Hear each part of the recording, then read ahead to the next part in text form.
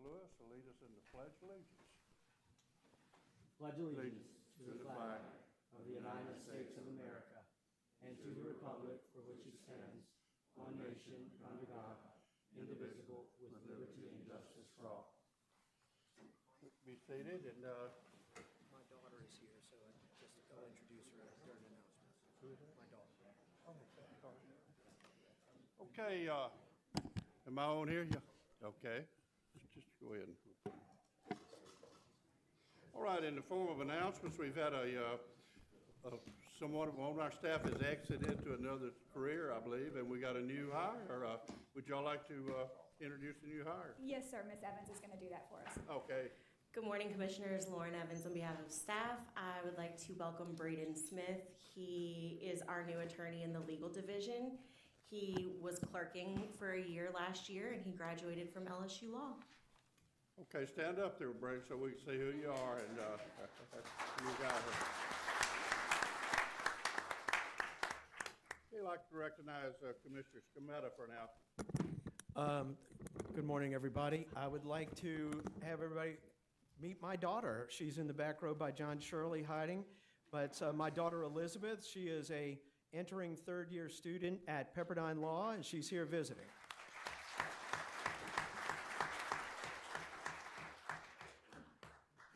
I'll recognize Commissioner Lewis. Few announcements that I'd like to make. One, as we did in the January meeting, I mentioned a letter that the Department of Energy, Housing and Urban Development, and the EPA had sent to commissions and commissioners around customer energy usage and data for multi-tenant properties. Just last month at NARUC Summer Policy Summit in West Palm Beach, Florida, I introduced a resolution that encouraged state commissions to work with utilities and owners of multi-properties to collect standardized whole building utility data, especially in the formats more in line with HUD, DOE, and the EPA standards. Building owners misses out on billions in tax incentives, rebates, and grants without this kind of standardization in whole building data. 39% of all United States residents in multifamily buildings live in multifamily buildings are low incomes. And so it's my hope that us working together will unlock building energy upgrades and benefits for the people in making our homes and buildings healthier, more affordable, and more resilient. That resolution was passed by the Energy Resources and Environment Committee of NARUC and then passed by the Board of Directors of NARUC. So I encourage all of the utilities in Louisiana. I at this time do not intend to make a rulemaking, but I will be engaging with this. But I wanted to speak out because I am not alone in saying that FERC Order 1920 is actually a good path for our electric system. In fact, since our last B&E, I joined with 32 other commissioners in 15 states in submitting a formal letter to FERC in support and co-authoring an op-ed on this issue with 3 other commissioners from the other 3 regional committees in NARUC. Interconnection issues are the #1 reason for the congestion and inefficiencies in our energy system that leads to higher prices. And I realize this recommendation plan to more proactively work with state commissions is generally about our work in transmission. So I'd like to raise my voice in support of this new way of collaborating and comprehensive planning for long-term well-being of our energy system. And this will reduce gridlock, in my opinion, ensure energy reliability, and lower power costs.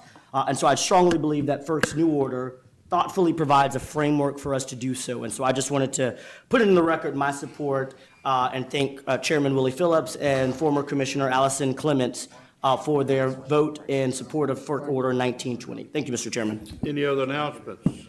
Commissioner Campbell. We have a handy tool that I would like for y'all to look at on the front page. Public Service Commission electric utilities on the very front page of your booklet.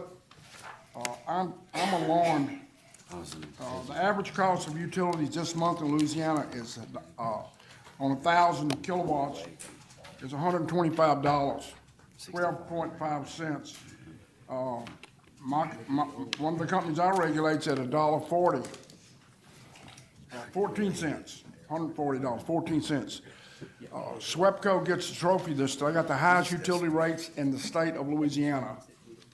The highest at 14 cents. The cheapest, I think, would be, or the least expensive, is, I think none of them are cheap. Excuse me, here, I got you. I got it. Hold on a second here. It's Northeast Co-op in Winsboro. They're at 10 cents. I say this to tell y'all that we keep looking at these rates. They're up to 15 cents, 12 cents, 14 cents. That's a lot of money. I remember when we had nobody at 10 cents. Now you can say everything costs more, this, that, and you can use all the excuses you want. Quit telling everybody that Louisiana has the cheapest utility rates in the state, in the country. That's not true. You say it all the time here, I hear it, we got the cheapest utility rates in the United States. That is not true. That is not the truth. You might figure it some way, but when you get up to 14 cents a kilowatt hour, that's not cheap. So you can tell that at the Lions Club, at the Rotary Club, or wherever you're speaking, that we got the cheapest utility rates in the country. That is not the truth. We are probably maybe a little bit below the middle, and it keeps going up, up, up.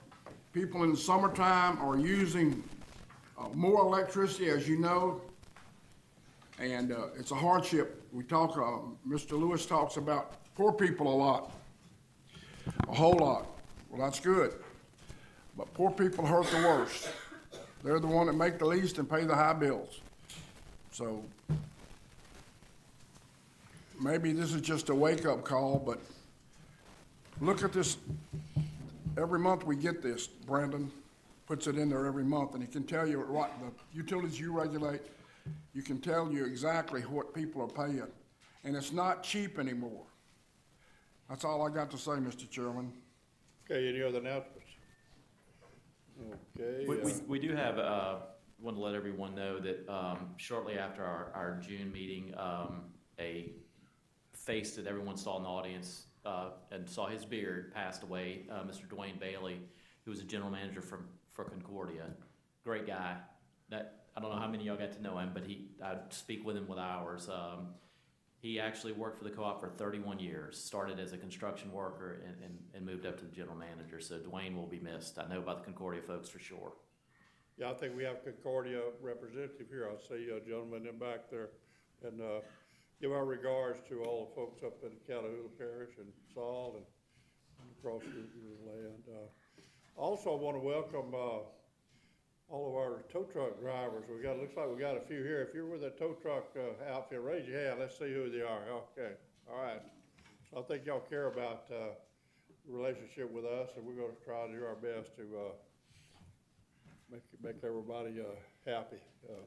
All right, let's go ahead and start with. So staff has one more announcement, Commissioner. This year's Public Utilities Section Annual Meeting and CLE is going to be held at the City Club on Thursday, December the 5th. Please save that date and also make sure that your section membership is current to receive registration information. If you have any questions or suggestions for speakers or topics, please reach out to Ms. Carrie Tuyon. All right, thank you. And then going to the agenda, Exhibit 23 is deferred this month. 23 deferred, okay. Yes, sir. All right, you want to get started with Exhibit 2? Exhibit number 2 is docket number U36959. This is Entergy's application for an increase in rates, whether through a formula rate plan extension or a rate review, and proposed revisions to certain fees assessed to customers. It's a discussion and possible vote on an uncontested stipulated settlement pursuant to Rule 57, so this will need 2 votes. Entergy filed the incident application on August 30th of 23, supported by the testimony of several witnesses and work papers. The application was published in the Commission's official bulletin dated September 1st of 23, with several parties intervening. After several rounds of formal discovery by staff and interveners, technical conferences, informal meetings, and settlement negotiations, the parties were able to resolve all outstanding issues and entered into a stipulated settlement agreement on August 1st of 2024. The stipulation resolves all pending issues in the docket, as well as a number of other matters pending before the Commission. It extends Entergy's formula rate plan subject to certain modifications. It reduces late fees and certain other fees assessed to customers. It lowers additional facilities charge rates, expands eligibility for low-income senior bill discounts, combines residential rates for legacy companies, and provides millions of dollars in rate credits to Entergy's customers over the next 3 years. All interveners have either signed on to the stipulation or indicated their non-opposition. The major terms of the settlement are as follows. Entergy shall implement a $120 million increase in base rate rider revenues for test year '23. Shall also implement a $101.8 million in incremental net decrease as one-time adjustments. It's authorized to extend its FRP for an additional 3-year term with a 9.7 evaluation period, cost of equity with a 40 basis point span. There shall be an over-earning in test year, should there be an over-earning in test year '24, Entergy has agreed to a one-time customer credit to the corresponding revenue exceeding that 9.7. Entergy is going to reduce its late fees for all customers to 1.5%, implemented on a revenue-neutral basis. And Entergy will work with commission staff on an analysis of patterns and trends concerning energy usage, disconnections for non-payment, delinquency histories, and account write-offs. This analysis will support a low-income affordability working group that will report its findings to the commission. Staff recommends that the commission, 1, assert its original and primary jurisdiction under Rule 57 to consider this matter, and 2, accept the uncontested stipulated settlement filed into the record on August 2nd, 2024. Move to bring the matter up under Rule 57. Second. Move to bring the matter up on 57 by Commissioner Scametta, seconded by Commissioner Green. Any discussion? Any objection? Hearing none, moving forward. Move to accept the uncontested stipulated settlement. Second. Moved by Commissioner Scametta, seconded by Commissioner Green, and we'll ask Commissioner Lewis to comment on that. Thank you, Mr. Chairman. Could I have a representative from Entergy and UPC to the table, please?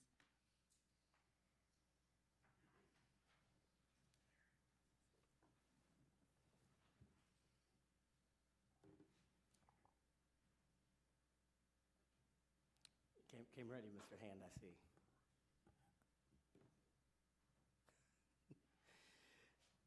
Thank you, gentlemen. I'll go ahead because we have a long agenda, so I don't want to belabor the point. I want to thank you for the work that we have done. This has been a very extremely collaborative, intense process. I've been deeply engaged in this case, and so I just have a few questions for Entergy, or for you, Mr. Hand or Mr. Barta. What is your plans for notifying customers about the potential rate changes that they will see if we approve this matter today? And I would say briefly, Larry Hand, on behalf of Entergy Louisiana, we've done two things. We've already done one, we will do another. The first is when, as required by law, when we filed the rate application about a year ago, we did publish a legal notice in all the journals in the parishes where we serve, advising the public of the potential rate changes, and the rate changes published were significantly higher than the ones that are being approved through the settlement because of the negotiations. That was the first notice. And what we're also going to do is our VP of Customer Service will email a letter to all of our customers notifying them of the rate changes, assuming the commission votes to approve the settlement as proposed. And they'll be advised of the changes for a legacy ELL customer as well as a legacy EGSL customer. Thank you, and that has been, as we've discussed, part of my concerns to ensure, especially for those legacy customers, that will see a larger increase because of the rates. I'm very encouraged by for low-income and at-risk communities in our state, and particularly in my district. However, there's a few other changes that you have made in this uncontested settlement that I just want to make sure I understand correctly. You are expanding eligibility for low-income senior discounts. Can you explain how that will work, and how will you roll that out to those seniors in the state of Louisiana to know about the expanded eligibility? Yeah, so the discount itself is basically a waiver of the customer charge for an eligible low-income senior. The expanded eligibility will come in the form of, I think historically, the threshold for quote-unquote low income was from the 1980s. It was a $10,000 income threshold, so we are adjusting that upward to allow more people to qualify. It'll be equivalent to the LAHEAP eligibility. So any senior who's LAHEAP eligible, they will automatically get that discount on their bill, which is a waiver of the customer charge. Thank you, and I would encourage you to please work and contact Louisiana Housing Corporation, who oversees LAHEAP, so they can make sure as seniors are applying that they know about these benefits, and especially the Council on Aging that I know are all in our districts, who call our offices quite often about helping seniors. So if we can help improve those communications, get that out into the community, would be it'd be really beneficial. I know also in this uncontested settlement, you are creating a low-income affordability working group that creates frameworks for us to continue some of these very conversations we're having today about assessing how we help more vulnerable people pay for their bills. Can you just briefly describe what is Entergy's hopes out of this working group? Yeah, I mean, not only this working group, but I think as a general matter, we have worked very hard to try to connect our low-income customers. And as you all know, we have a very large percentage of Louisiana residents who live at or below the poverty line. And so we've always had a number of programs to try to connect them with funding sources, whether it's LIHEAP, other things. I think this initiative, we're going to draw from a lot of the experiences. North Carolina, for example, had an initiative like this. So really try to dig in with stakeholders and look at ways we can understand, where our customers are, where the low-income customers are, what we can do to connect them and better serve them and try to reduce some of the energy burden. So it's not a prescriptive, we're going to look at these little things. It's going to be more of a wide open approach and see what information we can gather, what programs we can develop, and we'll work with a lot of the stakeholders, many of whom I think are in the rate case with us. The Alliance for Affordable Energy, I expect to be a major stakeholder in that effort, and would welcome the opportunity to work with each of your offices to the extent you want to send any of your staff there. Absolutely, thank you. And I plan to be engaged and get a lot of partners. This is an extremely important initiative that I push for and that you've accepted, and I look forward to this affordability working group. It is my hope that in this process we all generously are listening openly and enjoying the conversation and direction that could really tackle affordability. I think as Commissioner Campbell was talking about, we have one of the highest energy burdens in the nation, where people are spending over 30% of their income on their utility bills. And so this type of work, I think, is extremely important. And I just want to commit that even if the timeline that we have established in this contested settlement is too short, that we come back before this commission, continue the work, do not cut it short, and be as open and honest with as many stakeholders as possible to tackle all of the issues that we have in Louisiana. So I will thank you. I'm going to switch really quickly to you, Mr. Sisson from EPC. A sticking point in the negotiations was the prudence review and our ability to assess the frameworks and working practices of each year. What opportunities are there for us to interrogate the annual reports based off of this plan, and how will we know it is working as intended before the next either extension of an FRP or rate case? Certainly. Every year, Entergy will have an annual filing, which will, we have increased the reporting of their distribution spending and their transmission spending, and staff will have the opportunity to review all of its investments and to ask questions on those investments.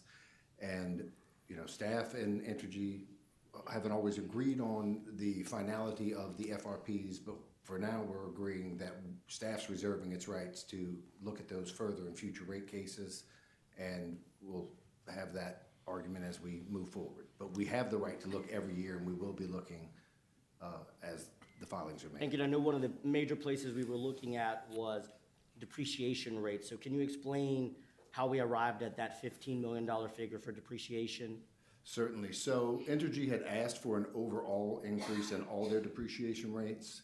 And the analysis that we've done in our discussions with them, the biggest driver or the biggest lagger in updates of depreciation rates have been associated with their nuclear units. The nuclear units just take a tremendous amount of recurring annual investment, and the old depreciation rates simply weren't keeping up with the amount of spending. So that $15 million was derived from conversations and negotiations surrounding the nuclear depreciation, and that's how we agreed on that amount. Thank you, Mr. Rand. Is it my understanding correctly that under this agreement, Entergy Louisiana is looking to sell off its portions of Grand Gulf? I think that would be Exhibit 3. It's not part of the rate case settlement that's before you, but we have representatives from System Energy Resources who are happy to discuss that on Exhibit 3. Thank you. And the last thing for you, for all of you before I'm done, is primarily to you, Lane, the transmission and distribution recovery mechanisms has been a big project. How are they treated in this deal, and do you think we have adequate guardrails for the distribution and transmission recovery mechanisms that are in this uncontested settlement? Sure. So let's talk about the transmission first. The transmission recovery mechanism never had a cap on it before. We have implemented a cap for the first time. That cap was derived with the knowledge that the way that transmission is planned in the open is MISO's MTEP, And so there are projects that get approved, and we are aware of certain projects that are so large or so significant, they're gonna receive certification. So they're gonna come to this commission separate and distinct and have to have separate certification hearings for specific transmission projects. We created a cap for the projects that weren't in that bucket. And so we have complete visibility into the MTEP process. We're gonna have complete visibility into all the transmission projects that are inside the other cap. So we're gonna be able to monitor that. With regards to the DRM, the distribution recovery mechanism, there was already a cap, and we did agree to expand that cap, but we also continued the accountability and the reporting associated with it. And just over the last cycle of the last FRP, that accountability had ratepayers receive $6 million in refunds. It looks like, based on some of the things we saw in the rate case, there may be another $4 million benefit coming to ratepayers. So I think it's a win-win. Entergy is able to have cash and certainty in how they're going to invest in their distribution system, and it also provides ratepayers with some guarantee that they're going to receive increased benefits, and if they don't, then some of that money gets taken back. Thank you, and Mr. Hand, I would love to stay engaged. As you know, this is a portion of the deal that I'm not as pleased with, but I want to engage more on the DRM and TRM and to make sure that those investments are handling in the right direction. And so I want to thank you all. I'll be very frank as my concluding comments. I didn't get everything I wanted in this deal. This is not a deal that I love. I will be keeping my eye, especially on the transmission and distribution recovery. But I want to thank you for how you engaged in this process. To get all of the interveners to support an uncontested settlement is a big feat. We've had constructive, long dialogues, particularly with my office, I know with the staff. We've settled a bunch of outstanding questions that provides millions of dollars of customer credits. We create this new working group to expand and ensure our bills stay affordable. And so I have chosen to remain engaged in this process, even though I was skeptical, and I think the result that we have arrived today is the best case scenario among a lot of outcomes. So I do support this settlement. It is my sincere hope that this is a clear way for us to continue the work, ensuring we modernize our grid, we help folks pay their energy bill, and we turn Entergy into a premier utility company. And so while I entered skeptical, I want to thank you for the hard work and let you know that I will support this deal today.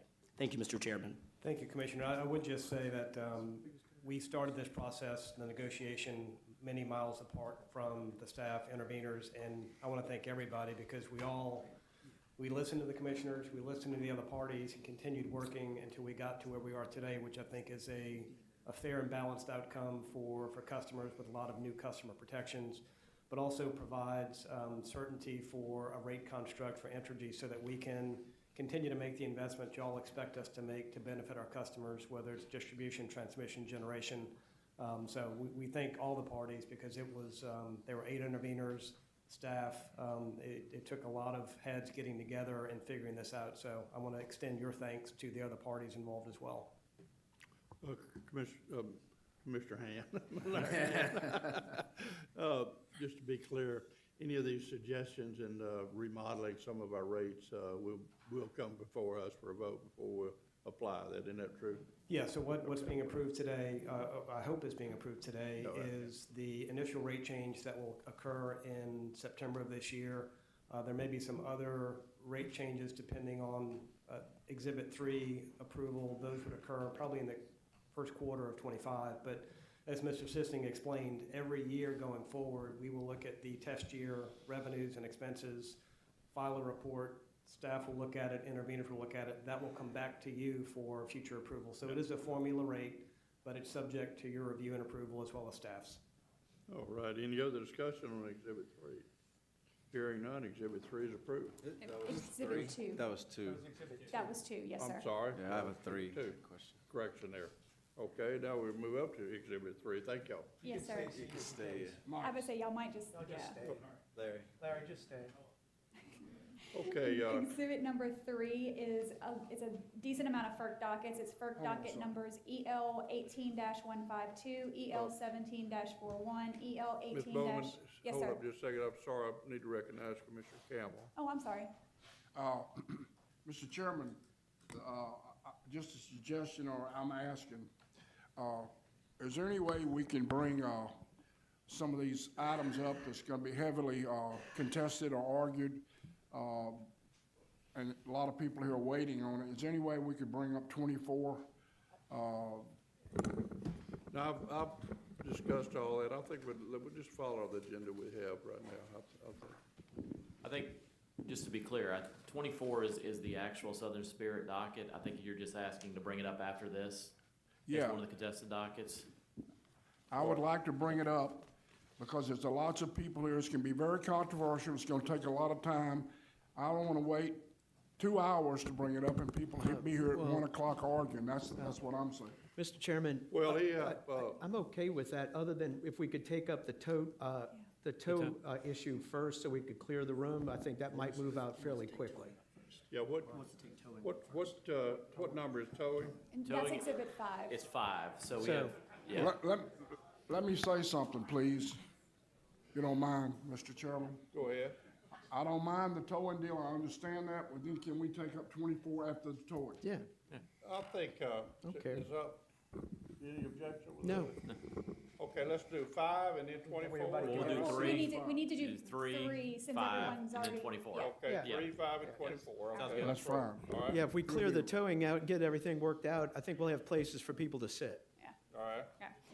So exhibit number 3 is FERC docket numbers EL 18-152, EL 17-41, EL 18-142, EL 18-204, ER 18-1182, EL 20-72, EL 21-56, ER 21-117, ER 21-129, ER 21-748, EL 21-24, EL 21-46, ER 22-958, ER 23-816, ER 23-1164, ER 23-435, EL 23-11, ER 23-1022, ER 24-1203, and EL 24-5.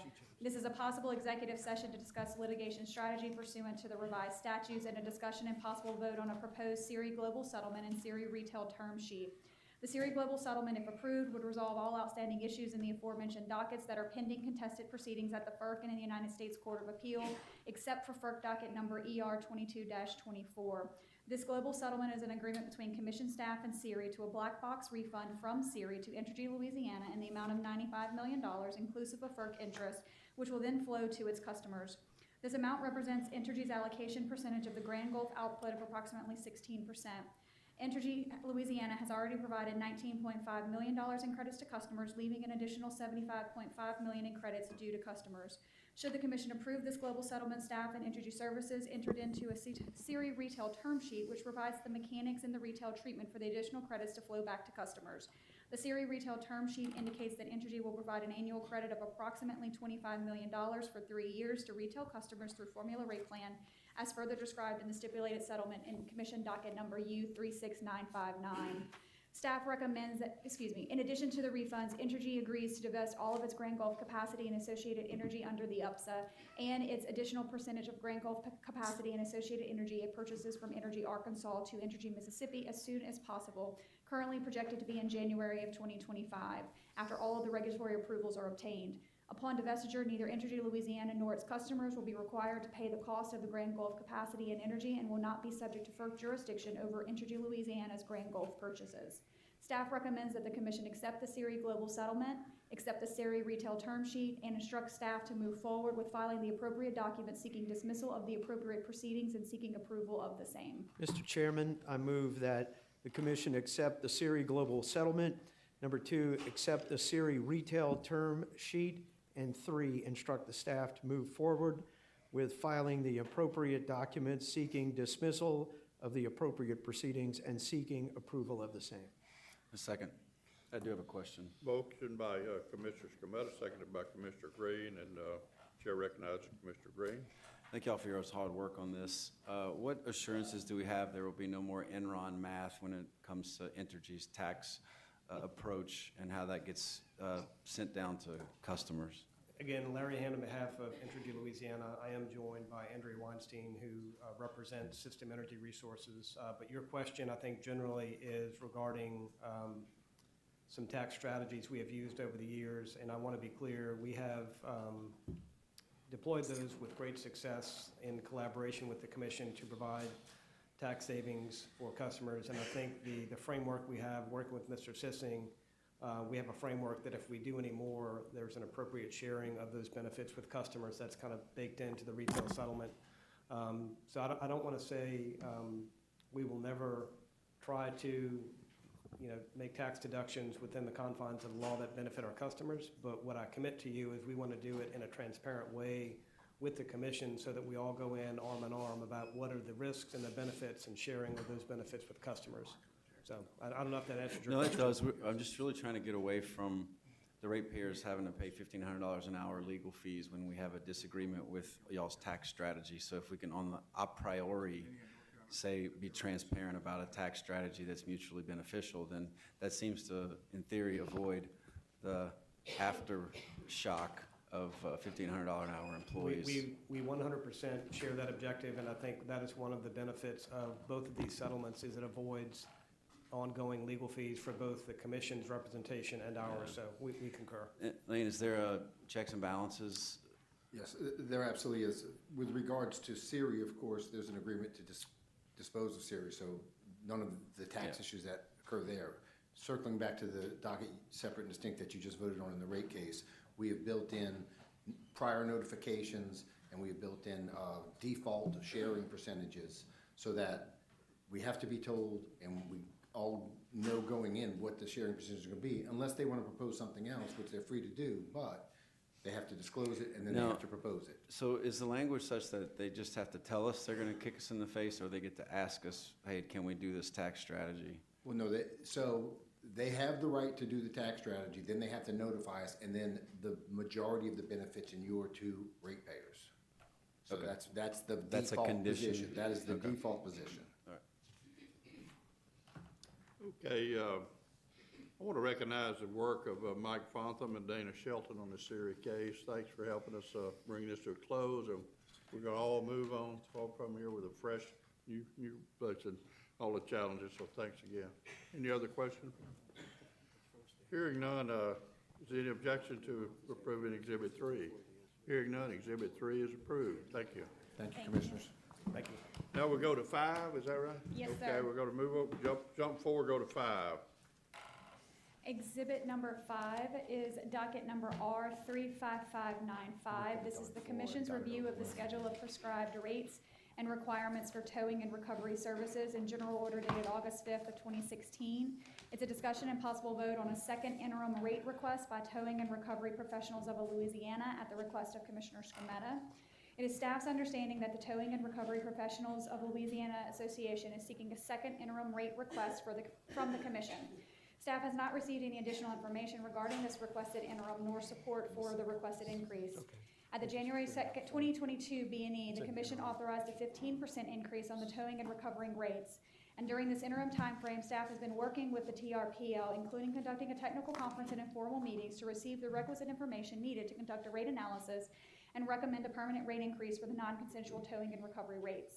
Staff filed its report and recommendation on August 9th, 2024 in anticipation of Commission consideration at its September 2024 B&E, and staff's recommended rate is an additional 15% increase in non-consensual towing and recovery rates for a total rate increase of 30%. Given staff's analysis justifies only a 15% increase in rates, staff objects to the Towing and Recovery Professionals Association of a second interim rate request at this time, and therefore recommends that the Commission reject that second interim rate request. I have a motion that I'd like the staff to read on my behalf. Yes, sir. Okay, motion, Commissioner Scremetta. Commissioner Scremetta's motion is, What's this motion? he has a copy.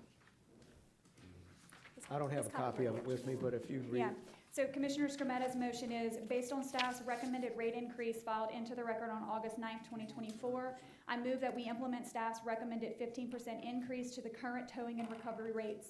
To be clear, this motion only approves staff's filed recommended increase for the current rates and is not at this time approving staff's other proposed revisions to General Order dated August 5th, 2016. My motion also does not take a position on staff's other recommendations, which will include potential changes to the definitions of general order dated August 5th, 2016, as well as proposed new rates, as those recommendations are open for public comment with anticipated commission consideration at our September meeting. That's my motion. Second. We got a motion by Commissioner Scamatta and a second by Commissioner Gray. And an objection by Uh, Commissioner uh, Lewis. Question by Commissioner Campbell to start with. Mr. Scamatta. Is it on? Yes, sir. Yeah. Is this raise that we're voting on 15%? Is that correct? Yes, sir, and 15% interim, correct? Yes, sir, that's your motion. Right. Where was the discussion about 30%? That's what y'all wanted, is 30%? Do what? Rudy, put on, yep, Mike Speaking to introduce. Mark. Hey, Rudy Smith, tower in New Orleans, Towing and Recovery Professionals, Louisiana. 30% is what is needed. The people you see behind me in this room are losing money every day. So Mr. Commissioner Scamatta's request is to give them some relief while we continue to work with the staff and try and get a suitable rate. It's not close. We can't agree on the specifics because towing companies, non-consensual is mixed with consensual, and then other businesses, body shops, farms, all kinds of things. They work on a tax basis accounting system. They don't have the wherewithal to pay accountants to change their books to a financial accounting system, which is what this commission needs to verify it. The docket we're working on is 2016. We're not there yet, but you've got owners and you've got drivers and you've got employees back here that are being affected, and we need some relief while we continue to negotiate. I'll support the 15%, but I was talking to a operator up in my area, and he wanted the 30%. And he said his insurance was high.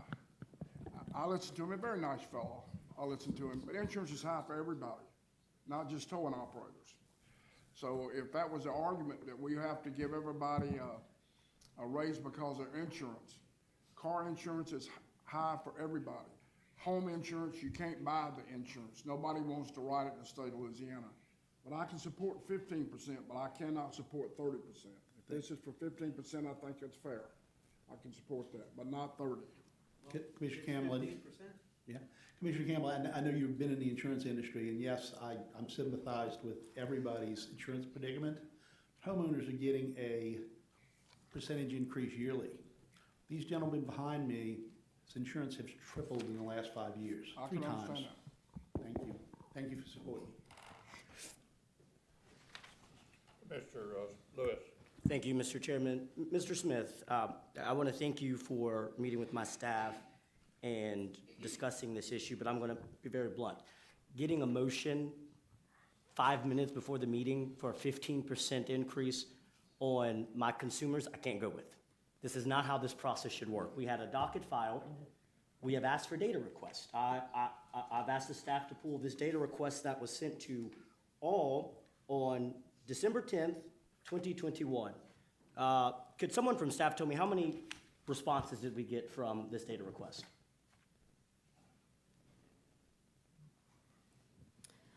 3. 3. I can't evaluate that when 3, I see more than 3 companies in this room, Mr. Smith. There was ways to engage the companies, and I want to help, but I'm not, just like a utility, I'm not going to let you just make up numbers and then throw them to us and then not provide the adequate data. So can you explain to me, in the context of why this commission, who has consumers who are not really notified about this to give their side of the story, we should adopt an interim rate when we have a docketed proceeding with a staff recommendation filed for September that is in the record, that is now open for comment, that we can engage state police, we can engage a lot of the other things to ensure. I'm not saying anything is not factual, but I have a very serious problem with this process of how we have engaged, typically with just one commissioner making up a motion, and then now the other 4 of us are responding to your negotiations with him and not necessarily engagement with the rest of us. So the start of this proceeding to get to this point started in 2022. and there's been consistent back and forth. The issue is, these people work 60 hours a week. They don't have the money to provide the support that a utility would have to bring up these things. So we're always working behind the 8 ball. I know that some of it has come in late, but much of this has been ongoing for 2.5 years. And that's only what's been since 2016. And I have little confidence that this docket's gonna be ready in September. So therefore, that just pushes the further back and there's no relief. These people are losing money every day and have for many years. We've not gotten to a rate that they can survive. In the last 2 years, we've lost 30% of the industry. They just closed the doors. So those are employees and people who are productive in society are doing something else. And I understand that, Mr. Smith. I guess my question is, I'm thinking about it, which I had in my district recently, a single mother working a minimum wage job who got hit on I-10. What do we tell her? That no fault of her own, now had to have her car towed, and her insurance rates have gone up, inflation has gone up, and there's a host of issues. And my point is, we need to have the dialogue. I would love to help. I cannot help when there's no data to be provided. So of note is that the commission's staff has indicated that 15% is justifiable. There's still a whole lot of things to negotiate the docket. So all we're doing is accelerating the suggestion right now, because even after this, if we get a favorable vote, it still takes 2 weeks to get that promulgated and enforceable. And again, we're behind the 8 ball. But wouldn't that put us close to September 11th when we would take up the proceeding in anyway? Then the September 11th is still sticking it back another 2 weeks. It just keeps going on. And like I said, I have no confidence that September 11th will have an agreement. Because it's not just rates, there's terminology and a lot of other things that are yet to come up. I saw staff proposal at 5 minutes to 5 Friday. So to respond to you and your staff a day, I have to respond to what they're giving me to say, hey, this is where we're going on September. But that's the docketed proceeding, Mr. Smith. They filed the comments, and you were an intervener, and now you would respond to it. I mean, I understand. staff didn't ask for this to be on the agenda. No, I understand. Because it's a docketed proceeding, so I'm not following your point against staff who has, to my knowledge, in talking with them, have done everything they can to work, but as I've mentioned, this data request, our great staff, our auditing staff, and Ms. Burrell can't do anything if they don't have the information. And so my point is, we want to help you, but you have to help yourself. We need the financial documents to be able to verify, so when we get calls from our consumers about why, when they got hit on the side of the road, they are paying this fee, I can successfully say, look, I've looked at financial documents, these businesses are struggling, this is the running rate. I cannot say that at this moment. I don't have enough evidence. We had 3, as Ms. Robin has said, we had 3 when I asked them that are not even regionally spread out. So I cannot make an evaluation determination. And so while I appreciated that, I am asking, how am I supposed to, in good faith, represent my consumers and say, yes, this is a reasonable rate from an industry that is not being responsive to provide the information for me to say so? The only other comment I can say is we've starved the industry to a point where they don't have the resources to respond correctly to your inquiries. And that's why you had 3 and not 300. And I'm sorry that's part of the reason that this docket just goes on and on and on. But There's isn't no there resources. association? What does the association do? The association is underfunded. Literally, if you talk to your constituents that are in this business, they'll tell you that they're losing money not for a year, not for 2 years, but for 6 or 7 years. Every year deficit. And so to put in all of the needs that they have and to put in for an accountant to come in and recook their books or re-establish their books in a format that the commission needs, I'd say for 75% of these people, it's not even possible. We'll never get the response. Just a few more questions. Ms. Barrow, I have some questions for you. Can you, I know you've been our transportation administrator for quite some time. Can you walk me through all what has happened? I keep hearing that this has been open since 2016, not much has been moving. Can you explain to me from staff's perspective what has proceeded in this docket, in this item. Good morning, Commissioners. Tammy Burrow with Commission staff. Yes, I have been involved with this docket from the beginning. Some of the history that goes behind it is, I know in 2016 that there was once before that a CPI where we evaluated the CPI 2 years or 2 times in a row, because it was every 2 years. The CPI did ask for a decrease on the rates. We did not push a decrease. We let the rates remain as they were. And then that's what pushed this docket forward, is the back and forth on whether we would use CPI, PPI, because that was a request of the association was to use PPI instead of CPI. Then we went into a request for proposal, I believe, or under 50 bid to get someone to come in and evaluate, to help staff to evaluate. We weren't able to get that, that wasn't able to go through, so that pushed the docket back yet again. And so then we reissued our request for the data from the industry. We came in and did the 15% interim in 2022. That's what's been in place ever since, and I know Ms. Pendergrass has been working on this, trying to find a way to get information from the tow companies to be able to give this commission something to be able to evaluate those rates. And Commissioner, just to add on one of the points that Tammy brought up, we did issue an RFP in either this docket or a predecessor docket to hire an outside consultant to assist us in performing that analysis. Initially, we got no responses. We then reissued it. We had someone, and I think you and I discussed this, but just so everyone knows, we had someone retained, and once they met with us and understand what all was going to be involved and the way they would be compensated, they withdrew. So that's what Tammy is referring to there, that we actually did hire someone, and once they got involved in it, they withdrew before they actually did anything. And my that last was question his is, docket, yeah. we're calling this an interim rate, and to my understanding, as we have done with other regulated entities, if it's an interim rate, we require them to bond it in case we reduce it. How would we handle if we adopt a 15% interim rate and then the commission approves something other than 15%? So Catherine and I looked at this, and under that's a constitutional mandate for public utilities.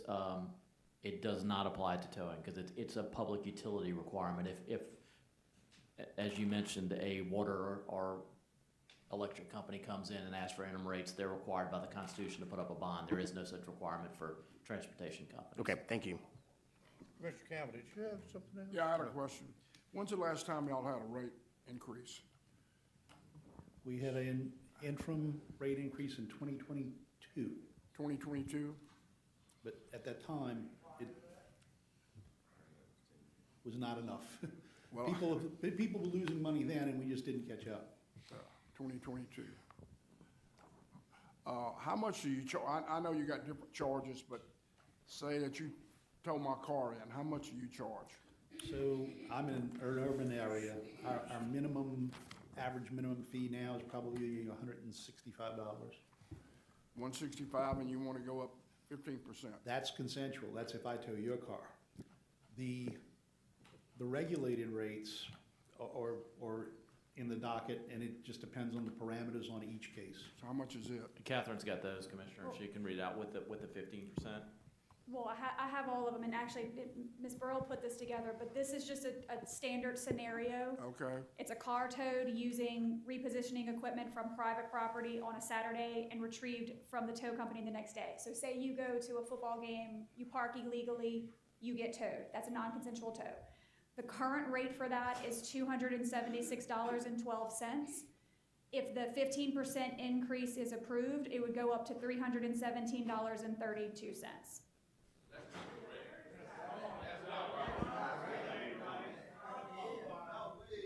wait a minute. Okay, Hold up. get in order.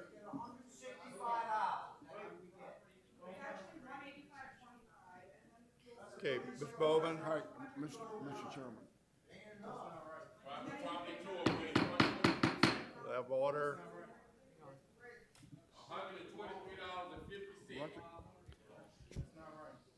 Commissioner Campbell, so that is indeed the rate, but another thing that's very important, and we're still in this docket on this discussion, is that there is a 40 to 45% non-pay rate. So even though the rate may seem high on the charge, that's not what they're getting when they take the aggregate.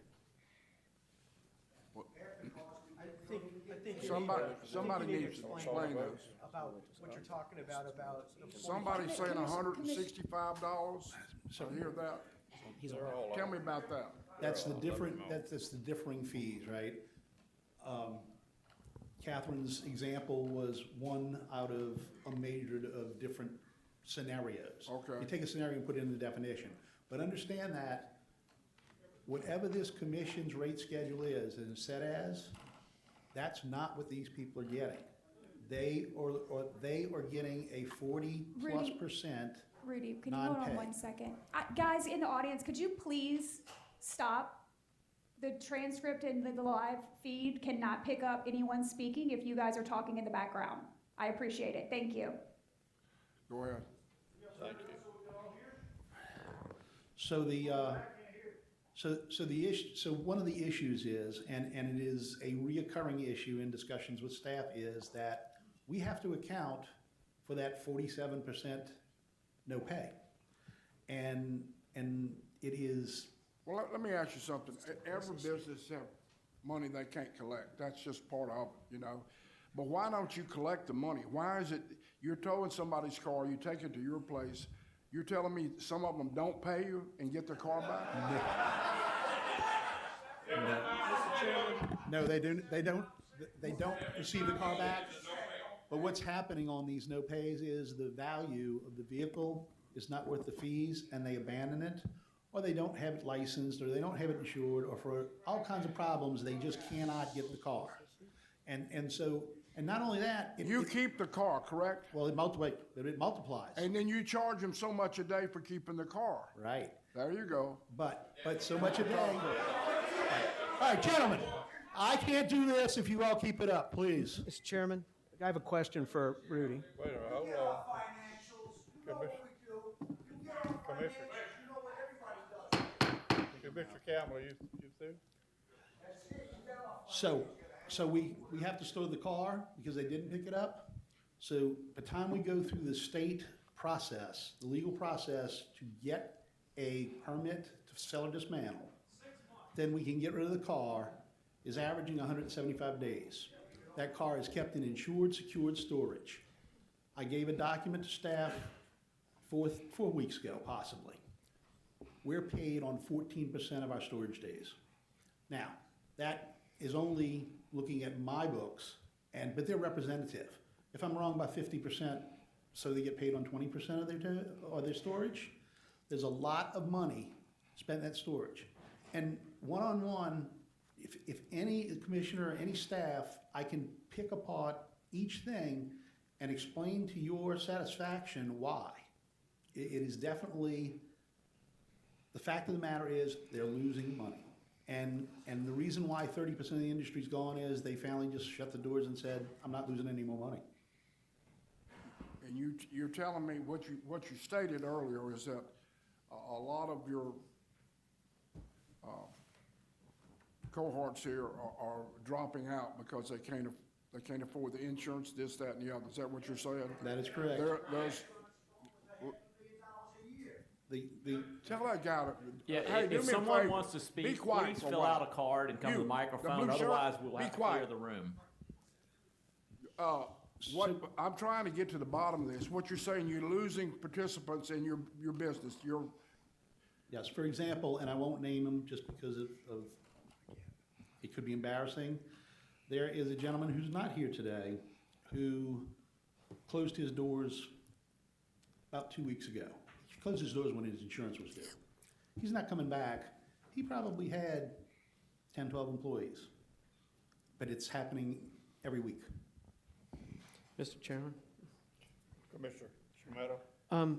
I think it's also important to understand that not every car that gets towed is a viable car. I mean, non-consensual tows a lot of times are wrecked vehicles, they're junk, they're things that are just pulled in and put in storage.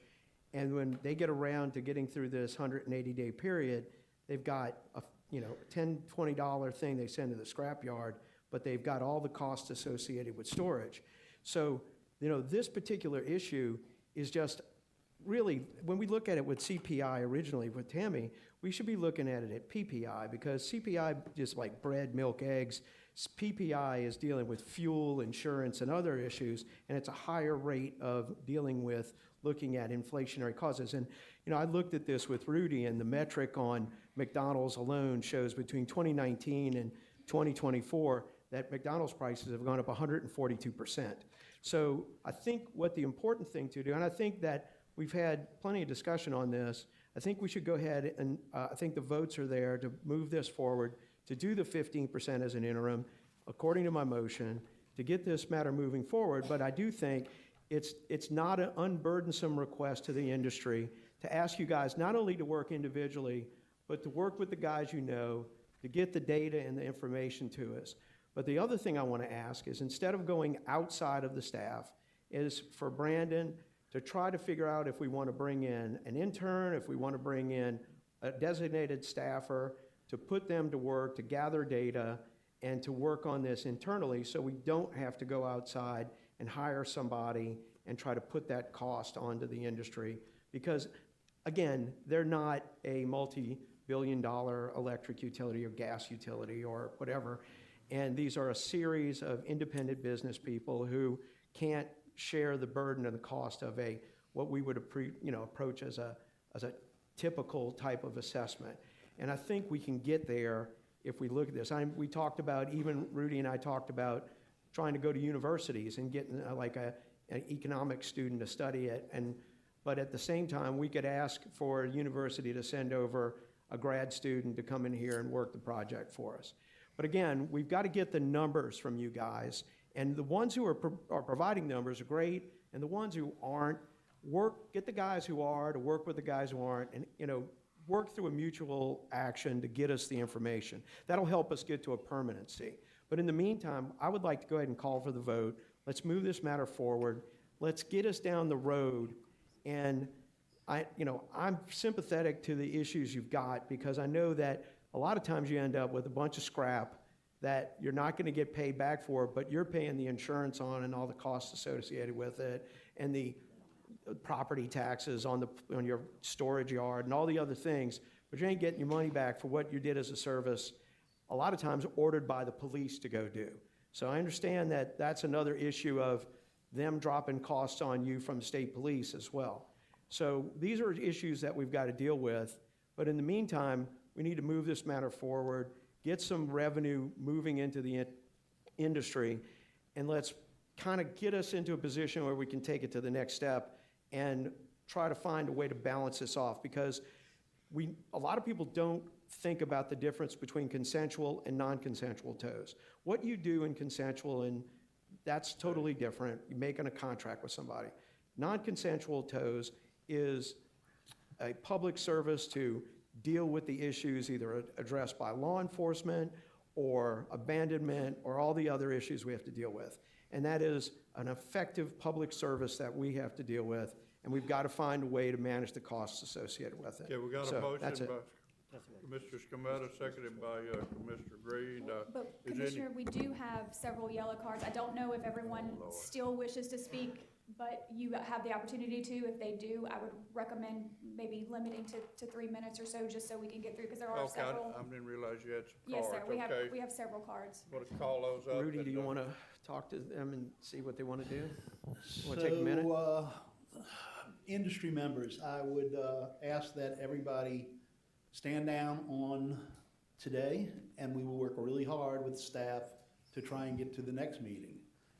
And at that point, we'll bring up a new proposal, and we can go from there. Rudy, somebody wants to speak.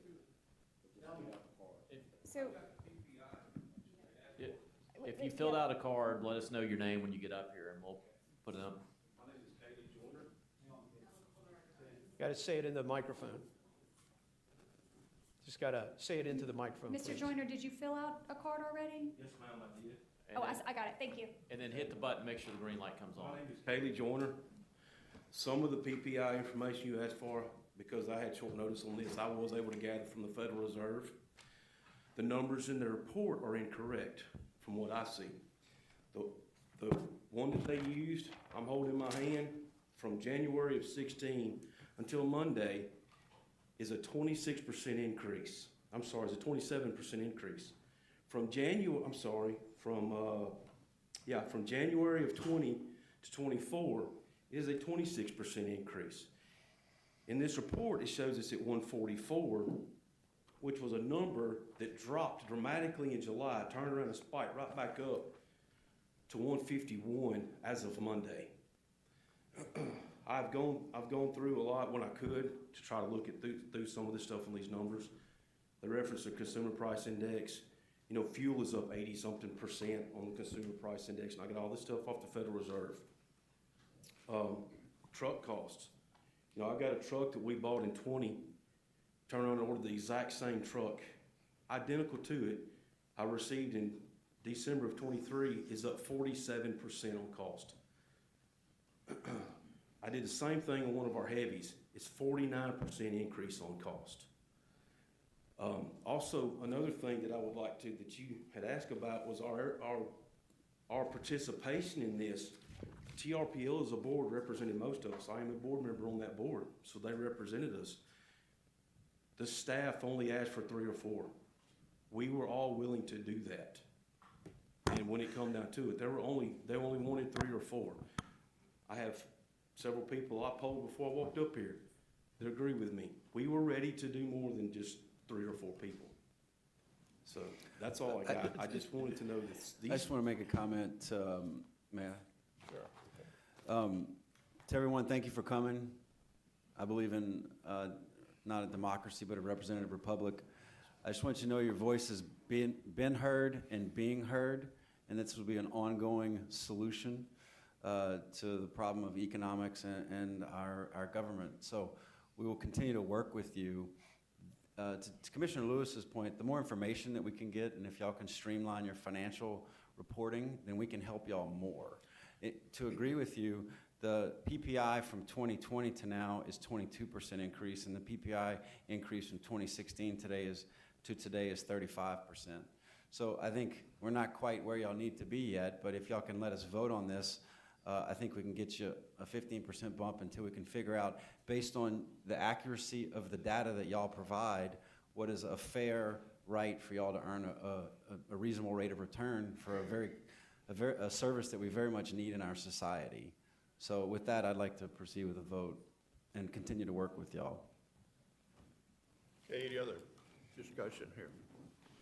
Hearing none, we have a motion and a second. And we do have an objection from Commissioner Lewis, so it will need a roll call vote. Okay, well, let's call a roll. Commissioner Scametta, how do you vote? Yes. Commissioner Green, how do you vote? Yes. Commissioner Campbell, how do you vote? Yes. Commissioner Lewis, how do you vote? No.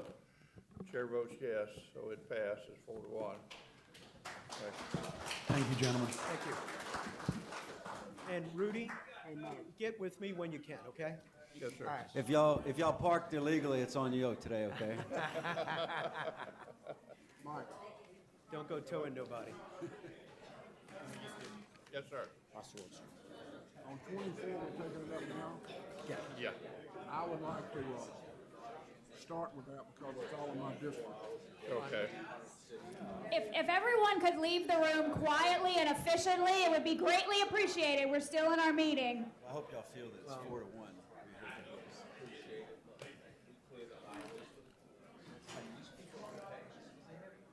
I totally got it. We're gonna work. We're gonna get it. We're gonna get it worked out. All right. Thanks for what you do.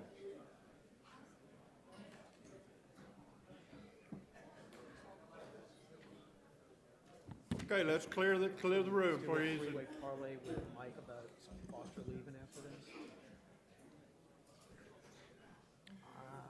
Okay, we're up to 24. Yes, sir. We're Okay, ready to go to Exhibit 24. Hey, let them get out of the room. Don't would forget you? about number 4 later. It's small, but it's important. It is important, you're right. okay, we're on exhibit 24. Exhibit number 24 is a docket number U36669.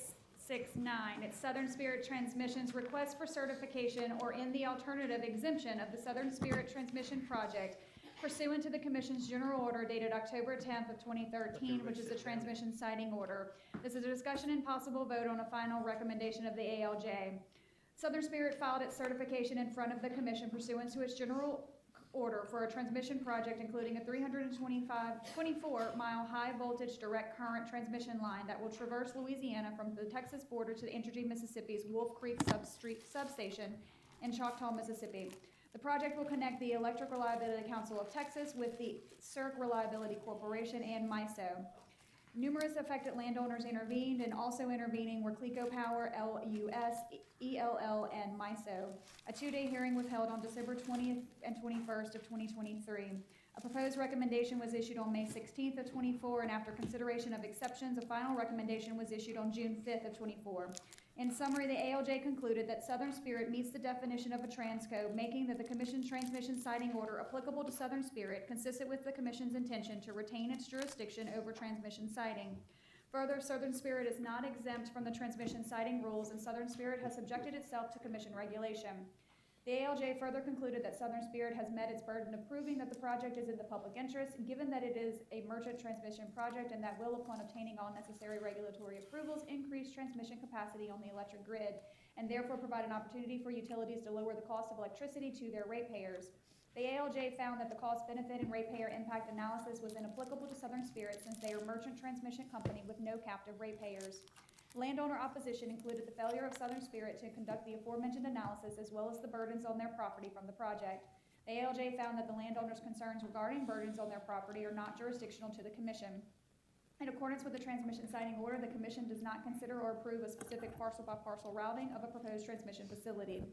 After consideration of all the testimony and argument, the ALJ filed its final recommendation on June 5th, 2024, which recommends certification of the project with conditions set forth in the proposed ordering language in the final recommendation at pages 25 through 26, which includes the following. Southern Spirit shall comply with the Commission's transmission-related orders, including general orders dated September 21st, 1977 and November 16th, 1992, general order dated September 13th, 1993, general order number R31831 dated May 25th, 2011. Southern Spirit shall also consent to the Commission's jurisdiction insofar as required for enforcement of any orders issued in this proceeding and other applicable Commission rules and regulations. The company shall comply with the requirements and obligations of MISO, including but not limited to MISO's open access transmission, energy, and operating reserve markets tariff and MISO's business practice manuals.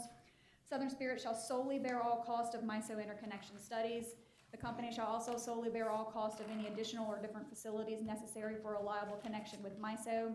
Southern Spirit shall also comply with all reliability and cybersecurity standards issued pursuant to Section 215 of the Federal Power Act.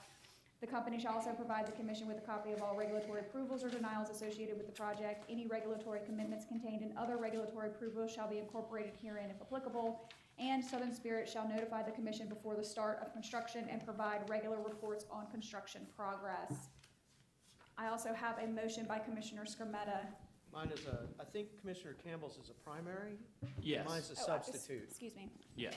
So you may read Commissioner Campbell's? And if Commissioner Campbell has one, it's primary. Mine's a substitute motion, I guess. So Okay. do it that way. So I'll read Commissioner Campbell's motion. Our ALJ concluded in her recommendation the transmission siting order applies to the Southern Spirit Transmission Project, finding the proposed project as a transmission facility. I agree with this conclusion. However, I disagree with the ALJ's conclusion that the Southern Spirit Transmission Project is in the public interest. The Marson family, interveners in this docket, filed extensive exceptions to the ALJ's proposal. Wait a minute, hold on a second. Is that my, Yes. well, I don't want it right now, Okay. okay? Okay. All right. Then I don't read want it mine right now. instead. Okay. I don't want it right now. I don't want you to read that right now. Okay. I got a few things I want to say before we start judging. Okay, I'll take mine first. Okay, good. Let 'em Don't read. take don't take my amendments for me. Oh, well, I I'm thought it was still here. I thought it was a motion. I I'm want to take sorry. my own amendments, okay? When I want to take them, not somebody else take my amendments for me. for the record. That's think it was an okay. amendment. I thought Now, it if was a that's not okay, we got a problem, okay? First of all, this thing has been talked up, down, around. You've heard everything about it. They've hired some really powerful people, good people, and they've talked a lot. But I'm an old politician, and there's a famous word that politicians should know about. Bullshit?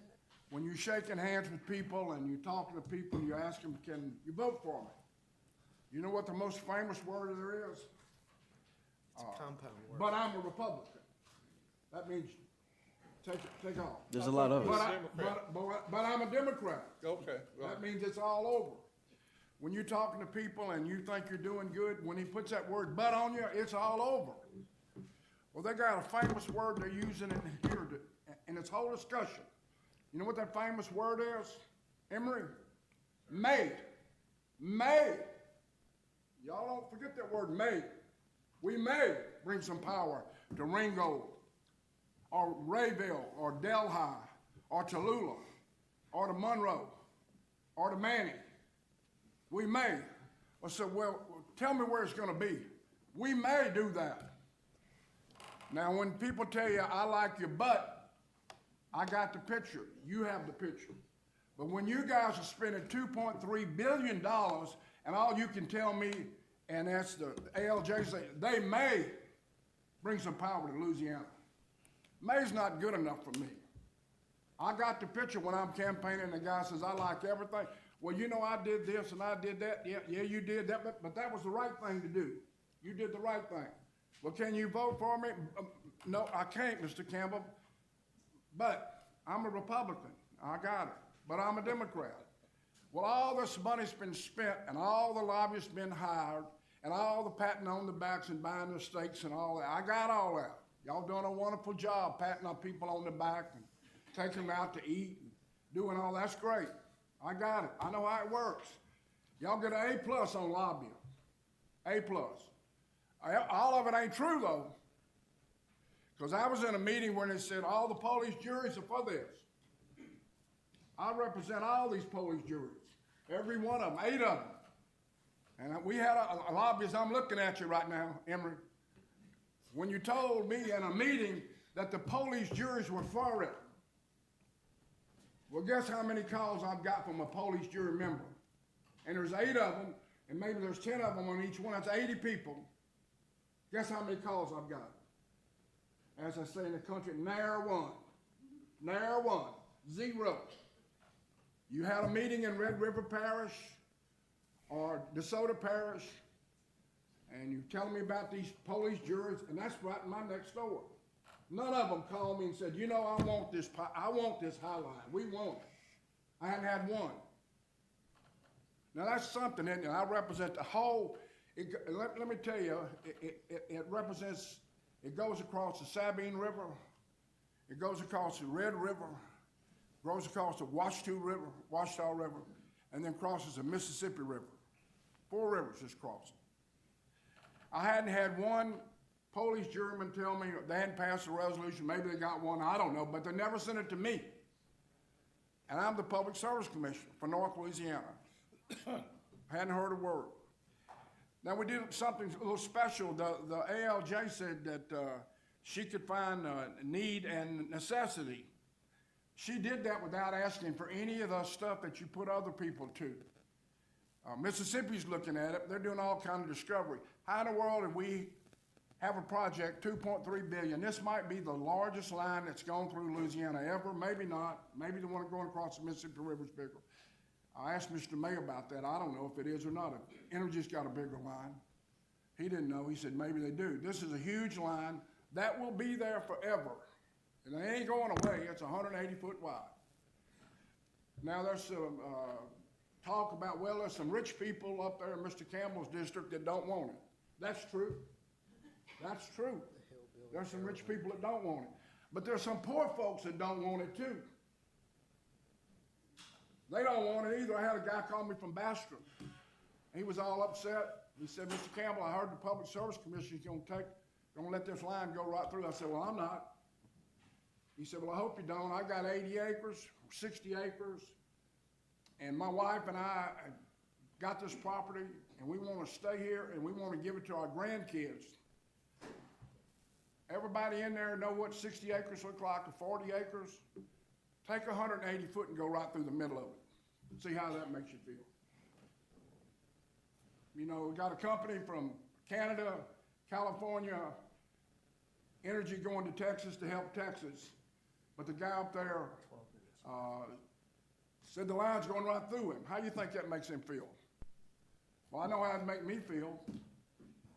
I don't know anybody that's for this unless they want the money. This is about money. This ain't about little money. This is about big money. A corporation in Canada, a group in Canada, a teachers group put up the money, goes to California, comes here, goes across the state, and they may let Delhi have some electricity. They may. But none of them will tell you where the electricity's going. So what do we do here? We give them special treatment. We give them special treatment at the commission. We don't ask them about, like we do every other company, we don't ask them to come up with where is it going, how much does it cost, who's doing it, is it worth it? We don't have a docket. Then we hire docket specialists for little bitty things. This is a big deal, and we didn't hire one. How do you like that? Now, Mississippi's all tangled up in it, and they got it, and they're asking all kind of questions, and they hadn't got the clearing in Mississippi. But we're going to give it to them in Louisiana. Mississippi is where it's going to, but Louisiana doesn't get anything, and we're going to jump over Mississippi and say, y'all do all the due diligence. We're not going to do that over here, but we're going to give you permission to cross our state, and if y'all do right over there, down the road, somewhere down the road, hook or crook, we may give Delhi a little electricity. We might do that. But if we don't worry about it. We appreciate what you did. You let us go across the state.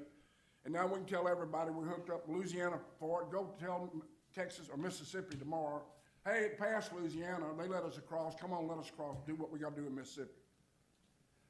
This is wrong-headed from the get-go. This is about the riches of the rich. Texas wants electricity. Well, you know why Texas wants electricity. It's one of the fastest growing states in the South. We're going this way. Y'all know that? Louisiana population, this way. Poverty, this way. Texas, poverty, this way. Growth in Texas, this way. Now, Texas needs some electricity. Sure they need it. Houston's growing, San Antonio's growing, Austin's growing. They need electricity.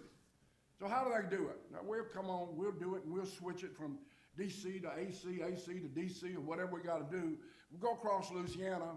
Well, what about Louisiana? Don't worry about them, man. We'll take care of it. We know how to do Louisiana. Poor folks over there, hell, they won't realize what's going on. We'll just get through them, and we won't promise them anything. We won't promise them anything. And not a lobbyist they got will sit up here and tell you today where this line is going in Louisiana, because they can't. They say it may go to Louisiana. It may go to Louisiana. And in Mississippi, they're looking at it right now. It says, why is this commission a decision with no consultant or delivery before Mississippi has completed their evaluation?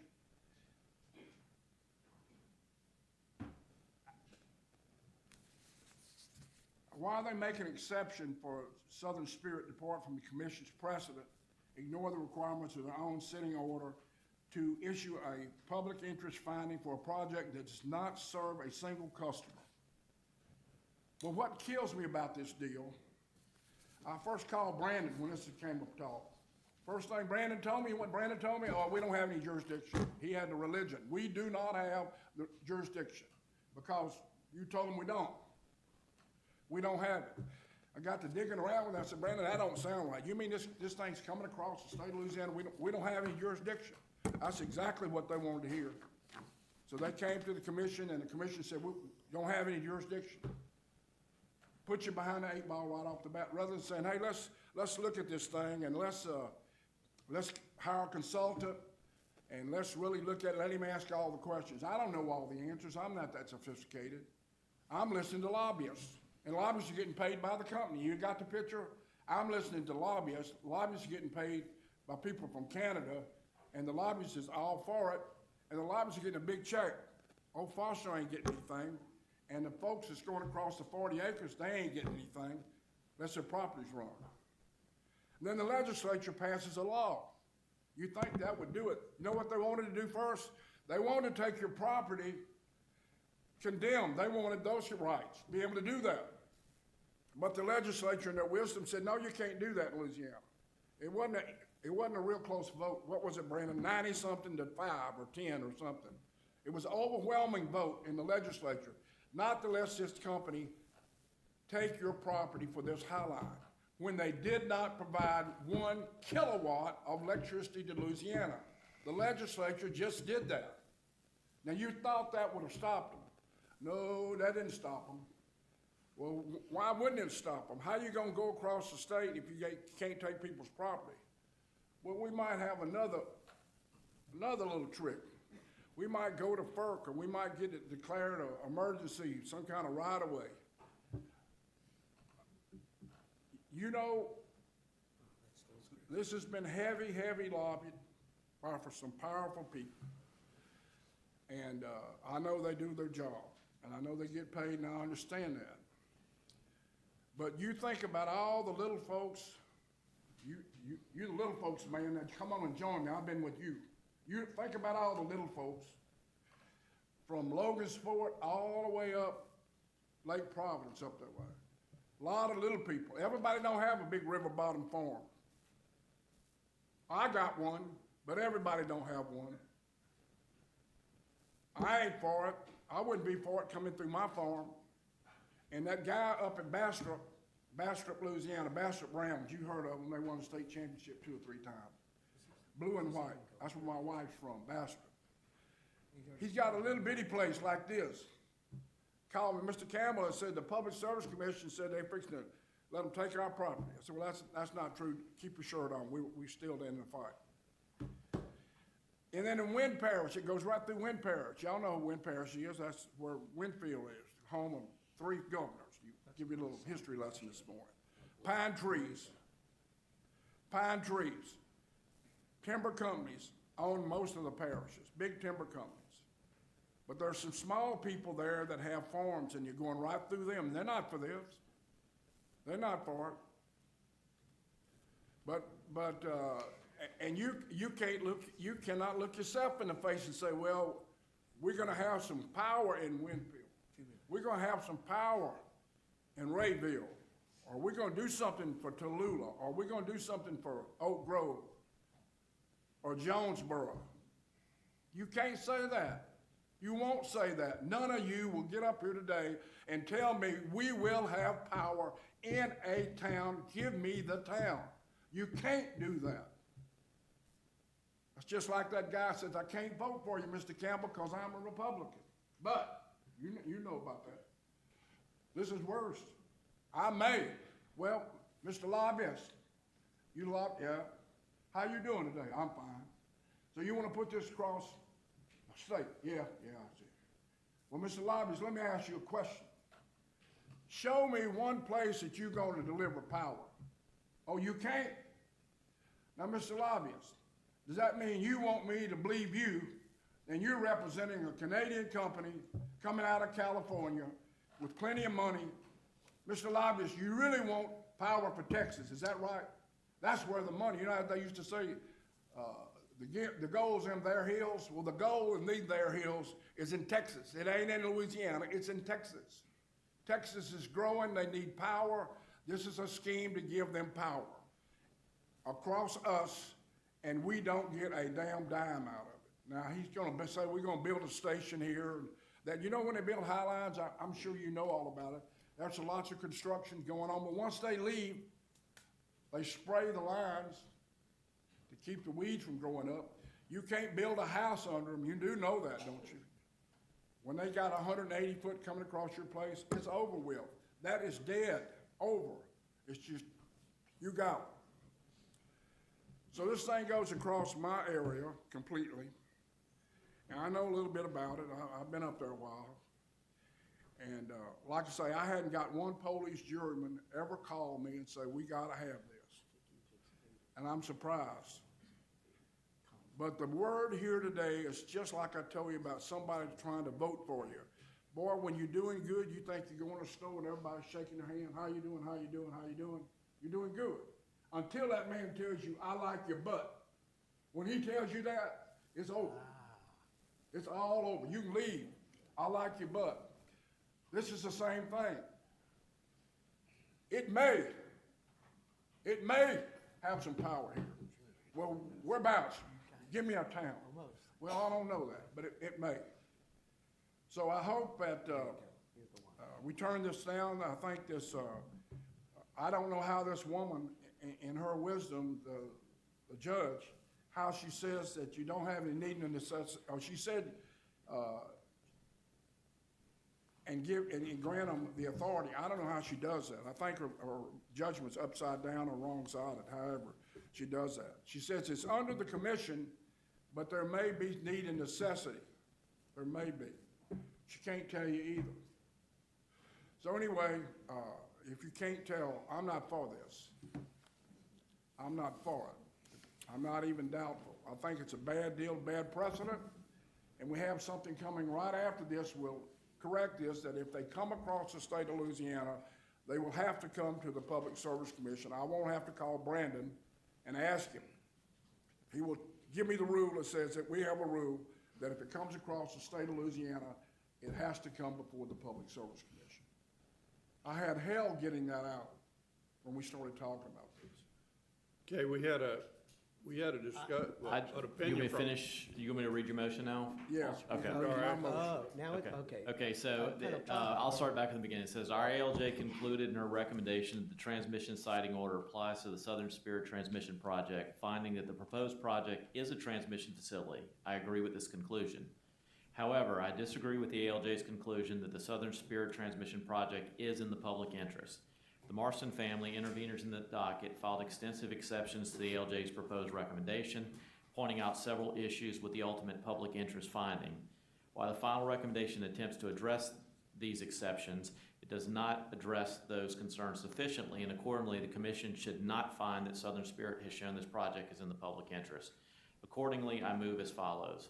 1, the Southern Spirit Transmission Project is subject to the requirements of the general order dated October 10th, 2013, referred to as the transmission siting order. And 2, this commission finds, for the reasons included in the exceptions to the ALJ's recommendation filed by interveners, that this project is not in the public interest. And that's the motion. And sorry, go ahead. See if they have a second or whatever. I'm sorry. I was waiting for them to finish with their motion. Give me where are we? I have the motion. You have a motion on the floor? Yes, sir. I have the motion. Yes. Okay, I'll make the motion. The substitute motion? If Just, there's, Okay. no, it's the motion, primary motion on the floor. Can you right now. explain how that impacts the subject to the requirements of the general order dated October 10th, 2013? Sure, so that's, as Commissioner Campbell was talking about, staff's position was the order did not apply to this project because of some of the exceptions contained in the order.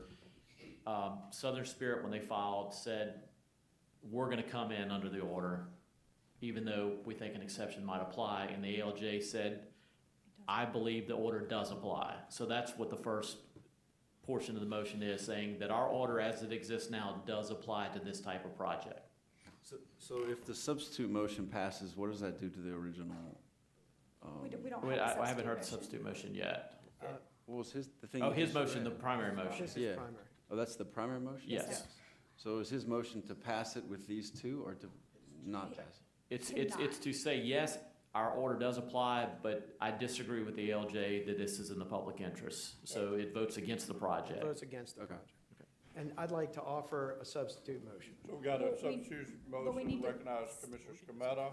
It's a substitute motion. There was no second, so. Yeah. I mean, is there a second on that motion? On Do Commissioner we Campbell's wait to see motion? if we can get a second? We can, or we can go straight to the substitute either way. We go do the second. Let's go to the substitute motion. So Commissioner Scametta? So Commissioner Scrummetta's substitute motion is, as regards to the request for approval of the Southern Spirit transmission line, the commission takes note that Pattern Energy during the ALJ proceeding provided no cost-benefit analysis of the project as it was stated by the applicant during testimony. There would be no cost of any kind assessed to the ratepayers attributable to the proposed design and construction of the proposed transmission facility. Because of those two separate and distinct facts, I move that the commission approve the ALJ recommendation with the single condition that at no point now or in the future shall any design and construction cost associated with this transmission line be borne by the ratepayers of the state of Louisiana. This matter is always subject to future commission review. The basics of my motion are that. Brandon, Sorry, well, Commissioner Scamata. The basics of my motion are that this, is to approve the Pattern Energy transmission line, but at the same time, if we're not going to be investigating the aspects of the construction of this line, and we're not going to be moving it from the front, I don't want us to be looking at it in hindsight with some future context of, well, we'll drop off the line in the future and serve somebody down the road, and we'll let you know what it costs then, because Pattern may be receiving ROE from FERC-related ROE, which may be above what we would normally give, and it also may be dealing with double leveraging of equity, which we prohibit.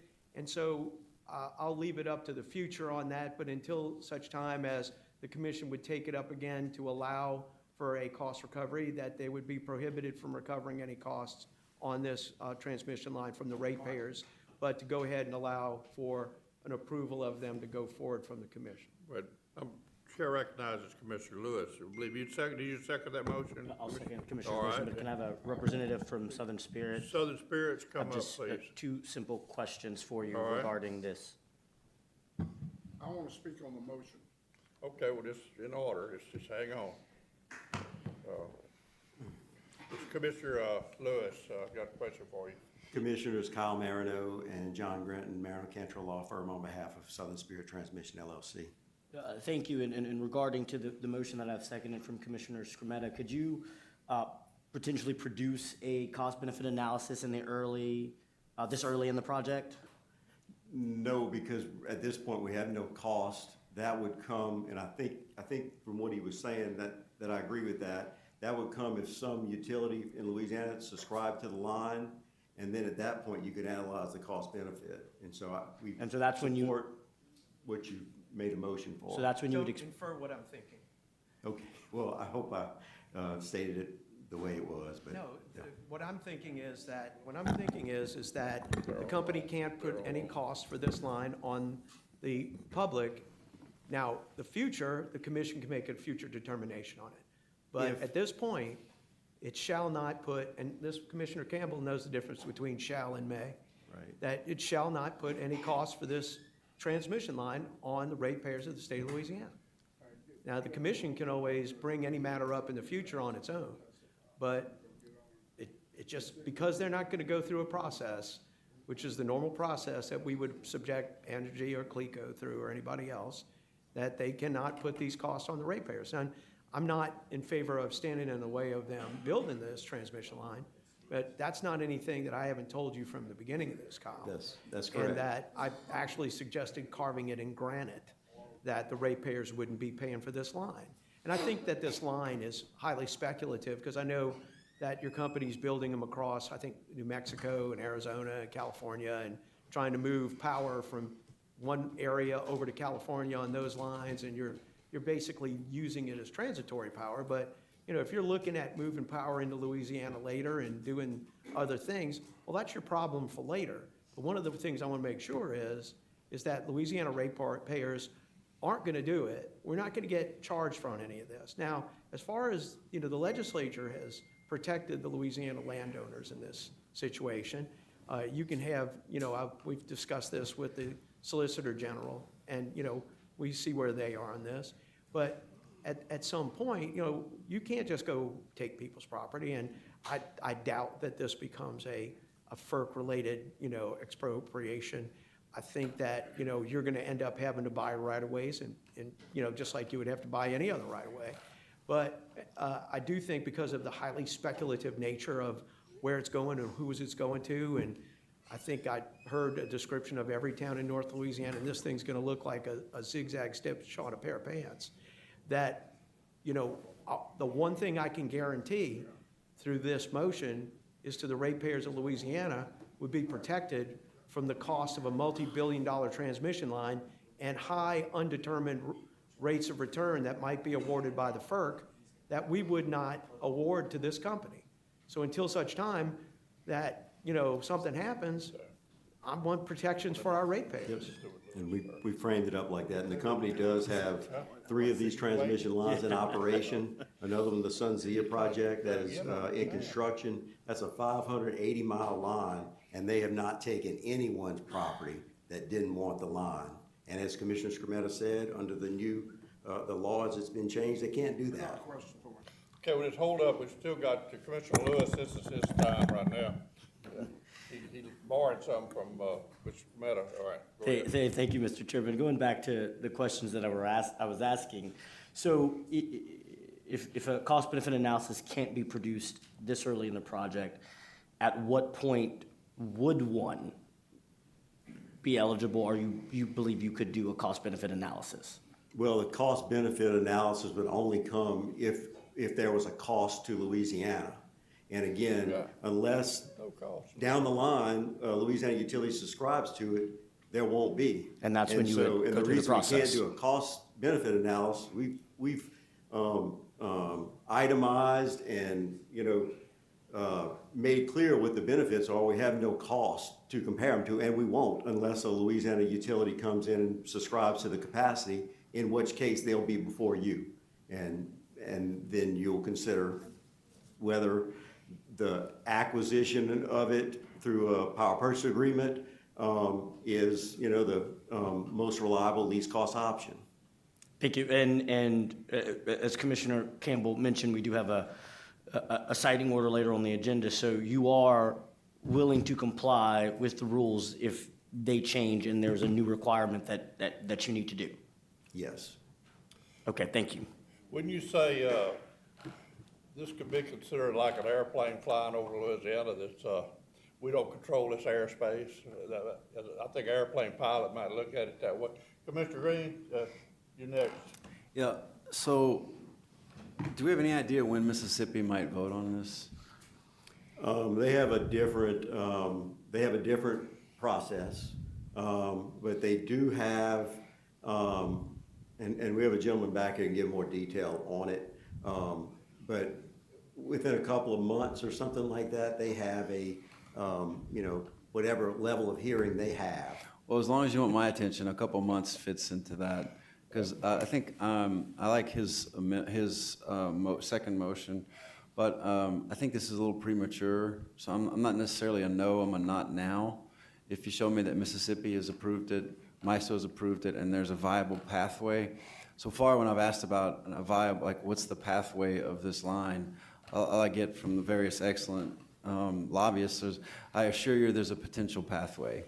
And that's not an answer to me. So, look, just all I'm saying is answer those questions and then circle back. And I think that could be a very beneficial conversation. But it seems premature for us to vote on this if the recipient of all of this electricity has not even approved it yet. But at the same time, it is a merchant transmission project, so it's different than the ones you've had. And your process, as it's stated in the order, is not one that, okay, get everything else done and then come back to us. It's actually written the other way. And it gave Louisiana the opportunity to, combine with Mississippi on the hearing. Those options are out there and they're in the order. And we filed an application. We did everything we were supposed to do. So what's the pathway of the transmission line? The pathway of the transmission line is to negotiate, like I talked about. Okay, can you show me on a map where it goes?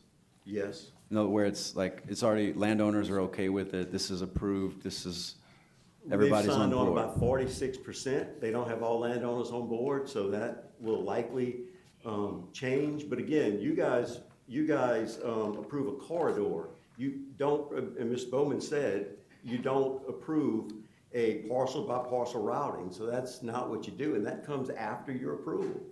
I mean, it's very clear in the order because, and again, expropriation doesn't apply to us, but a utility can use your finding in an expropriation proceeding. So that's saying that you won't have the route necessarily sewed up before you guys rule. I'm just shocked that y'all wouldn't come to us at an appropriate time where like, hey, the person wanting to send the electricity and the people wanting to receive it and the people that it's land it's gonna go across, everybody's on board.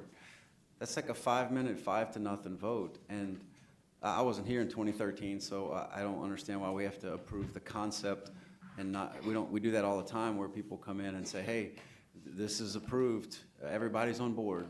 And so it just seems premature because there's some I's not dotted and T's not crossed yet. They just haven't come yet.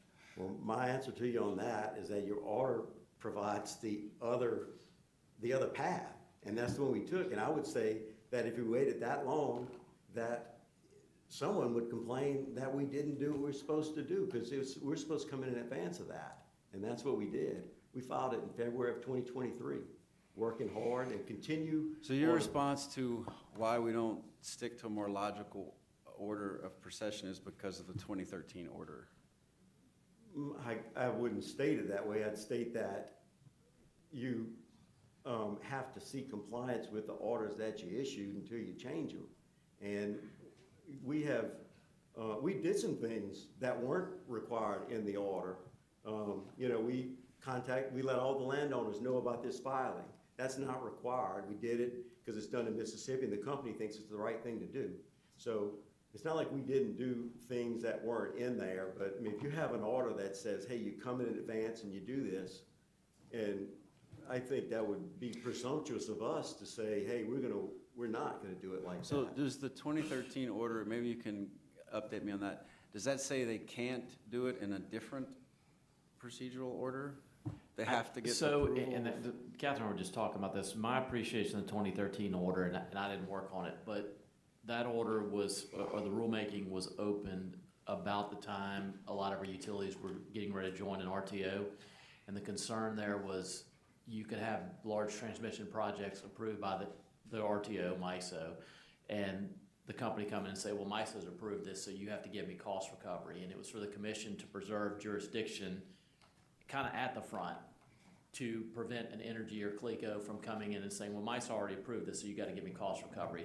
To require them, with exceptions, there are some for emergency purposes, and there's another big exception that I'm drawing a blank on right now, but that they would have to come to us before that process conceptually. So it kind of is a conceptual type thing, and I'm going to look at Lauren to chime in more because I know she's worked on the rulemaking, or maybe Noel, because they worked on the initial one. But well, before they chime in, follow-up question. Sure.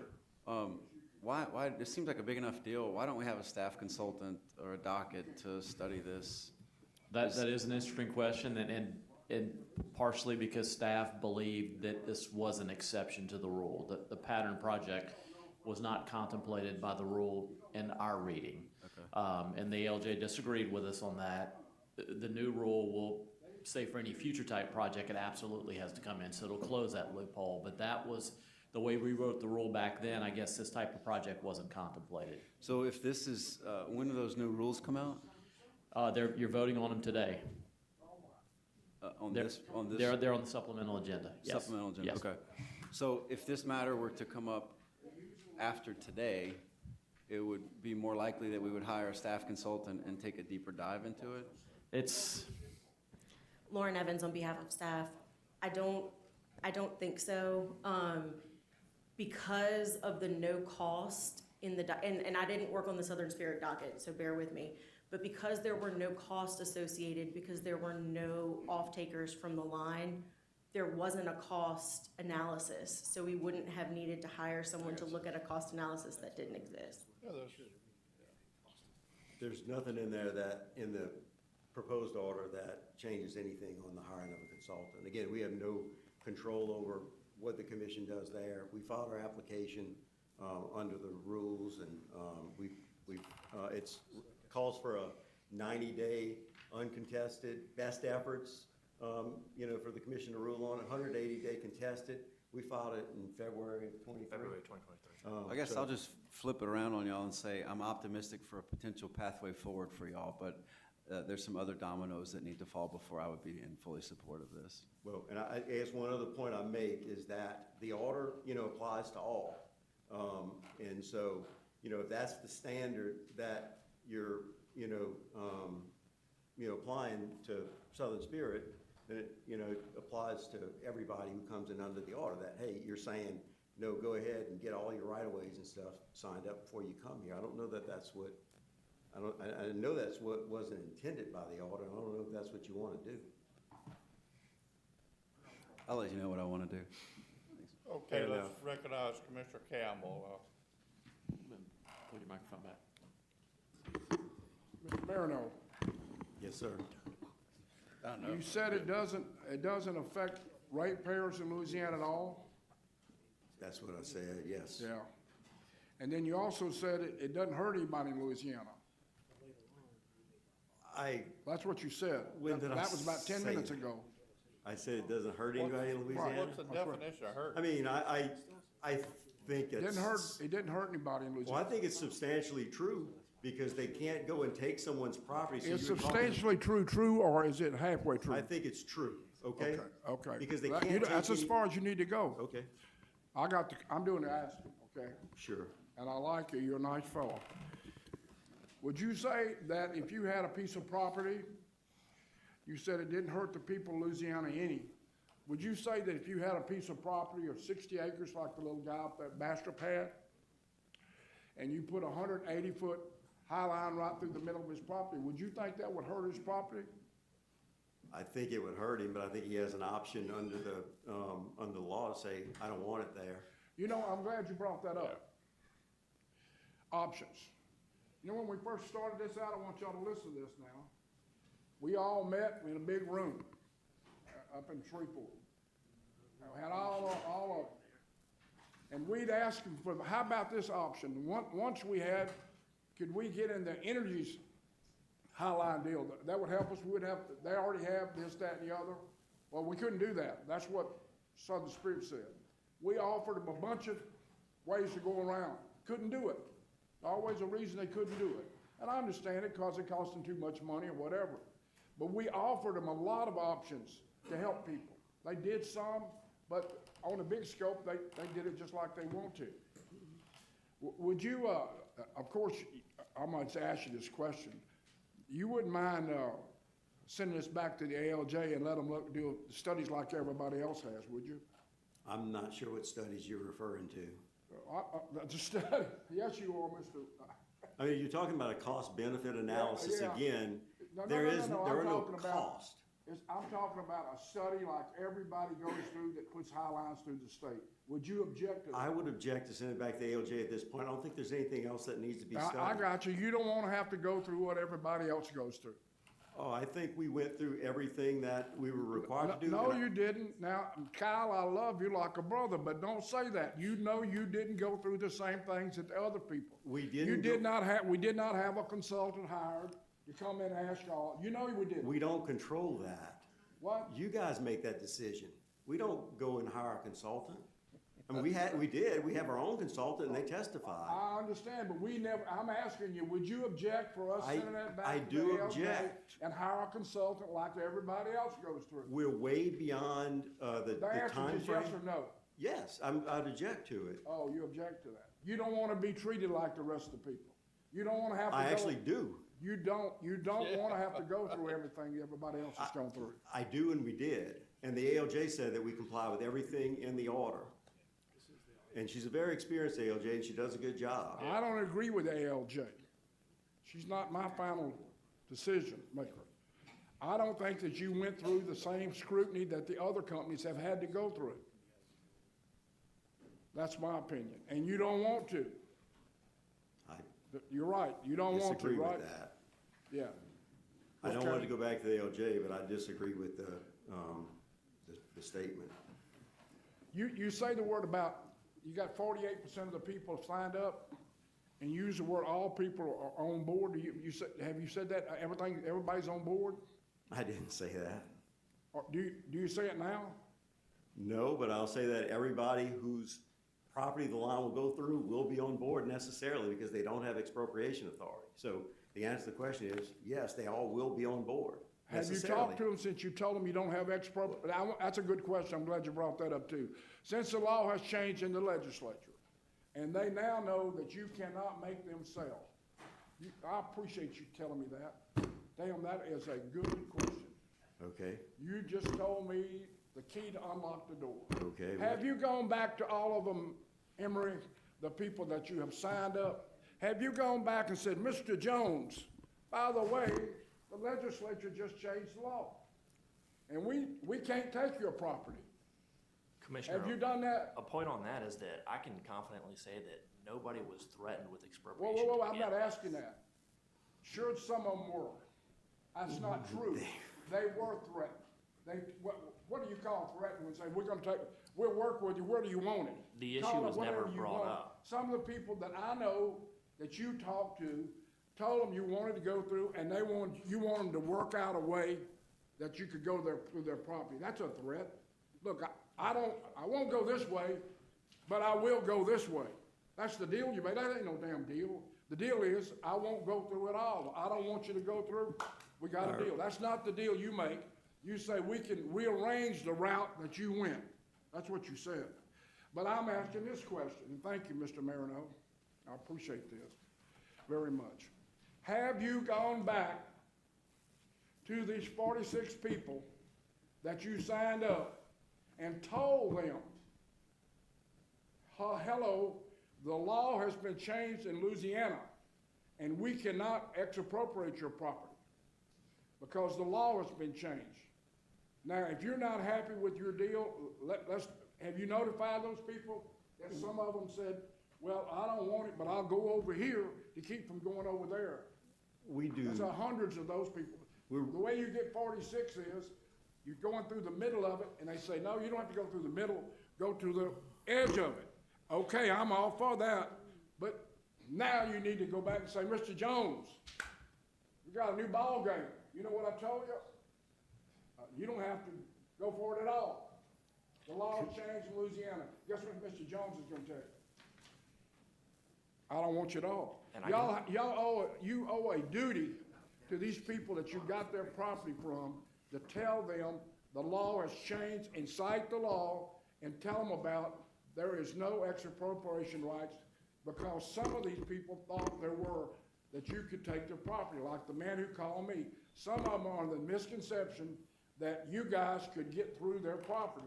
But now you can't because the law's changed, and they ought to know that before they sign a deal saying, come on through. That's what I think. I appreciate that, Mr. Marino. Appreciate it very much. Thank you, Commissioner Campbell, and moving on here, where do we go from here, Cal? Call the vote? We do have one card from a Mr. Michael Amin. I don't know if he's still here and would like to speak on this item. Yeah, you can come to the Come on table. up. Thank you. Thank you.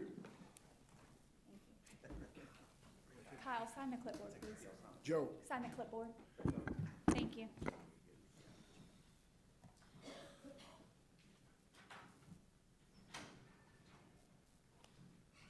And just introduce yourself for the record, please.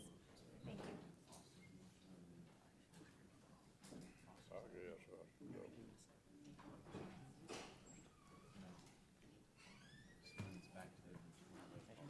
You had a second on the.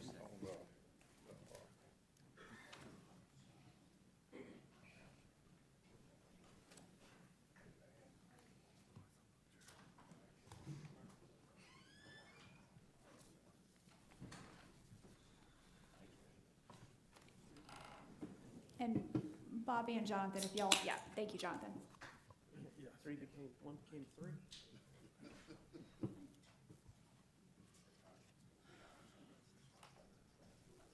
Good morning, Commissioners. My name is Michael Amin. I am here representing the Marston Interveners. Also with us today is a representative from the Star B Interveners, who are other landowners in the area. One of the misrepresentations I think that's been thrown around, as Commissioner Foster spoke about earlier, is that this whole thing has been gummed up by, quote, one rich landowner in northwest Louisiana. And I don't think that's an accurate assessment of what's been going on here. Respectfully, we have a number of concerns. Admittedly, most of them were about the route to begin with. But over the last year and a half, reviewing the record and being involved in litigation, I think I can speak for most of the gentlemen at this table that some of those concerns have expanded. And we think that at this point, it's largely, to be completely frank, too early for any of us to make an educated decision about the Southern Spirit Transmission Facility as it regards Louisiana, and specifically about whether there's a public interest, which was discussed. Now, I think if you ask them what are the public benefits to this facility in the state, the largest benefit that's spoken about constantly is the investment in the state. And that's not insignificant. They're talking about significant amounts of money. But as Commissioner Campbell noted, you'll hear you did not have letters of support from DeSoto Parish, where there's a $750 million inverter facility that's supposed to be developed and installed. You have not received letters of support from the Red River Police Jury, who also has tons of line that would go through it, and where it would go through my client's property before it crosses the Red River. I was there when those two police juries took it up, and neither one decided at the time it was appropriate to support or to withhold support of the Southern Spirit Transmission Facility. So if the primary issue is money, but there's no power delivered to the state, admittedly, the ALJ says this. If you ask Southern Spirit, they'll tell you that. There's no delivery plan right now. So what are the public interests? What is here that's in the public interest? Because money, if providing jobs and providing investment is a, quote, public interest, then the Louisiana Constitution's got to be changed, because it says those things aren't in the public interest. But there's nothing here that indicates power delivery to the state. There's nothing here that indicates anything more than an attenuated benefit and reliability. When we had our hearing, the ability to, quote, black start the grid was talked about as a huge benefit, and it may be in Mississippi and in Texas, but it's not in Louisiana. There was lots of trickle-down talk about improved reliability. Again, very attenuated. The equivalent of throwing, we like to talk about, somewhat the equivalent of throwing a bucket of water in the Mississippi River in St. Louis and watching it make its way down to New Orleans. Again, it's all about, the primary benefit that's stated is jobs and money. And so we vehemently disagree, on top of the fact that we believe there are procedural deficiencies in the proceeding. Certain reports that weren't provided, analysis that wasn't provided, whether it's relevant or not is up for debate. It's not there. But at the end of the day, the public need is so attenuated, it seems like it's beyond, it seems to me that it's beyond anybody's ability to make a determination. And I guess I let Jonathan. Let me ask you something. Yes, sir. You talk about the police jury and Red River and DeSoto. Yes, sir. Those are the two I attended.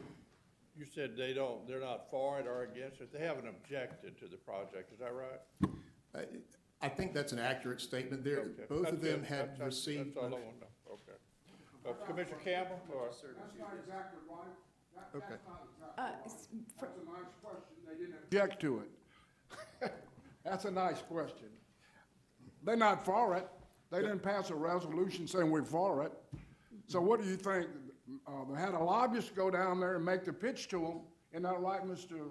Gillum? Had a lobbyist down there making a pitch to the police jury? That's right. And he was there, and he presented his case, and Mr.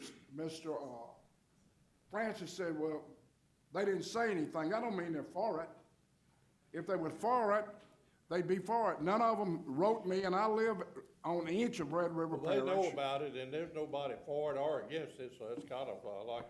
They damn sure wasn't for it. They had no police jury member in 8 parishes called Foster Campbell and says, please help us pass this project. And they didn't call you to say you're against it either. Okay. Bobby Oh, Gillum. no, that's a bunch of them against it. Oh, that's not true, Mr. You're leading the witness, Mr. Francis. Bobby You're leading me. Bobby You- Gillum, You're what not gonna lead, you're not gonna be able to lead me.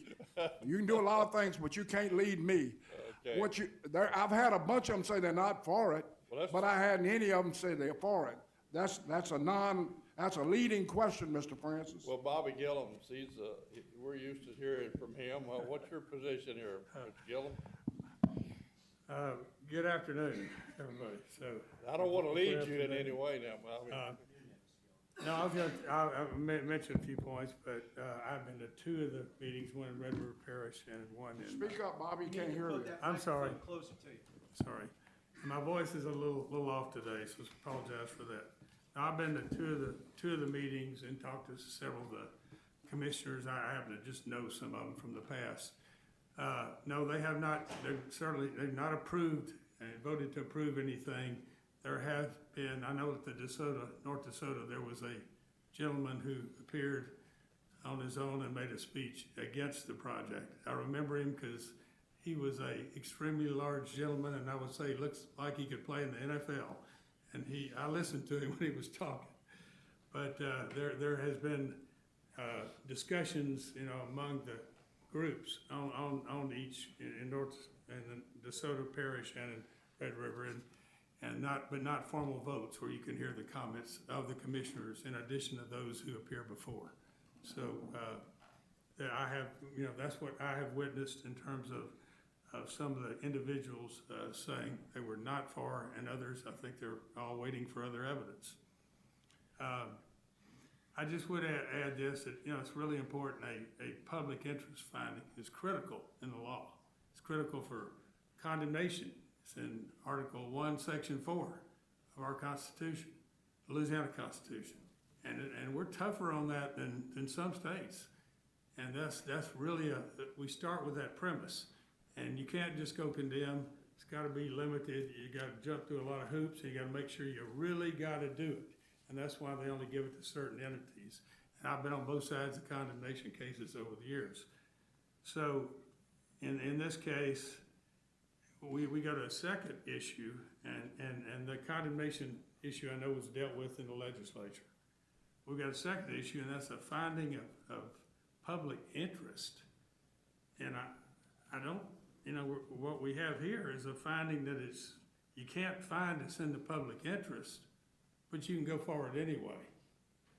I don't think that's a precedent we would want to set by saying that. It's not in the public interest, but go forward with your project. I think, they may prove it's in the public interest, but you got to meet that burden before you say go forward. Right. And that's why with the ALJ, and we've been there many times, and they go through these things pretty tediously. I mean, they're gonna look critically, and they'll hire a consultant, and everyone, I've been, Right. the last one we did, or maybe, I don't know if it was the last, it was like 27 million instead of, I thought this was 2.6 or 2.7 billion.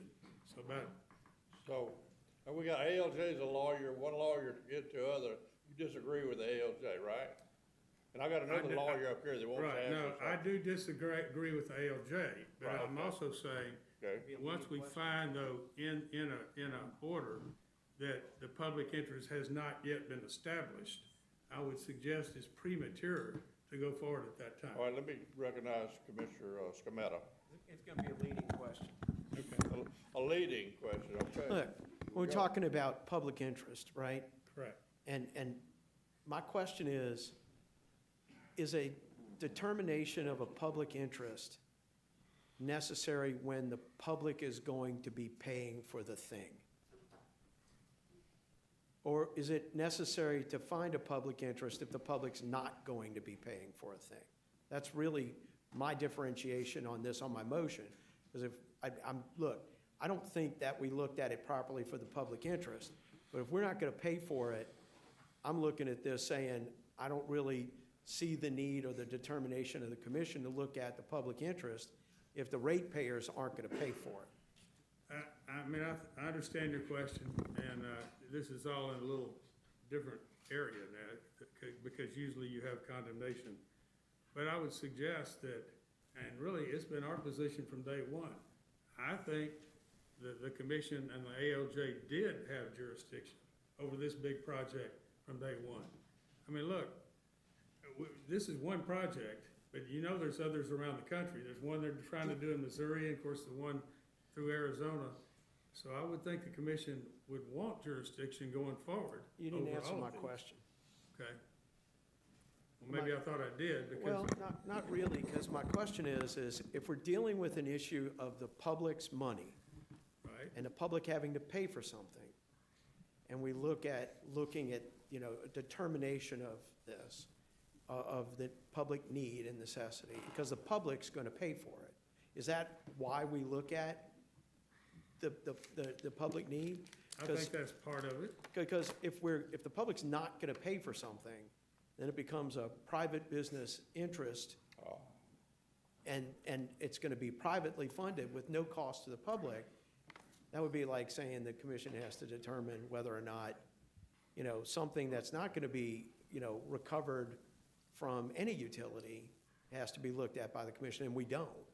On a Yes, regular yeah, basis, the commission does not look at recovering costs of I other would- things. No, So, and I so understand for what me, you're that's saying. the purpose of my motion, is if we aren't recovering costs and putting them on the ratepayers, which is the only reason that I can find to vote for this. No, I understand what you're asking. Look, there's a couple of things that, you know, if somebody doesn't have condemnation, they want to sell property, they can do what they want with their property. That's one issue. And I understand we say right now what the plans are for this line. But this is a $2.7 billion transmission facility. We don't coming- know that, because nobody will tell us what's gonna cost. So, Right, well- that's all speculative. Okay, I'm not preaching on the cost, but I've read the numbers. Some have said 2.6 something. It's a big line, I agree. I don't know the Call exact it number. 100 billion, it doesn't Right. matter. Yeah, but it is a big line, and it's coming through this state from one side to the other, from the Mississippi River to the Texas line, and there's no assurance that's gonna be the only one, and others aren't gonna be coming after it. That, when you read the context of the rule, maybe the rule hadn't thought of that, you hadn't thought of it when it was drafted, but it certainly appears to be something that could be encompassed within the rule, and you ought to comply with the rule. You can argue about exceptions, or maybe this shouldn't apply the same way, but at the end of the day, But something that that's seems to significant be and more, large. that to me- seems to be more of a NERC question, or, you know, outside of the issue of the commission, because, or even a MISO or SPP question, because it would seem that the commission's concerns are about making sure that the public is protected on costs. And then it's a question of, well, we should allow the public's money to pay for something if there's a need for it. But if we're not gonna be questioned about the public paying for it, you know, Commissioner, not my problem. if I may, I mean, I don't disagree at all with the position you're taking. I think the issue we have on the public determination is if you do think there are some deficiencies in the method to determine there was a public interest, the order makes that statement. So, I mean, we have no problem with the commission saying we're not opposed to this, but there's no public interest. Does the order ultimately contemplate that the public gonna pay for that thing? See what I'm saying? Right, but I think it does say that the public interest is served by the Southern Spirit Transmission Line, which could be just that it's, you know, just language that's in every order that's approved by the Well, commission, but at the same time, it does carry weight outside of this commission. Well, again, I think this is where we have to refocus how we look at this and say, if we look at a study that says the cost-benefit analysis we don't look at the cost. The benefit that the ALJ apprised this was about jobs and stuff. Nowhere in it did it talk about proviso of electricity to Louisiana ratepayers, which is what this commission does. We're not in the business of being LED and providing jobs to the state of Louisiana. It's nice after effect or side effect of what we do. But we look at providing electricity and value of electricity at value rate. So if we're looking at this and the ALJ's determination that it provided that was about jobs and other factors that aren't relative back to the ratepayers, then I think that it was not an expansive enough determination because it didn't look at costs, because Southern Spirit didn't proceed on the basis of trying to sell electricity to Louisiana citizens. It looked at it about moving a hunk of wire from one side of Louisiana to the other. And so we're looking at it about going, yeah, okay, now what do you want me to do about it? Because as long as you're not trying to put those numbers on my people, I don't care. Or at least I'm agnostic, okay? Because those determinations that, other than what we do about our people paying for this thing, are issues like Commissioner Campbell and Senator Seabaugh did about protecting the landowners with provisions for expropriation protection and the people's private ability to contract and sell their right-of-way to you for whatever value it is, right? But at any point in this, I don't see a cost-benefit analysis. The benefits that are determined by the Louisiana Public Service Commission, there has to be a benefit of the value of produced electricity coming to serve the value of Louisiana ratepayers in order for it to be something that we should be considered under a cost-benefit analysis. And if it's not a category under a cost-benefit analysis for us to be determining in that, then it's kind of like, well, why are we looking at it, So again, my position and my motion is, yeah, I'm agnostic about you building a transmission line until such time as you're going to try and hit Louisiana ratepayers. So I don't want us to pay for these costs. I don't want us to pay for the design. I don't want us to pay for anything because we're not looking at any benefits associated with this transmission line. We're not looking at the cost of these things. So my job is to protect ratepayers, right? And I appreciate the fact Commissioner Campbell's trying to look out for landowners, and I appreciate the fact that the legislature's looking out for landowners, and I understand that this is important. But my primary job is to look out for ratepayers. And my motion is to make sure that you can't put any of these costs on ratepayers, ever. Mr. Gill, And that's it. your pilot's sitting next to you. Do you have something to say? Yeah, and it's to Commissioner Scremetta, it's to your point. Jonathan McCartney, worked with Bobby Gillum, and we're representing the Marstons along with Michael Amin in this. And your point about cost-benefit analysis, and that's certainly an argument that Southern Spirit advanced, that it's too early for them to present a cost-benefit analysis.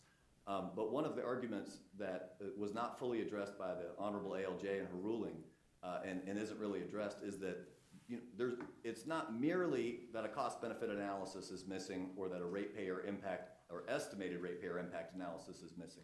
There are other requirements of the order that other transmission certifications that have been granted by the commission, in fact, all of the precedent by the commission for prior transmission orders require. And one of them is, and this is going to talk about cost-benefit analysis, but it's a separate requirement, right? It's in the order, and it's from the language in paragraph 3.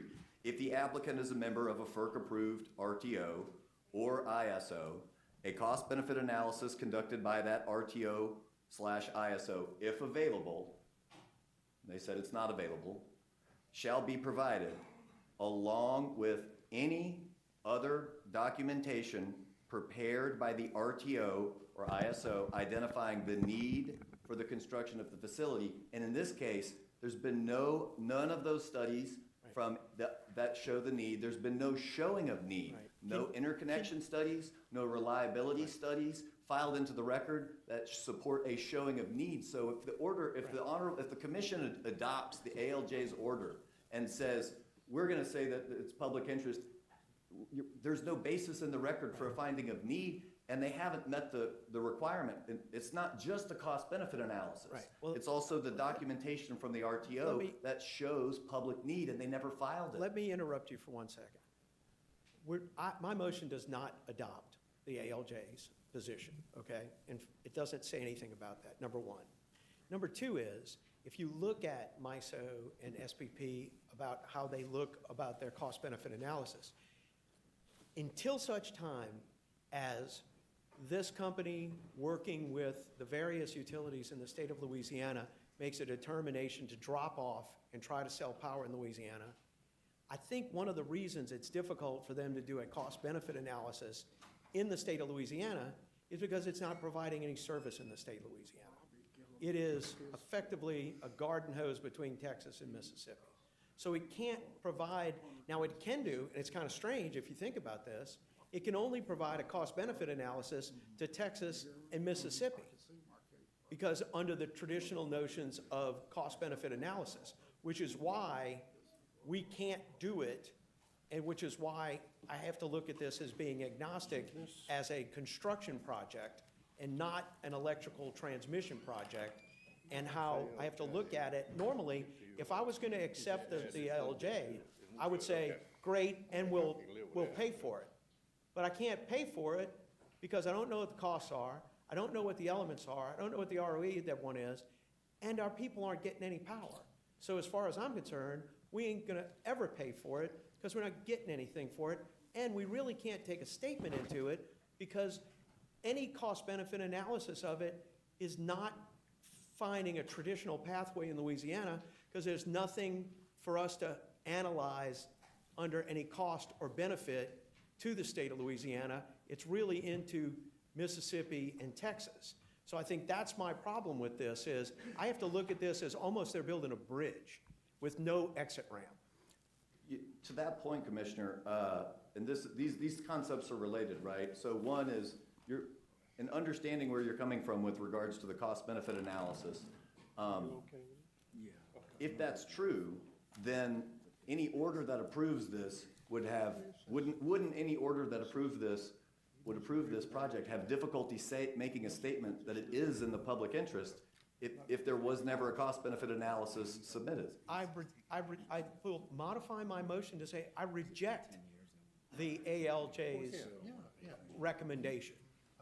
Okay? Okay. Straight up reject it and put it on the rest of my motion. Because I think that they, and look, I'm trying to put this in the most succinct way. I reject the use of a cost-benefit analysis of something that delivers no benefit to the state of Louisiana because it's an improper application of theory of law. Because you can't apply something. I think she actually tried to wedge a size 6 shoe into a size 6 foot and a size 3 shoe. Because they're talking about jobs that have nothing to do with the ratepayers. You know, all the other aspects. A cost-benefit analysis on electrical transmission lines is about what electrons are going to come off, how much are they going to cost to the ratepayers, how much is the infrastructure associated with that infrastructure going to cost the ratepayers, what's the ROE, we have a prohibition against double leveraging of equity. All those aspects are what we look at under cost-benefit analysis. None of the cost-benefit analysis that the ALJ did is relevant to the analysis of this transmission line. And therefore, I reject the analysis provided for in the ALJ's recommendation.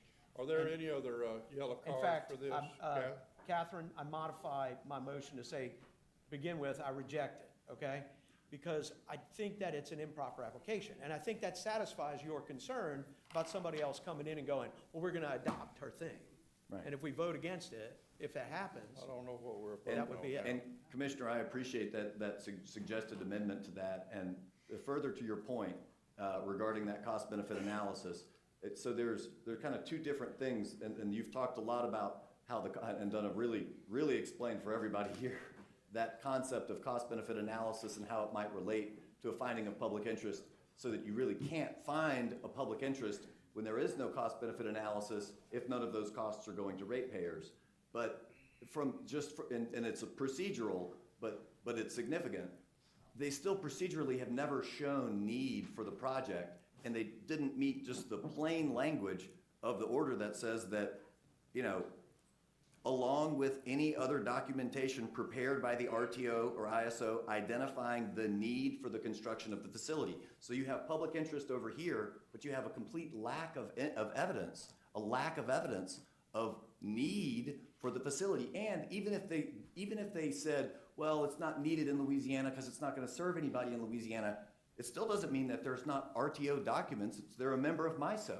They filed as a member of MISO and to serve under that. Does this end up in SPP on the western end, or is it in MISO? It goes on the western end. It goes into ERCOT. Does it cross through SPP on the western side, Bobby? Very southern, right along the seam. So it is an SPP, MISO, ERCOT problem. Yeah, but SPP is not involved, to our understanding of that, it's, their interconnection points, come in at. Not until the future where it decides to become a cost-benefit analysis of going into SPP. That's right, and that's part of our. Which is a future question, because that's where the issue becomes, is cost-benefit analysis would come into play at any future date, of which they would petition the commission that says, oh, we want to drop off the main line. We want to be looking at this, about selling power into SPP, MISO, Louisiana, for the purpose of this. And the commission can go, well, we'll look at it, but we got an order here that says we're not paying for the design, construction, implementation of the main line because you didn't come to us for the analysis on that when you had the chance, so we reject that. All other cost aspects of it, wheeling charges, et cetera, can be considered for the PPAs or whatever they're gonna do with Entergy or CLECO or SWEPCO or the co-ops, and that's fine. But, and this is effectively a slap on the wrist to them for taking the risk they took about taking their maneuver on this. Because I see this as a faulty maneuver on their part, and to be perfectly frank, I think by us approving it, we may get a value for the ratepayers down the road by them trying to avoid getting the right way that they should do this, and we will get a discounted value power line in the future for the public by them taking this action. But down the road, they'll have to do it if they drop off. And that's my position on it. Commissioner Fry, got a question for you. I've got a. Don't call me commissioner, please. I'm sorry, Secretary Fry, sorry about that. I'm just kidding. I'm looking at Commissioner Scameta's motion here. Okay. I thought I heard him say he wants to change something in there. Just to add in the beginning that I reject the ALJ's I recommendation. think Catherine just rewrote it. All right. She was listening to it, so So we had a second from Commissioner Lewis. I want to see, is he still got a good for a second? that's the proper, if he is going to amend this motion, that would be the proper next step to ask if he agrees. All right, well, while they're doing that, let me, I hadn't had a chance to say a whole lot of it. According to Commissioner Scameta, he's basically saying, I like the ALJ, I got a couple of additions here to smooth it out a little bit, so, and that's what they're doing right now. So, I believe that's correct. because I appreciate what the ALJ has been drugged through the mud here on Well, some of it's this just the stuff, one but, thing, Mike. It's just the overall, I thought cost-benefit they analysis. she's done a pretty good job, you know, so, but anyhow. All right, here, let's, Commissioner Lewis for questions. Thank you. Thank you, Mr. Chairman, and I appreciate this debate. As all of you know, I sat through all 3 days of the hearing. I've read every brief, every testimony was at the legislature. And while we're on this question of public interest, there was another portion of the ALJ's recommendation about public interest that has not been mentioned, which is providing more capacity in MISO South. Is it not true that the offtake would be in MISO South, which would allow Louisiana generators access to a larger market? Commissioner, that is a good question, and Is it true? the difficulty in answering it respectfully is that they don't have any documentation from MISO. They have statements about where it would be. They've not submitted any of the applications, any of the findings of MISO. There's no studies from MISO that have been, there's an interconnection study that's gonna be done in a year. So to answer your question, there's no evidence in the record to answer your question that's actually from the RTO in question. And it's not the RTO's burden, it's not MISO's job to file that, right? It's the applicant's job to file the evidence that confirms the answer to your question, but the applicant did not file that, so there is no answer in the record. So there's no way to, they have statements about it, but they don't have documentation from MISO that can confirm the answer to your question, which is a requirement under the existing order, that you submit all of those documentations. MISO's here. Right. Yeah, if you're a member, and they did identify themselves as a member in their application.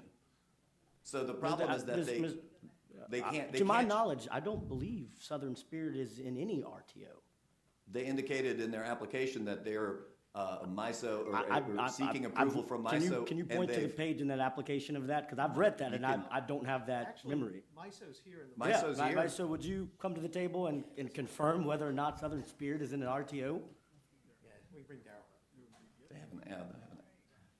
Emery, come on up, man. You the Voltron here. I got time to go to this. I was about to say, I've been thinking about it.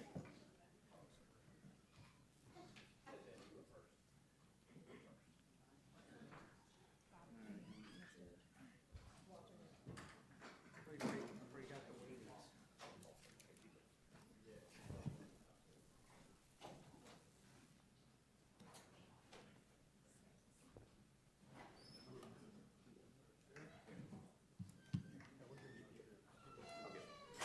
Commissioners, Jamie Watts on behalf of MISO with Darrell Brown and Walter Ferguson. Let's just start with the question. Is Southern Spirit or their parent company Pattern a member of MISO? No.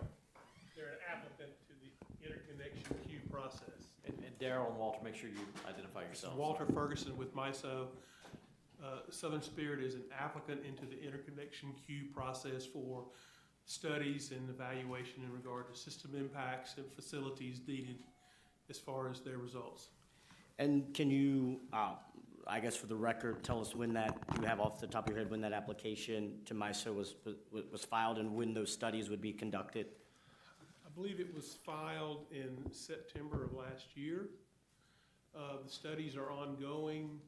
The first round of studies should be completed toward the end of this year. In theory, at least that's the target. There's no guarantee, but that's the target.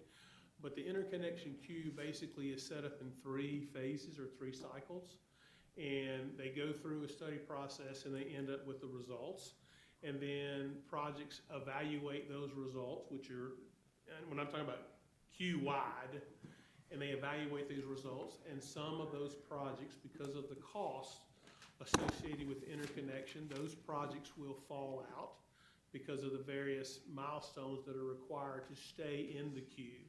And then you go into the next phase, and there'll be restudies, because when projects fall out, you have to restudy to determine whether the system impacts and the facilities have to be changed, which most of the time they do.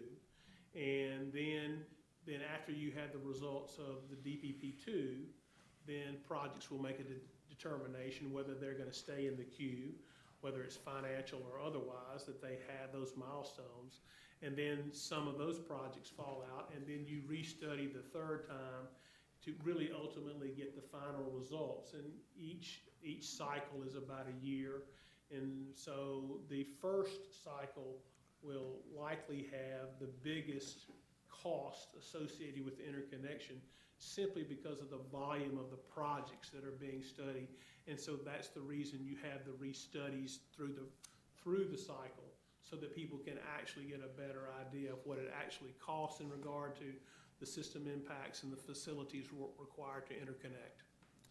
Thank you. And going back to some of the questions I was asking a second ago, let's move forward. Since your studies cannot be submitted into the record because they are not concluded, and they are, at this point, as my understanding of what we are doing is assessing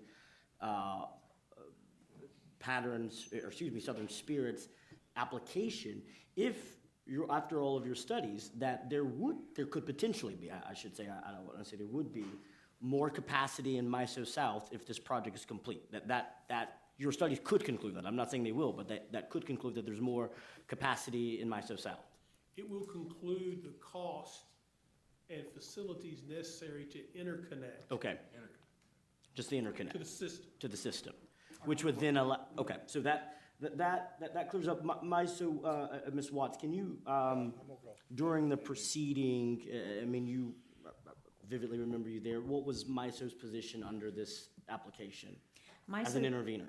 MISO as an intervener did not take any position on Southern Spirit's application. MISO asked the ALJ to consider implementation of conditions regarding Southern Spirit's financial responsibility for the studies within MISO, which she did include in her recommendation. So she did include that those studies, the cost would be borne by Southern Spirit. That's correct, Commissioner. So that means the record evidence that we're talking about, Southern Spirit has already, based off of what we would approve today under the ALJ recommendation, would bear the cost of concluding the studies that would then showcase whether or not this project is viable. That's what MISO requested, and that's what the ALJ included. So just to make it clear, ALJ did have this total support of MISO's information and opinion on before she made the ruling, you know. MISO participated as an intervener in the docket and was available to answer questions. Yes, Commissioner. Commissioner, but to your question though, just to be clear about what is and is not in the record, MISO was a participant and they were a party, but there's no testimony from a MISO witness in the record, and there's no documentation and understanding that the studies are ongoing. So they you know, they weren't required. They're not the applicant, so they were not required to submit it. But there's no document, not even the application that Southern Spirit submitted to MISO is in the record. No documentation is from MISO, no preliminary interconnection studies, or even older interconnection studies on the ERCOT side that were asked about during the hearing. None of those, which Texas had originally found, had some problems with before they ended up addressing it. None of those documents, none of that evidence is in the record, which is why this is quite different than other applications before the commission. So the ALJ did not have to disclose that they discussed this with MISO, apparently. If you knew that should have been written in the record, if you knew that, would you have a different position on your being for or against the line? If it had been in the record, then we would have been able to ask questions about it, conduct a discovery about it. Okay, But the other thing is that the ALJ applied some language regarding a cost-benefit analysis if relevant. She applied that language to other areas, and so it was her determination. But she does not specifically address the status of MISO filings, the status of MISO applications, the status of that requirement under the commission order is not addressed by the ALJ. So there's nothing in the record to support a finding of need, which is why I would respectfully suggest that in the alternative motion, it would, to be accurate, it would need to say that there is no finding of public need, and there is no finding of need, and then separate from that, there is no finding of public interest, because those documents haven't been provided. Nobody had the opportunity to conduct discovery on it. We're jumping out here in front of Mississippi, and we're jumping out here before MISO has had an opportunity to even complete their studies. But the ALJ's opinion, she said she did not need cost analysis to support the line. Mr. McCarthy, did you make those claims either in your original testimony or in I don't remember these arguments. Yes. That's why I'm asking. Do you Yes. remember at what point did you file these? We raised these issues in our pretrial brief in December. We raised them in our post-hearing briefs in March. We raised it in our exceptions that were filed on May 30th of this year. Okay, thank you. I'll go back and look at that. Let me clarify something. This is Walter Ferguson. To be clear, Southern Spirit's application, they are free to provide that information. That's their determination. MISO has to comply with the confidentiality and the issues around its tariff. So if there is a need for information in the docket in regard to the application that Southern Spirit filed, they're free to disclose their own information. Okay, Walter, let me ask you this. This DC line originates in ERCOT, is that right? I think that's where the source of the energy would be from. What is the driving purpose behind putting in a line like this? Is it because to move cheap wind generated electricity? Would that be one reason to do that? You could make that reasonable conclusion that there is flow either direction. All right, so you in can go regard either to way. excess energy. But it's a DC line, not AC. It's a DC Correct. line. And so where is it going to terminate? What is it going to terminate in Mississippi? Yes. Is it going to be in MISO 9? Where in the end? It's, yes, it's on the edge of MISO's territory in Mississippi. So in order to sell electricity, it's going to have to be converted to AC at the end of the line, right? Correct. Okay. So it's going to be a DC, AC, DC. Okay. So we will have AC electricity in MISO 9 coming off the end of this line, right? Well, Mississippi is Zone 10, but okay. yet it will be in the MISO market. Okay, so it will have some kind of effect somewhere down the road that we'll have to vote on and approve, whatever, I guess, whatever document they put before us. And- I don't know that I can answer that. Okay, all right, we're going a little too, okay. All right, I'm through with that, okay. Commissioner Campbell? Yeah, yes, sir. Tell me who you are. Walter Ferguson, I'm a consulting advisor for MISO. What's your name, sir? Sorry, Darrell Brown, Executive Director for MISO. You're a director for MISO? Executive Director, yes, sir. And I know who you are, but go ahead and tell me anyway. Jamie Watts, Commissioner. I'm local counsel to MISO. Okay. Well, let me ask you something. First of all, can you tell me any place in Louisiana that we're gonna get power from this line? I cannot. No. Cannot? What do you think about, you're a business person, Jamie, you're a businesswoman and represent businesses. You betting on to come here, aren't you? That's what you're saying. That's the hope, and it's the hope that you can get on to MISO and they can distribute electricity to Louisiana, right? Isn't that the hope? It sort of is, isn't it? Commissioner, we can't speak to Southern Spirit's Well, strategy I'm speaking for them, because that's their argument. The argument is that we can get power through MISO, but they can't give me a place. Now you tell me they don't have all the arrangements with MISO to get that done. That's what y'all are saying, right? We're saying they're in the process. He's saying they hadn't even made the application, and that's what you're saying, Jonathan? And to clarify, the gentleman from MISO confirmed they filed an application in September with MISO, but that application was not submitted into the record before this commission. And so none of any documentation that was submitted to MISO or found by MISO, none of that evidence is here before this commission. So there's no showing of need, there's no complete interconnection studies, there's not even just the application to MISO itself. So there's no evidence in the record for the commission to consider to answer your question. That was September, a year ago? That, Last year? Let me ask a question here. yes. If everything goes right, MISO is ready to take this line, is that what y'all are telling me? You can't tell me that, or can you tell me that? No, the studies have not been completed.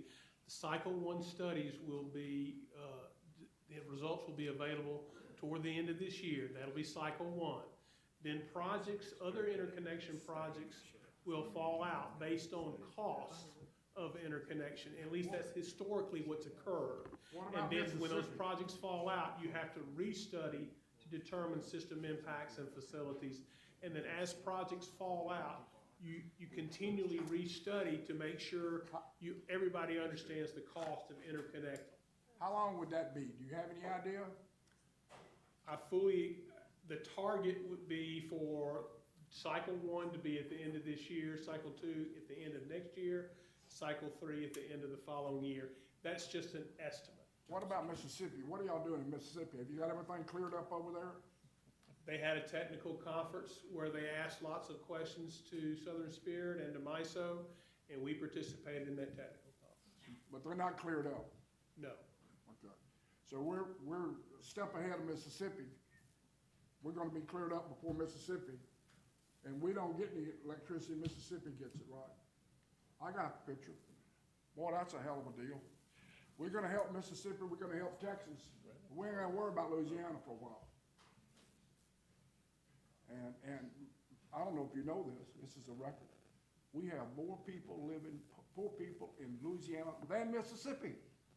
How you like that? We're ahead of Mississippi. We're the poorest state there is. Maybe New Mexico. So we can't brag anymore about being ahead of Mississippi. We ain't ahead of Mississippi. We're below them on a lot of factors. A lot of factors. As soon as we get through voting, we're gonna take a 10-minute break, okay, just for your information. What about So I'd like to call for a vote. Anybody got a Just if you objection? can, Catherine can restate the motion because there's Yes. one little slight modification. What time? No, just Catherine's gonna restate. Yeah, So this is on Commissioner Scrummetta's substitute motion. I'll read the whole thing just for clarity of the record. As regards to the request for approval of the Southern Spirit transmission line, the commission takes note that Pattern Energy during the ALJ proceeding provided no cost-benefit analysis of the project, as it was stated by the applicant during testimony that there would be no cost of any kind assessed to the ratepayers attributable to the proposed design and construction of proposed transmission facility. Because of those two separate and distinct facts, I move that we reject the ALJ's recommendation only as it pertains to the cost-benefit analysis, with the additional condition that at no point now or in the future shall any design and construction costs associated with this transmission line be borne by the ratepayers of the state of Louisiana. This matter is always subject to future commission review. All right, and we still have a good second? I'll still second. Commissioner Lewis.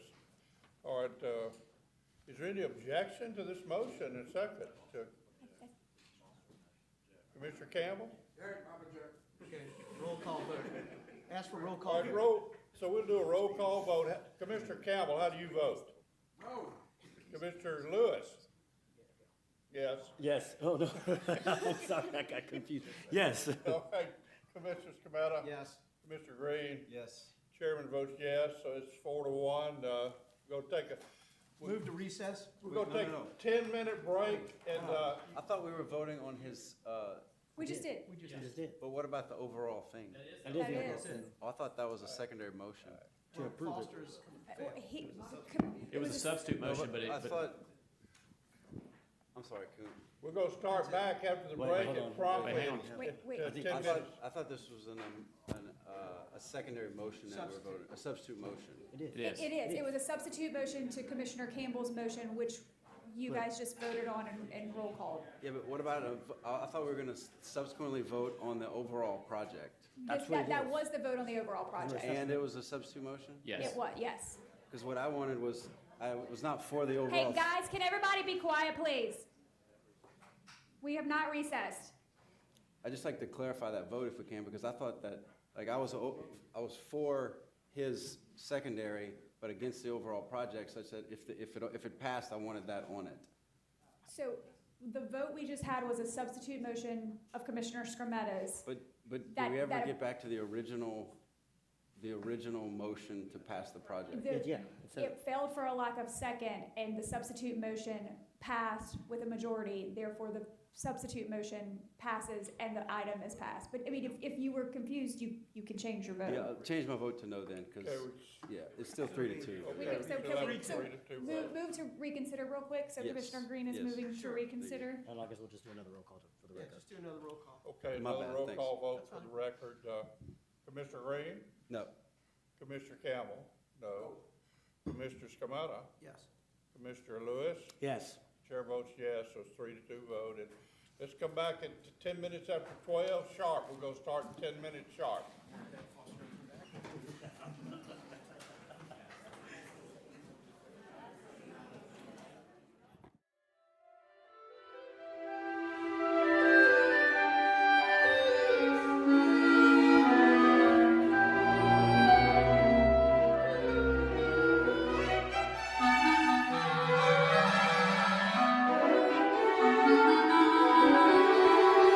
Thank you.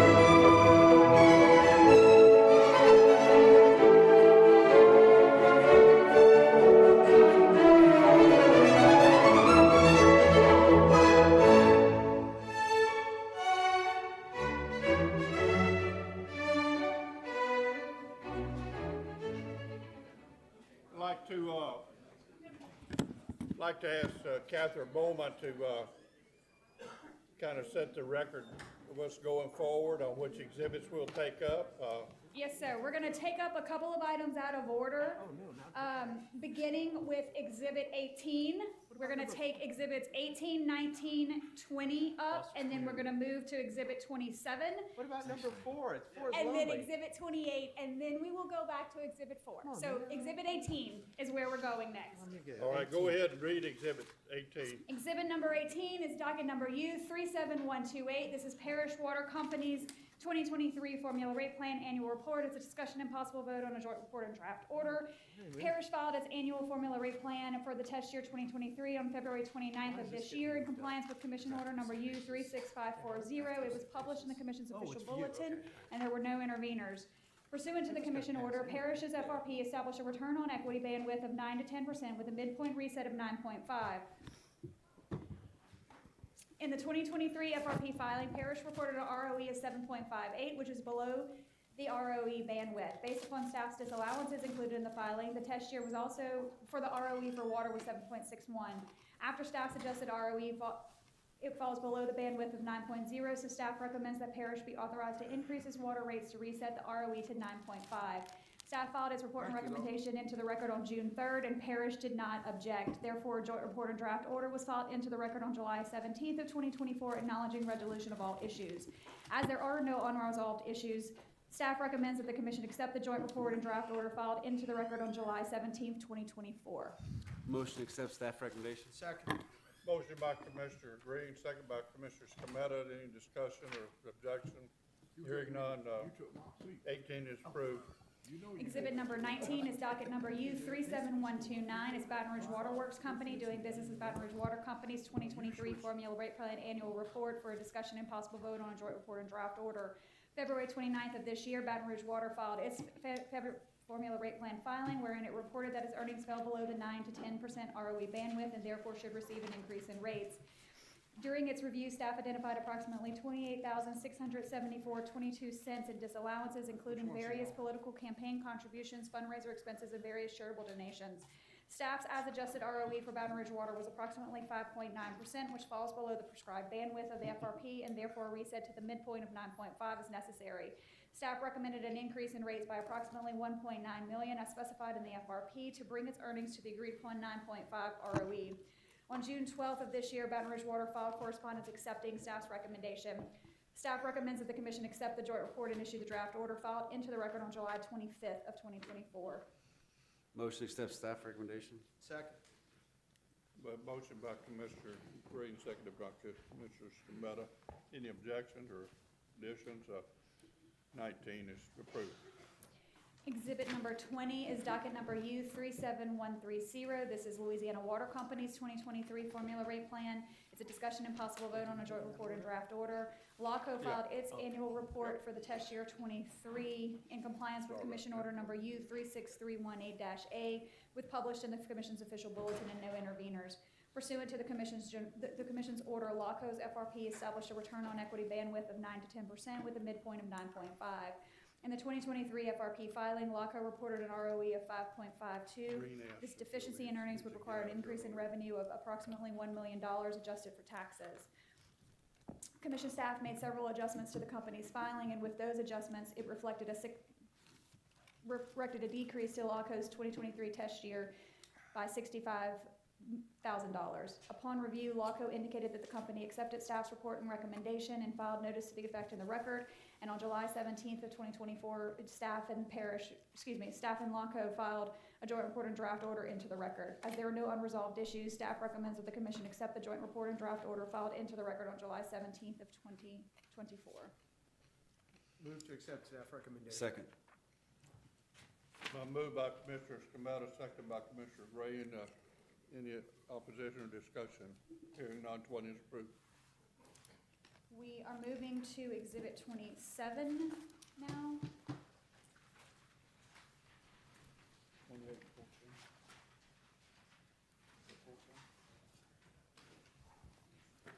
Exhibit 27 is docket number R36199. This is the Commission's review and possible modification of the Commission's General Order dated October 10th of 2013 governing transmission certification and general siting. It's a discussion and possible vote on staff's report and recommendation for a revised siting order at the request of Commissioner Campbell. At the October 2021 B&E, the Commission directed staff to open a rulemaking proceeding to determine if changes to the general order were necessary. It was published in the Commission's official bulletins. At the January 2024 B&E, the Commission further directed staff to potentially amend the definition of transmission facility to assert jurisdiction over transmission projects physically located in Louisiana, regardless of whether the line provides service in the state.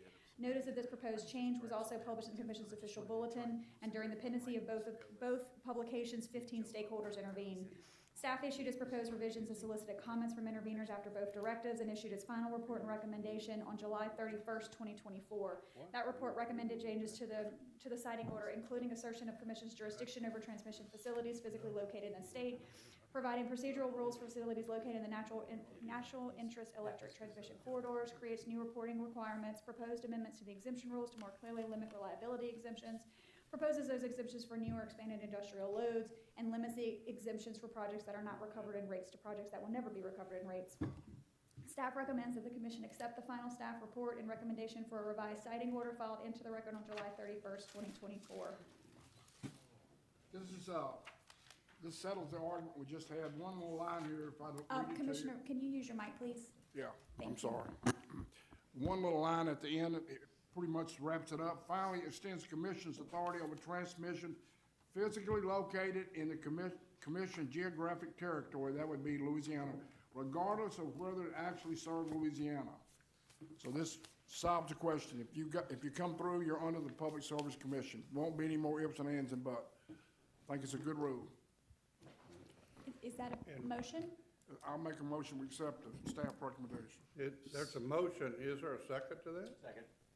A second to, by Commissioner Lewis. And, is there any discussion? I disagree with that.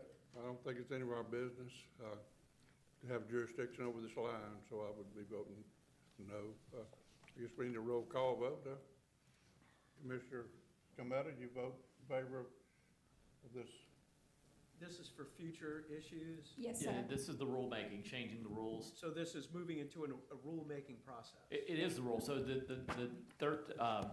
October 2013 order we were talking about, this is the revisions to that order, one of which is on projects like Right. Southern Spirit in the future would be subject to the rules. Right. Does this take into consideration, because I had a chance to review the old process, it didn't take into consideration how we look at cost benefits? I'm gonna defer to Ms. Evans on that. Lauren Evans on behalf of staff, not in the way that you were talking about it earlier. I mean, does it look at the value as a component of the value to say that electricity has to come out of the line to ratepayers in Louisiana to be considered? What is he saying? I don't know. For a cost benefit analysis? Yeah, if we're gonna be looking at cost benefit analysis, that an element of it has to be that it provides electricity to Louisiana ratepayers. It's not just something, it's gotta be providing electricity. So the way that the definition was changed is that we are going to exert jurisdiction regardless of whether or not the line provides service to customers. So there's other factors in the order that is gonna require the cost benefit analysis. So you're not saying if it does or even doesn't provide service, right? Well, if it doesn't provide service, there's likely not going to be a cost benefit Right, analysis. what I'm saying, the citing is gonna cover even systems that don't provide service. Correct. Yeah, I vote no. Yeah, that's right. I vote no. So we're in a roll call vote. Yeah, Chairman let's, votes no. so we, roll call vote, did we? Go back and start over again. So I call Commissioner Scametta, you vote no. No. Commissioner Lewis, Yes. Mr. Green. Yes. Mr. Campbell. Yes. Chair votes no, 3-2, so you have your way, Commissioner Campbell. All right, congratulations. All right, moving on to, the next one Yes, is, sir. Exhibit 28, 28. which is docket number U37191. This is Magnolia Water Utility Operating Company's Formula Rate Plan 2023 Test Year Annual Report filing. It's a discussion and possible vote on a joint report and draft order at the request of Commissioner Scrametta. On May 1st of 24, Magnolia filed its 2023 annual report per the revisions of the order of U35822, which was published in the Commission's official bulletin, and no interventions were filed. The FRP utilizes an earning bandwidth based on a calculated ROE of 9 to 10% with a midpoint of 9.5. In its 2023 FRP filing, Magnolia reported a consolidated ROE of 3.45%. This deficiency in earnings would require an increase in revenue requirement of approximately $7 million, with $4 million of that allocated to water and $3 million of that allocated to sewer. Staff reviewed Magnolia's rate-based calculations and determined that the company had increases in expenses due to Magnolia's purchase of additional utilities and the necessary investments needed to bring them into regulatory compliance. For example, Magnolia received 3 administrative orders on consent agreements executed between the company and LDEQ between 2019 and 2020, which included 250 acquired sewer facilities containing deficiencies. Magnolia has successfully removed 235 of those systems from the AOCs. On August 6, 2024, staff filed its report and recommendation into the record, and staff made multiple adjustments to Magnolia's schedules, which resulted in an increase to the ROE of 3.93%, but still below the allowed return of 9.5%. Staff found that a deficiency in earnings would require an increase in revenue requirement of approximately $6.5 million, with 3.3 of that being water and 3.2 of that allocated to sewer. Magnolia filed its response to staff's report on August 6, indicating acceptance of staff's report, and staff and the company filed a joint report and draft order into the record on August 8, 2024, where staff recommended that Magnolia be allowed a total revenue increase of approximately $6.5 million. Staff recommends that the commission accept the joint report and draft order filed into the record on August 8th of 2024. Move to accept staff recommendation. I'll second that. Object. Ask for roll call vote. Okay. Got one objection, so we had a roll call vote. So, Commissioner Campbell, how do you vote? This is a rough vote? This is the vote to accept Magnolia's FRP annual increase. Yes. Yes. Haig and, Commissioner Scametta, Yes. Mr. Lewis, Yes. Mr. Green. No. Chairman votes yes, it's 4-1 vote, it passes. So we move on to 14, number 14. Yes, sir. Exhibit number 14 is docket number U36625. This is Entergy's application for approval of an Entergy Future Ready Resilience Plan, Phase 1. It's a discussion and possible vote to retain a monitoring engineer. Staff issued RFP 2406, seeking an engineer to assist staff in the monitoring, and received 3 conforming bids. The first was from Critical Technology Consulting of $3,631,850 in fees and $120,000 in expenses, for a total budget not to exceed of $3,751,850.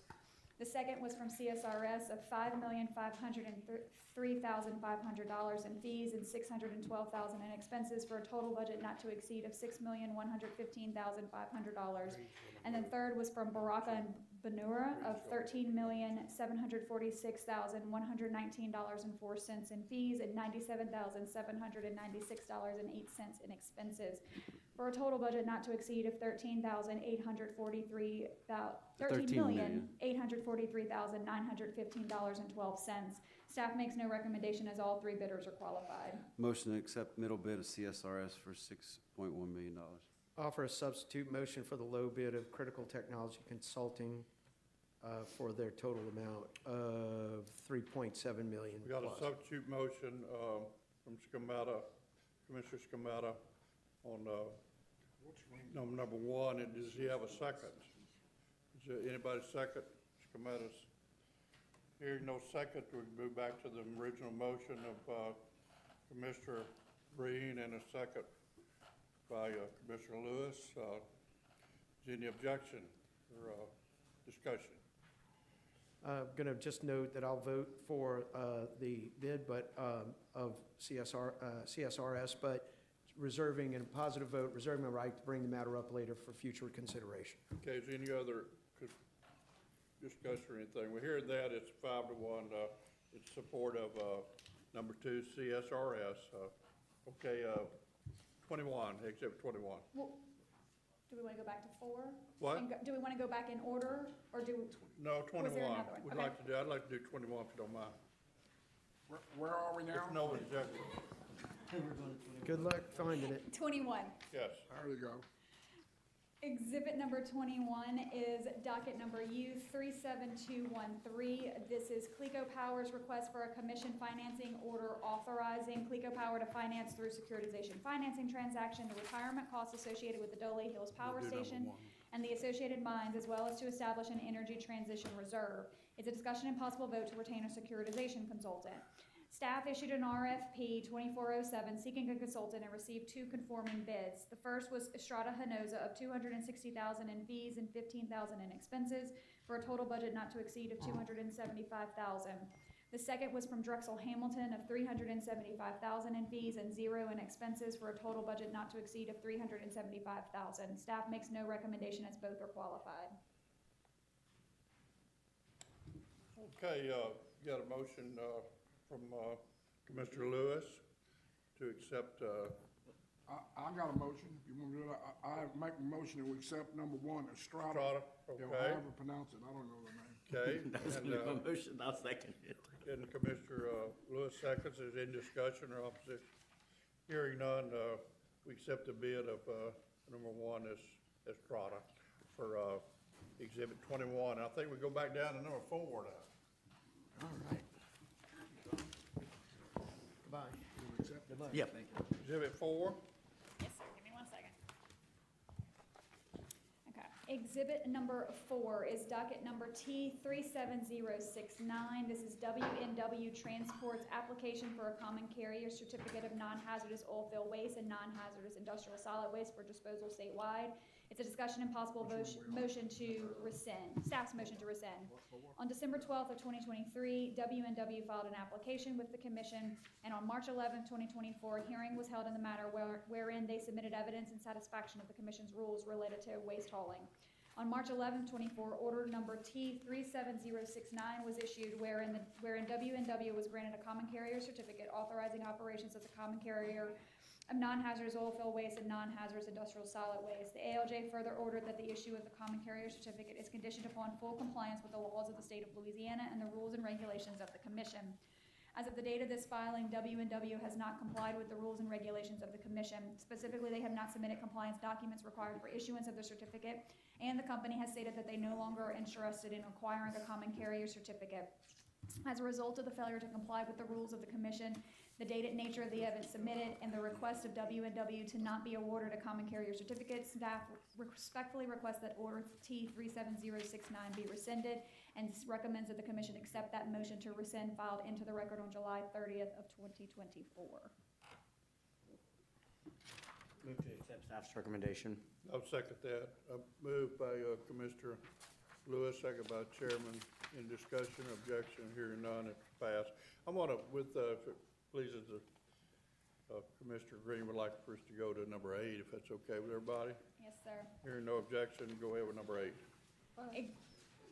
Exhibit number 8 is docket number S37079. This is Delta State Utilities and Entergy Louisiana's joint application for approval of acquisition of Entergy's gas local distribution company assets to Delta States and Delta States' request for authority to operate as a gas local distribution company and incur indebtedness. It's a discussion and possible vote on staff's report and recommendation.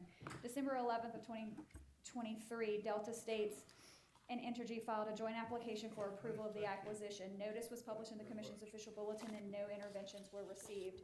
Staff reviewed the application, accompanying exhibits, and had discovery and held meetings with both Entergy and Delta States. And on July 30th of this year, filed its report and recommendation, generally agreeing with the application and finding that the transaction is in the public interest, that Delta States has the necessary access to capital and will be able to ensure system compliance.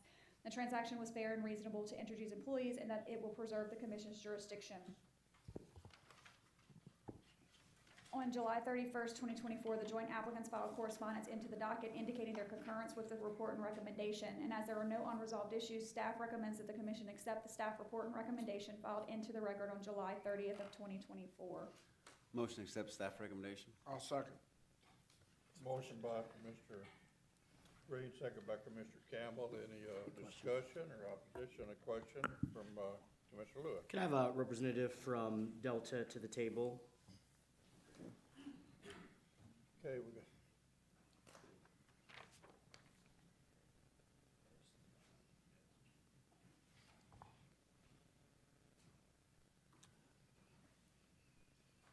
Okay, give us your name and who you are. Speak up. Ryan King on behalf of Delta Utilities. Thank you, Mr. King. I just have I'm sorry. Go ahead, Ms. Carrie Tunion, legal counsel for Delta. Thank you. I apologize for that. I just have about 3 questions that some of my constituents have asked me about this. One, because this is an acquisition of a private equity firm that is very different than priorities of a traditional IOU. One of the questions that has come up is recently Bernhardt has made a number of acquisitions recently. Can you guarantee that the commitment to gas services will be there and that you are able to manage a company that now will become the largest gas operator in Louisiana if all of your acquisitions for Delta is complete? Absolutely. We've made that commitment in the record, as well as over the past, since 2013, when Bernhardt Capital was developed. I think we have a strong track record of investing in Louisiana, primarily in critical infrastructure and critical services. With roughly, between the portfolio companies, 5,500 employees across Louisiana. I think that's a track record of strong investment in Louisiana. But also, yes, we've committed, and part of all of these utilities being regulated requires us to have a financial capability to move forward and operate and maintain the assets into the future. And thank you. So some of the questions have been about long-term goals. So can you just address that? What are the long-term goals to ensure that you're maintaining and providing a reliable and affordable service, especially in gas distribution to Louisianians? Yeah. So moving forward from here, we're developing it's a transition plan to move, and the primary tenets of that transition plan are protection of the customers, but also protection of the employees of Entergy as it stands today. The transition plan involves it's between now, and we've already started this plan, and closing, which is expected to be in the middle of 2025. Part of that plan is the development of a technology platform it's cloud-based, it's modern. It's something that will begin the customers on a brand new platform. So we're starting from scratch. We're starting from brand new, and it's a clear opportunity to switch from a platform that was integrated, gas and electric, to a gas-focused organization. And the difference we see for customers there is in the short term and the long term. First, the transition plan with the technology platform, but also the protection of the existing employees, which we're guaranteeing employment to approximately 200 employees that operate these gas assets today. And so moving forward, we expect to maintain those employees, but also build this organization in Louisiana and keep our headquarters in Louisiana, even though our footprint may expand beyond Louisiana. Thank you. And while my last kind of question on this, while we're talking about the transition plan, can you address what are the costs to ratepayers of this transition? And what would that be? And then how do you anticipate that if we make this transition, rates would go in future rate cases, or what's that long-term rate impact that you are looking at? Yeah, so for the transition plan, I guess from a starting point, we've proposed to step into the shoes of Energy's rate schedules and tariffs on file today. So we're not asking for any recovery of transition plan costs in this filing. That's not before you today. What we have agreed to and proposed is that as we move forward, we would have a consistent period of base rates while we develop that and implement that transition plan.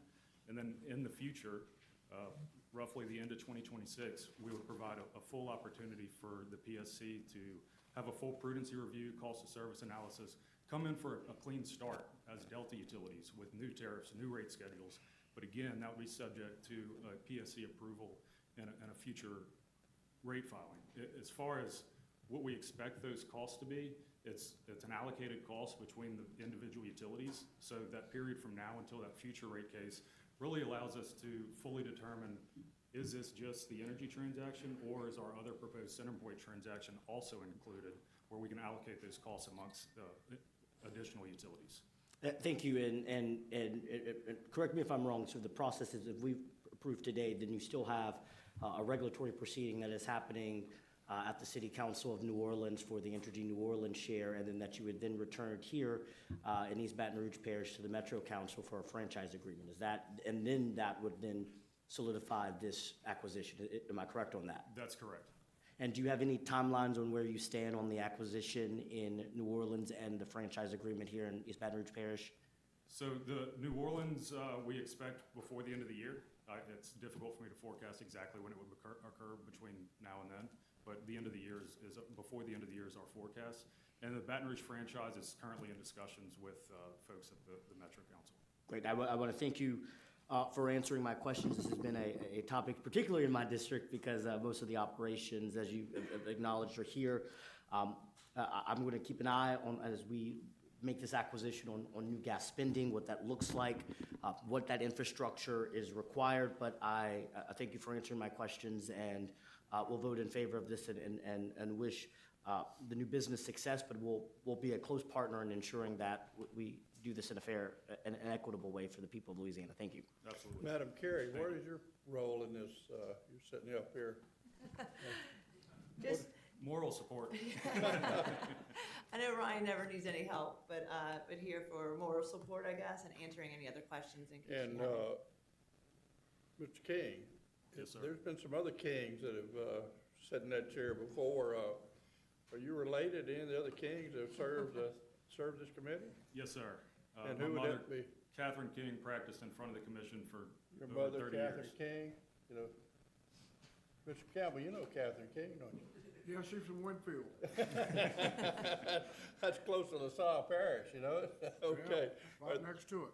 Okay, thank y'all. So, any other discussion or any objection to this? I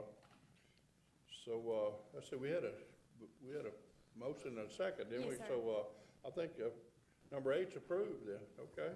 So, where we go now? Back down to? Back to number 6. 6, okay, all right. All right. Which one we on now? Now So we're 6. Exhibit number 6 Okay. is docket number R36131. This is the commission's determination of commission jurisdiction over the various methods of providing electricity to electric vehicles and the infrastructure associated therewith. It's a discussion and possible vote on staff's final Phase 2 recommendation. Pursuant to an unopposed directive issued at the commission's July 2021 B&E, the staff opened this rulemaking with several interventions being received. On April 21st of 2023, staff issued its final Phase 1 recommendation, wherein staff recommended the commission decline to exert its jurisdiction over electric vehicle charging stations. The commission accepted that recommendation, and then also as part of that, recommended that the docket remain open for a phase 2 review of other topics raised in this docket surrounding charging stations to allow for consideration of additional rules. After reviewing comments on two versions of its phase 2 proposed recommendations, staff filed its final phase 2 recommendation on July 26th of 2024. Major recommendations included as follows. Should a jurisdictional utility decide to offer incentives to customers to install charging equipment, the commission must review and approve such incentive. Staff recommended that jurisdictional utilities not be allowed to own, lease, operate, or control the EV charging stations. Nevertheless, such prohibition would not limit a utility's unregulated affiliate from owning, leasing, or operating or controlling EV charging stations. Should the regulated utility or affiliate of a regulated utility be subject to a cyber attack relating to its EV charging technology, the utility shall notify the commission of such cyber attack within 30 days of being made aware of the event. And since the commission declined to exert jurisdiction over the charging stations, whether the EV charging pricing should be based on volumetric or time-based pricing would be best handled by the Louisiana Department of Agriculture and Forestry.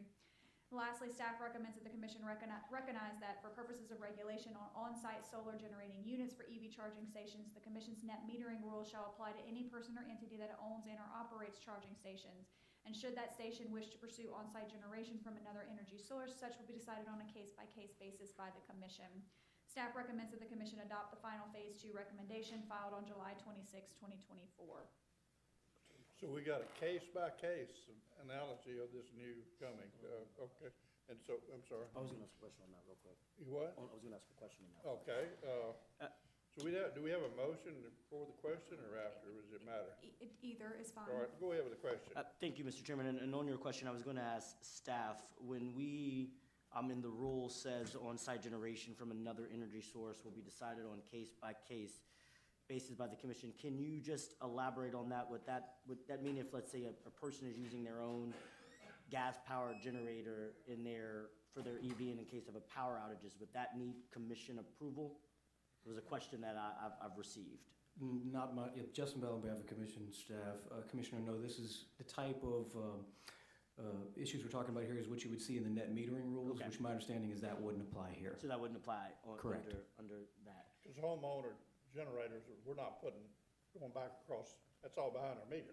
That's Okay. correct. So it's none of our business, okay. Thank you. And the last question that I have for you, Mr. Bella, while I have you, is what's been our interaction with Department of Ag, especially when have we offered any expertise with him giving the oversight of the pricing of EVs as this rule would pertain? That's the next question that I've gotten from a lot of constituents is if we are giving that, they assume that because we are making rules on EV, that what is our disengagement with the Department of Ag on what they may determine pricing for charging would be?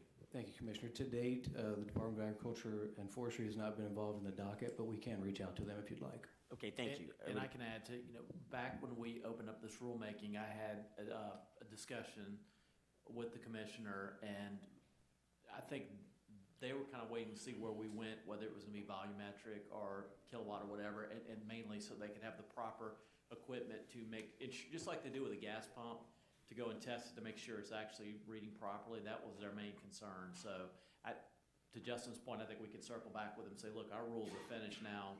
Now we Here's can what go. they say, do what you do, because it's different equipment depending on which route we went, and they wanted to make sure they had the ability to go and test it under their weights and measures role.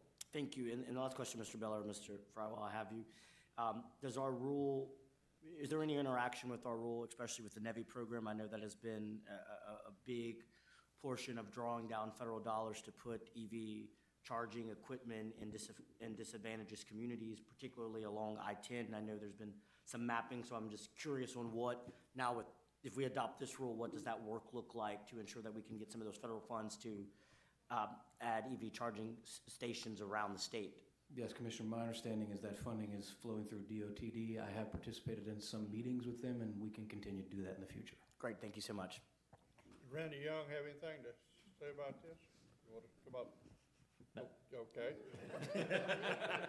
Well, let me ask, I was familiar with charging stations. Now they talk about putting some solar panels on there, maybe some batteries. So they may have some electricity to sell back to the grid. Would this be, it would be similar to a homeowner, selling back to the grid, is that true? Yes, Commissioner, these rules anticipate following the net metering rules, which is All right, what so- you're discussing. So we already have rules in place, it's just the vote to approve it, okay. That's I got correct. you. All right. All righty, so we got a, We'll entertain a motion. I'll move to adopt staff's recommendation. and a second from Commissioner Green. A motion by Commissioner Lewis, and any opposition? Hearing none, it's passed. Okay. So exhibit number 7 is docket number R 36262. This is the commission's possible modification of the commission's integrated resource planning rules to remove the exemption for electric cooperatives. It's a discussion and possible vote on staff's report and recommendation on the final rule. The docket was initiated in February of 2022 pursuant to order number U 35927, published in the commission's official bulletin with several parties intervening. On May 4th of '23, staff filed a request for comments on whether any party opposed the commission's integrated resource planning rules and associated order be modified to remove the exemption for electric cooperatives. 11 parties stated no objection, a few requested clarification, and 2 parties opposed removing the exception. After reviewing all of the comments received, staff filed the final proposed rule on May 14th, 2024, which removed the electric cooperative exemption from the commission's IRP rules, as well as provided clarification in response to some of the initial comments received. Staff received additional comments from 6 of the interveners, with all being supportive to remove the electric cooperative exemption. Having considered all the rounds of comments received and the vast majority supportive of removing the exemption for electric cooperatives, staff filed the final rule on July 19th, 2024. The increased focus on near and long-term reliability, not only by this commission, but also by the regional transmission organizations and the Federal Energy Regulatory Commission, further support the need of full participation from jurisdictional electric utilities in the commission's IRP process. Staff proposed the final Rule 1, remove the electric cooperatives exemption from adhering to the IRP rules and require them to partake in and adhere to the commission's rules. Clarify that should an electric cooperative be part of a cooperative membership undertaking an IRP process, the individual electric cooperative is not required to independently conduct its own IRP, and that the initial summary report for all utilities who have not undertaken an IRP process is due 120 days after a commission order in this proceeding.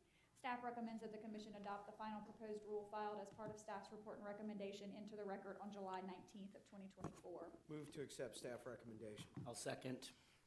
Moved by Commissioner Scametta, second by Commissioner Lewis, and any opposition or discussion? Hearing none, it's passed, 7 passed.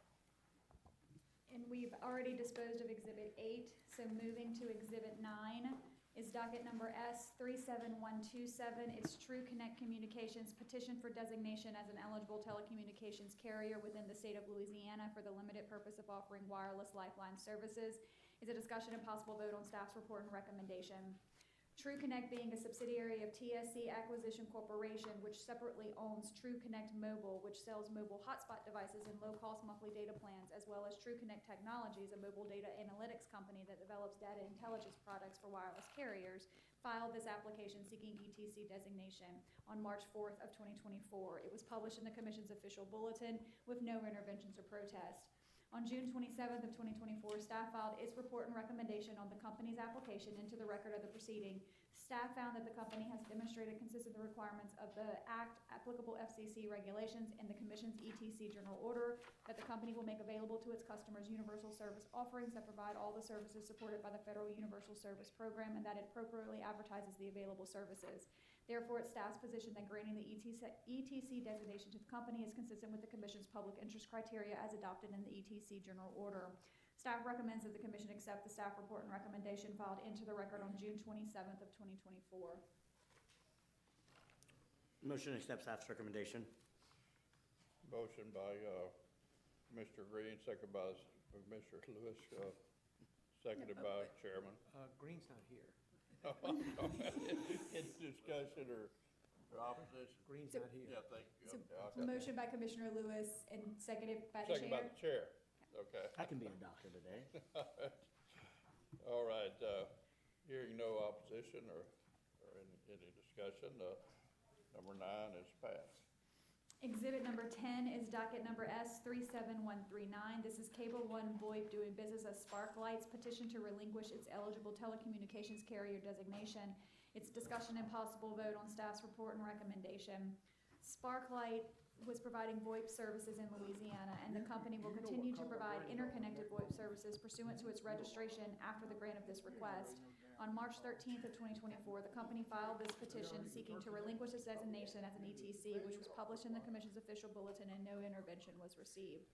On March 12th of 2024, the company notified FCC that it had completed its required build-out to the 22 locations in the service area where it was awarded RDOF funding and was withdrawing from the RDOF program for the state of Louisiana and filing the same request with the Commission. The company will continue to provide broadband service and voice service to the 22 locations in the service area. However, will no longer receive RDOF support payments for the 22 locations. The company is remaining to certain record-keeping rules for the RDOF program.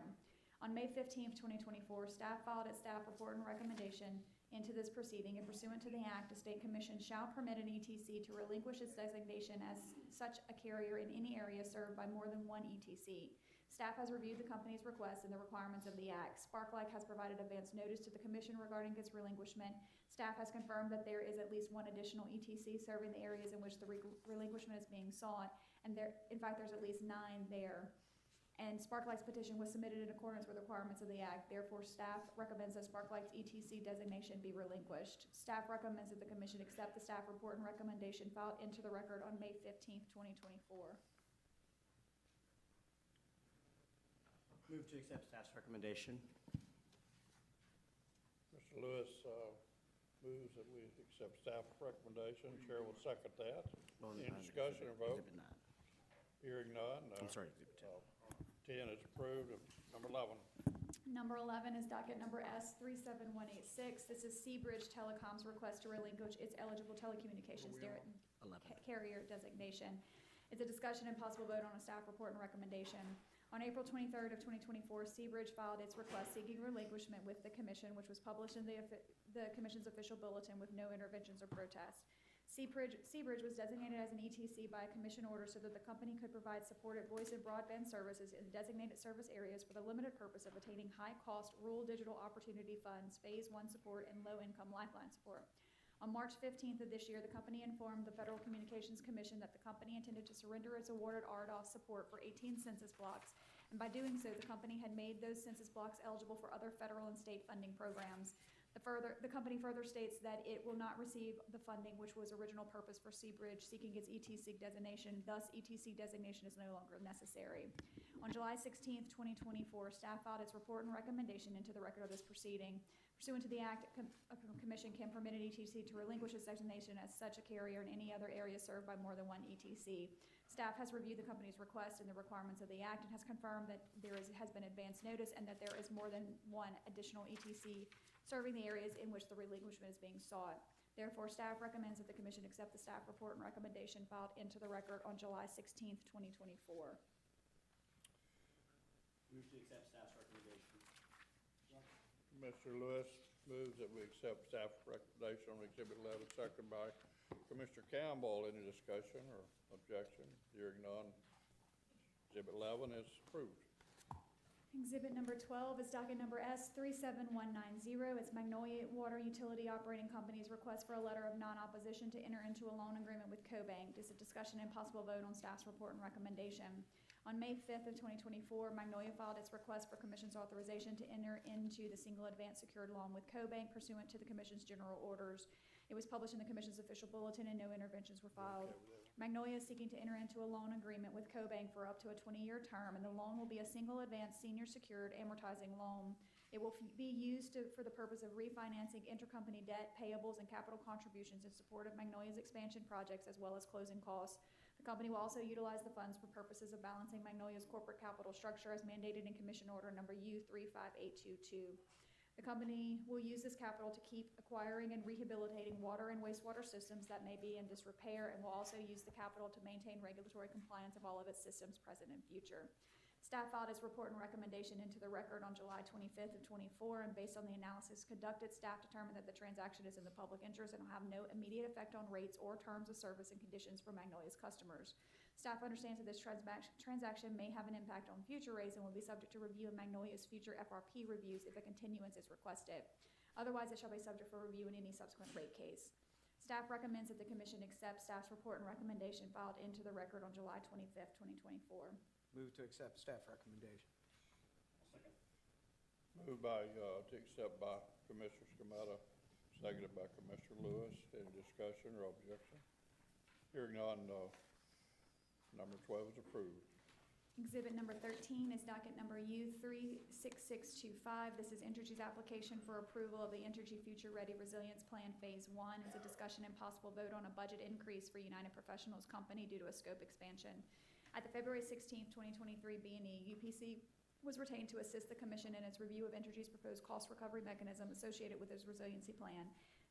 And at the Commission's April 24 B&E, the Commission voted to approve Entergy's framework, which was a subset of the original resilience plan. Included within that framework was a rider that contemplates semi-annual filings, revenue requirement redeterminations, and true-ups. In addition to the rider, the framework included a poll performance metric that, if triggered, requires a fee based upon the type of poll. Given UPC's knowledge of Entergy's resilience plan and the proposed cost recovery mechanism, staff solicited UPC to continue assisting the Commission by conducting those semi-annual reviews and true-ups as filed by Entergy. Staff solicited UPC pursuant to the Commission's order dated November 10, 2014, which provides that no formal RFP is required under certain circumstances. Based on staff solicitation, UPC proposed a budget of $73,000, which was $70,000 in fees and $3,000 in expenses.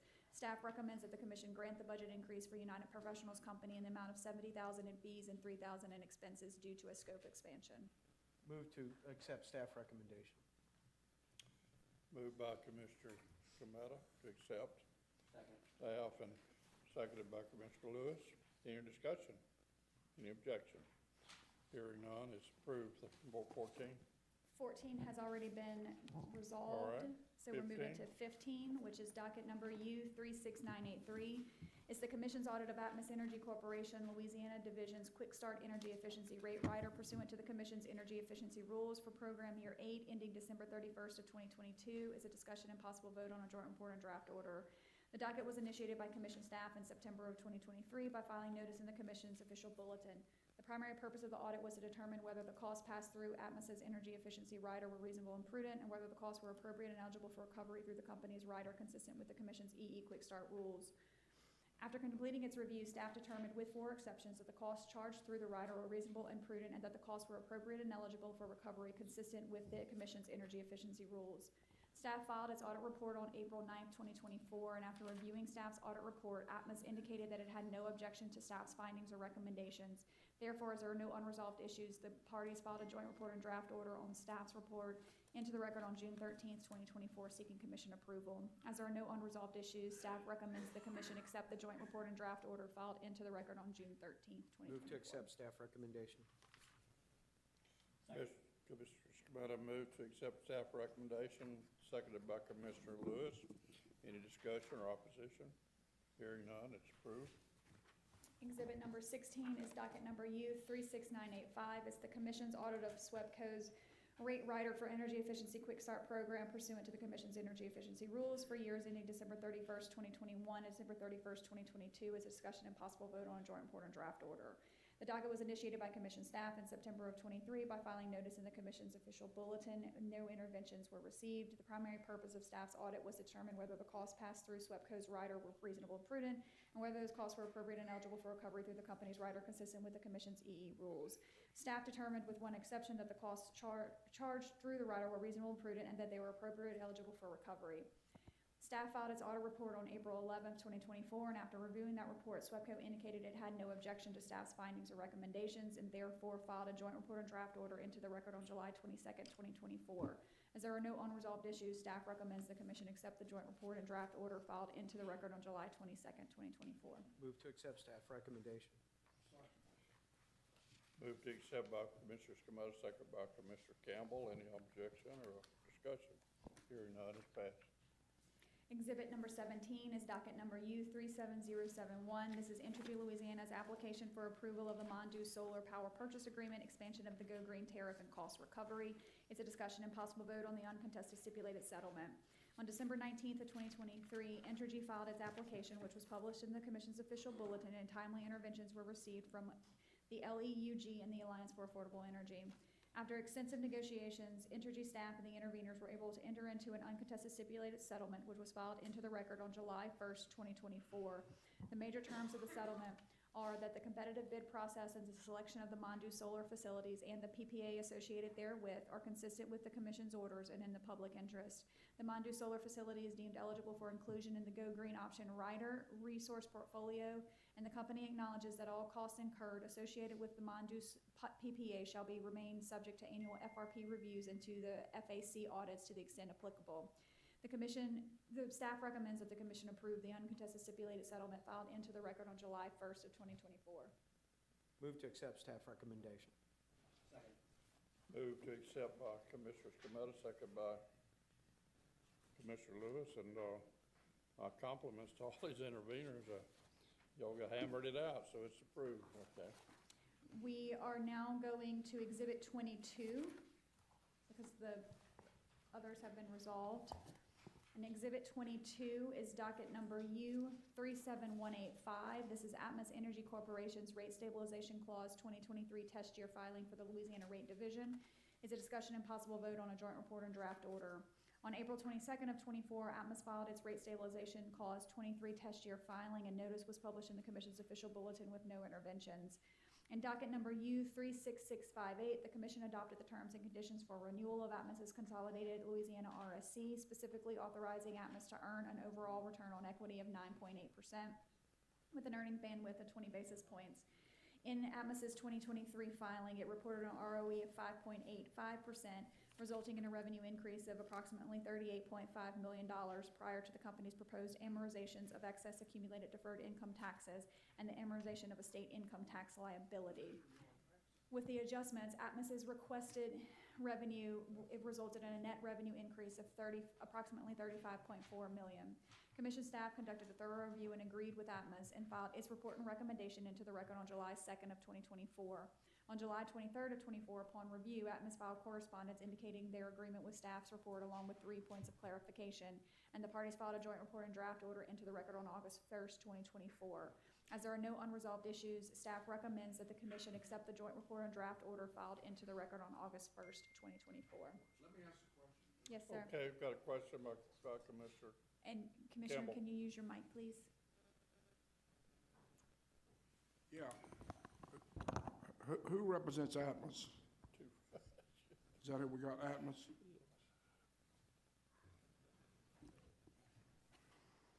This is just a general question for all of them.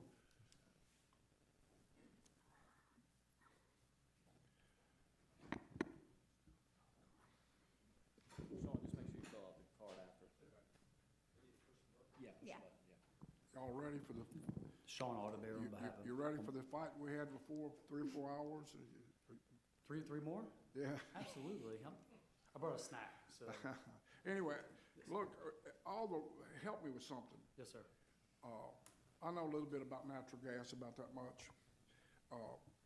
Natural gas prices are going down. They're nothing now? Yes, sir. $2 or something, isn't it? What is it? $2.15 on the prompt month. It's real bad. And it's low. It's good for consumers. Why y'all want to raise your rates? Well, this filing has nothing to do with the gas cost GCA. That's just a straight pass-through of what we pay for the gas cost. This is on the investment into the infrastructure and the ROE that we earn on that. Yeah, I know, but you sell natural gas. Yes. You do And we sell. purchase the gas. And when you buy things cheaper, you ought to be able to help people save money, right? Yes, and so whatever at these lower prices, Well, we pass it through at cost. I don't see anybody reducing the cost of anything. It's always raising the cost. Even though when natural gas is $2.50 or whatever it is you said, I don't know what the price of it is. $2.15, but it fluctuates by month and seasonality as well. But if it's $2.15, we pass it through at $2.15. I just wondered if anybody ever think about reducing anything? Everybody's just always going up. Well, we are. Yeah, I mean, in this case, anytime the price is lower, these savings are automatically included as a pass-through of our bills in the GCA. So if it's $2.15, that cost goes through at $2.15. Okay. I'm amazed because nowadays, you don't see anything go down. Interest rates are up. Thanks, Joe Biden. Everything's higher. natural gas is down. Yeah. In the market, we are market takers, we're not market makers, so the price is what the Are price y'all is. buying a lot of natural gas now as cheap as it is and saving it where we can pass it on? Yes, sir. Absolutely. Tell me about that. What are y'all doing? And whatever our forecasted load usage is, we purchase the gas, and we also are purchasing these lower gas prices and putting it into storage. And so when we get to the winter, when prices are a little more elevated, those lower prices will come back through to the customer. Can you really tell much difference in winter prices and summer prices? It's Because about $1 right now, difference. yeah, it was so hot in Louisiana, I use as much electricity in the summertime as I do in the wintertime. Probably. So, I mean, that idea, well, when winter hits, prices are gonna go up, that can't be true anymore in Louisiana. Well, it's a national price deal, and there's a contango between the summer and the winter, and there is still that difference. Now, to your point, if we move into the winter and it's significantly warmer, then those prices could go lower at Yeah, that point in time, and you may not see that difference. That's all, I don't have any other questions. Right. I move to accept staff recommendation. Okay. Good, we got, Mr. Lewis, did you have something? Thank you. Question for staff. Question for staff.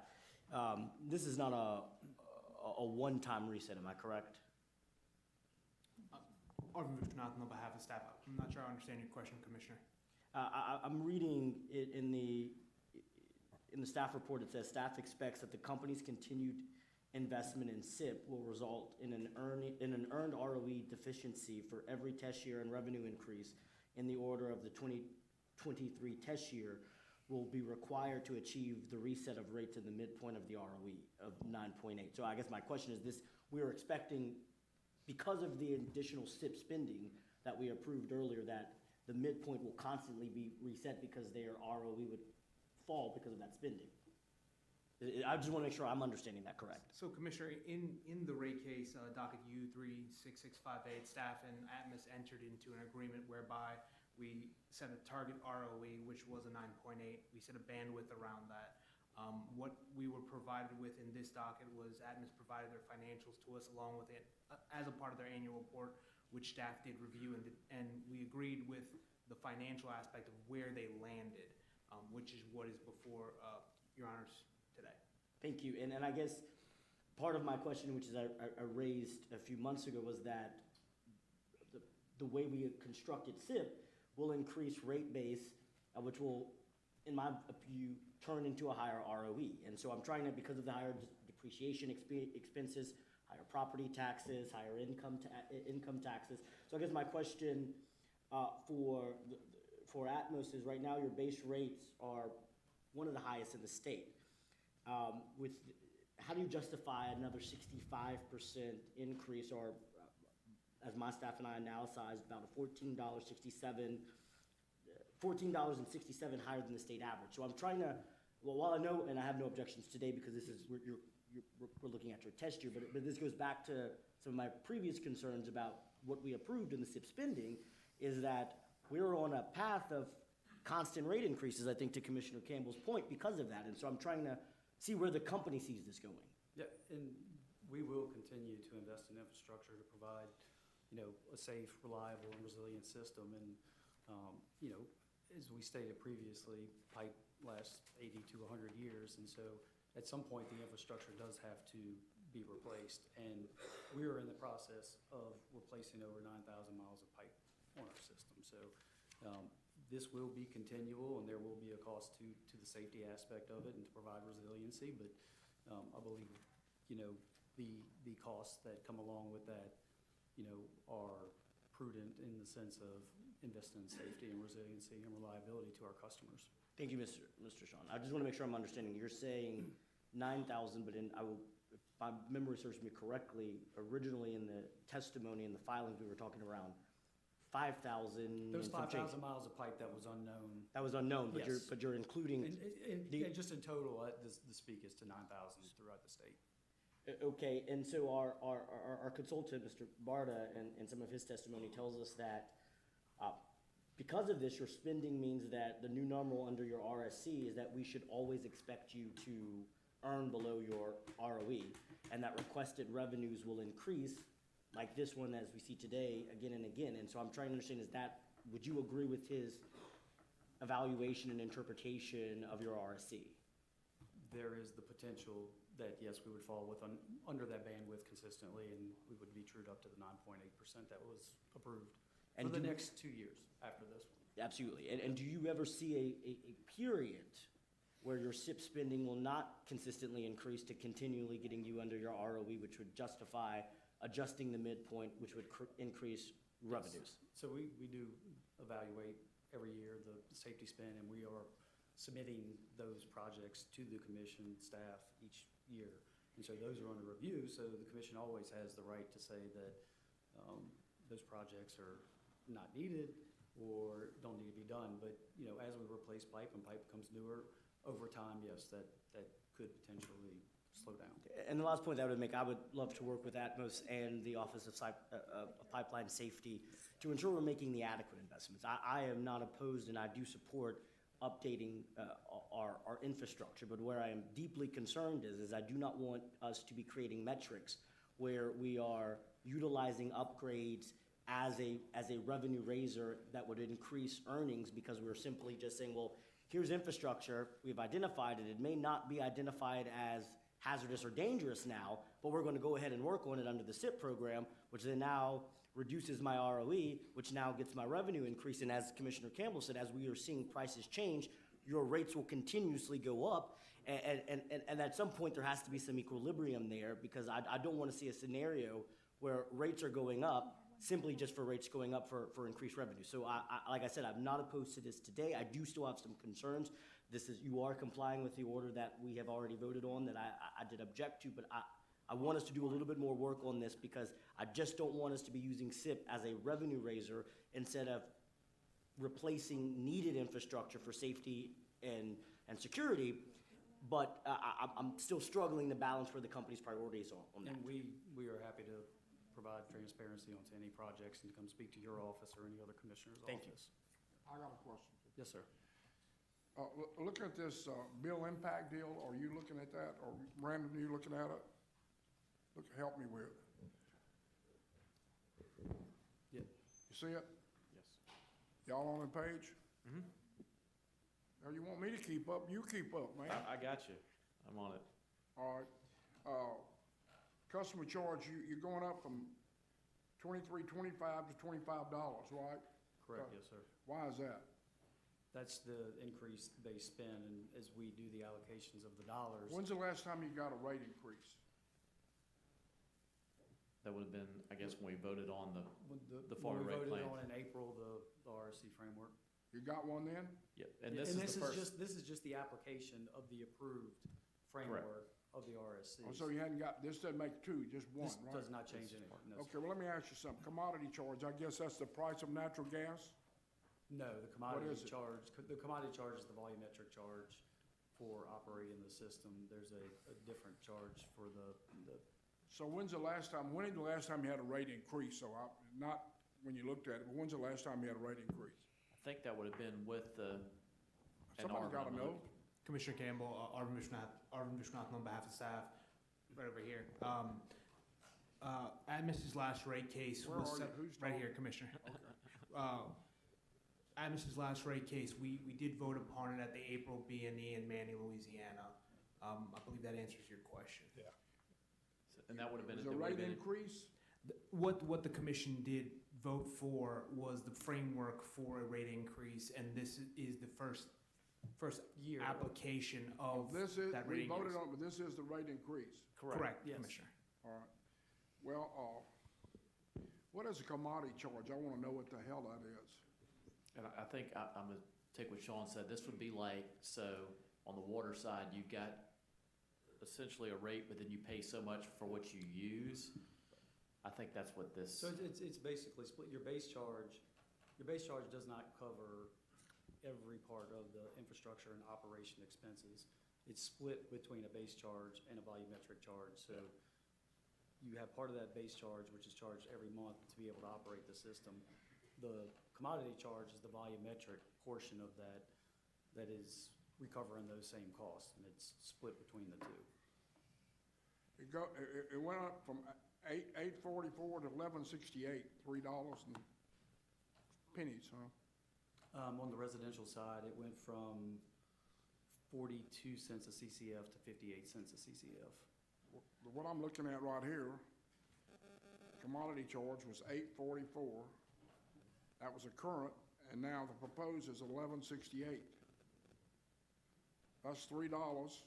And that, I think that's for the average customer. So that would be taking Sean's numbers and multiplying it by usage to get to that number. $6 potentially. Does that sound right? I mean, I think we calculated it was $6 a month per customer increase. $3 a month is what it's going. $6 and $6 per month, and a large part of that was the total in this increase. file, the $15 million of the tax deferral went away this year, so. You know what I'm confused about, though? It's going up, up, up, up. Price of natural gas is down, down, down. Y'all buy natural gas, you buy it cheap, but we're selling it higher every time. Well, no, the gas cost, sir, is passed through at cost. This is the operating cost to operate the system. Those are two separate items on the bill. But a big part of your business is buying natural gas, isn't that correct? Yes, That's the biggest part, how much you pay for natural gas. we pay the market price in a given Yeah, month. I know that, I understand it, but what's puzzling to me, the price of natural gas is going down, or it's at an all-time low. If they That's don't passed give it through away. each month. Do what? Those savings are automatically passed through the GCA Yeah, I mechanism understand, each month. but it's hard for me to tell people about a higher, everybody knows about the price of natural gas going down. I mean, pretty much everybody, especially up our way, because they're all tuned into the Haynesville Shale, all the people, you know?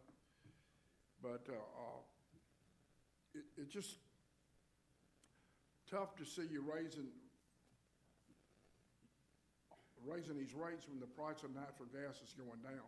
Well, this is exclusive of that. This is the cost to operate the business, to put the pipeline in the ground, to use our employees, to provide more safety and reliability on the system. That cost of gas going down is flowing through to the customers each and every month. Whatever we buy it for, it goes directly back to the customer. Yeah, I understand. I just, it just seems to be, it's just and I'm way off base probably up here. It just comes to me that, the company makes it up and, the people pay for it. And we let it go through, Doesn't matter about the price of the price of natural gas jumped up to $5. I could understand that, or $4, I could understand that. But it hadn't jumped up. That's just me. Okay. Okay, do we have a motion? Yes. And, we have a second. We do not. We got a motion from Schmetta, I'm not so. and, we got a second. We do not have a second. I'll second it. So is there any opposition? I'm opposed to it. I understand what you're doing, All right, well, let's, but just theory-wise, I can't keep voting for things to go up for the people, for the company, when the price of natural gas is like it is. Somebody's gotta share something. And I'm not accusing you of anything, I can't vote for that. So we'll do a roll call vote. should we roll call vote? Mr. Campbell, how do you vote? No. Mr. Schmetta, how you vote? Yes. Mr. Lewis, how do you vote? I'll vote yes. And chair votes yes, so we got a 3-1 vote. Absentee is, Mr. Rain. Thank y'all. Thank you. So next, So the next item is Exhibit 25. thanks for 23 was deferred. 23 was How many more do we have? Just one. Plenty. Two. No, don't forget about 4. We did 4. We went, I must have been out of the room. We did 4. Did we go 4? Yeah, Yep, we did. No, you're right. I'm trying to keep up. You're all over the place. Two more. Exhibit 25 is docket number X37232. This is the investigative audit into SWEPCO's service quality. Is a discussion and possible vote to approve the proposed budget of United Professionals Company. At the June B&E, Commissioner Campbell issued an unopposed directive to a service quality investigation into SWEPCO's recent outage events and the underlying causes, and also directed staff to solicit UPC for a budget proposal giving their ongoing work on SWEPCO's formula rate plan filings. Based on that solicitation, UPC proposed a budget of $60,000 in additional fees and no additional expenses. So staff recommends that the commission grant the budget increase for UPC in the amount of $60,000 in additional fees. Move to approve. I'll second. move to approve by Commissioner Schmetta, second by Commissioner Campbell. Do we need to call them guys up to discuss any of this, Commissioner Campbell? No, I'm fine. Okay, any objection, or other comments? So it's approved. So Exhibit 26 is reports, resolutions, discussions, and directives. There is a report from Entergy Louisiana regarding its advanced nuclear technology in Louisiana, referencing docket number X36987.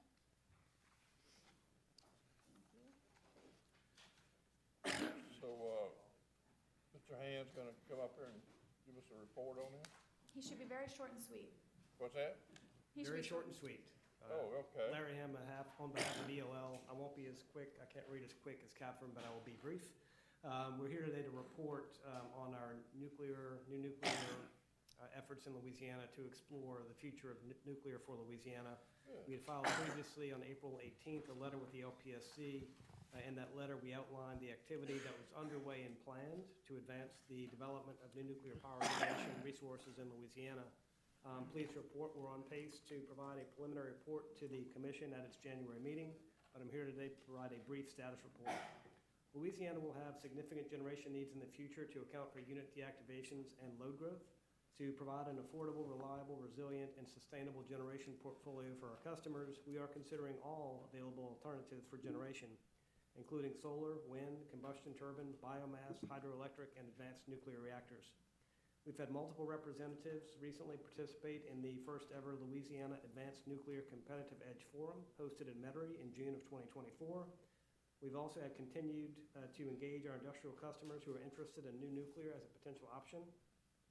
We're working toward an additional memorandum of understanding with another nuclear technology provider, which will supplement agreements we already have in place with 7 other providers. We are attending this week the Department of Energy's Office of Clean Energy Development Industry Day. This event pertains to a recent funding opportunity announced for $900 million that's available to first movers and fast followers on Generation 3 and small modular reactors. We're also continuing the work on the technology assessment of available advanced nuclear technologies in identifying potential sites in Louisiana that would be suitable for a new nuclear facility. Once these initial steps mature, we can then conduct a site feasibility assessment. And lastly, we are developing a plan to establish a consortium of utility stakeholders with a focus on identifying technologies and sites for new nuclear in Louisiana, attracting steel manufacturing to Louisiana that can support nuclear component and other manufacturing, and promote federal funding for nuclear design certification. We'll continue these and other efforts with the aim of providing our interim preliminary report to the Commission in January of 2025. And that concludes my report, pending any questions. Any questions? Hearing none, we have a motion? It was just a report. There doesn't need to be a I'm sorry, motion. it's a report, yeah, thank you for that. Okay. next. We also have 2 ratifications. The first is a discussion and possible vote to ratify votes taken by Commissioner Skrmetta, acting as the Commission's representative on the Board of Directors of the Organization of MISO States. This is on the agenda for ratification of an email vote taken on July 9th, 2024 by Commissioner Skrmetta. OMS prepared comments in FERC docket number ER 22-1640, supporting MISO's order number 2222, compliance filing related to DER participation in the MISO markets. And based on staff's recommendation, the Commission voted yes on these comments because the OMS comments generally support MISO and OMS continuing to work together. The staff recommends that the Commission ratify the July 9th, 2024 email vote taken by Commissioner Skrmetta as the Commission's representative on the Board of Directors of the Organization of MISO States. Okay, Skrmetta will not be able to vote on this, but the other 3 of us, is any disagreement here? Hearing none, we would need a motion to ratify Commissioner I move to Skrmetta. ratify Okay, well, I'll Commissioner second Skrmetta's that. votes at OMS. All right, so is any Then we need discussion, a objection? second. Somebody's got a second.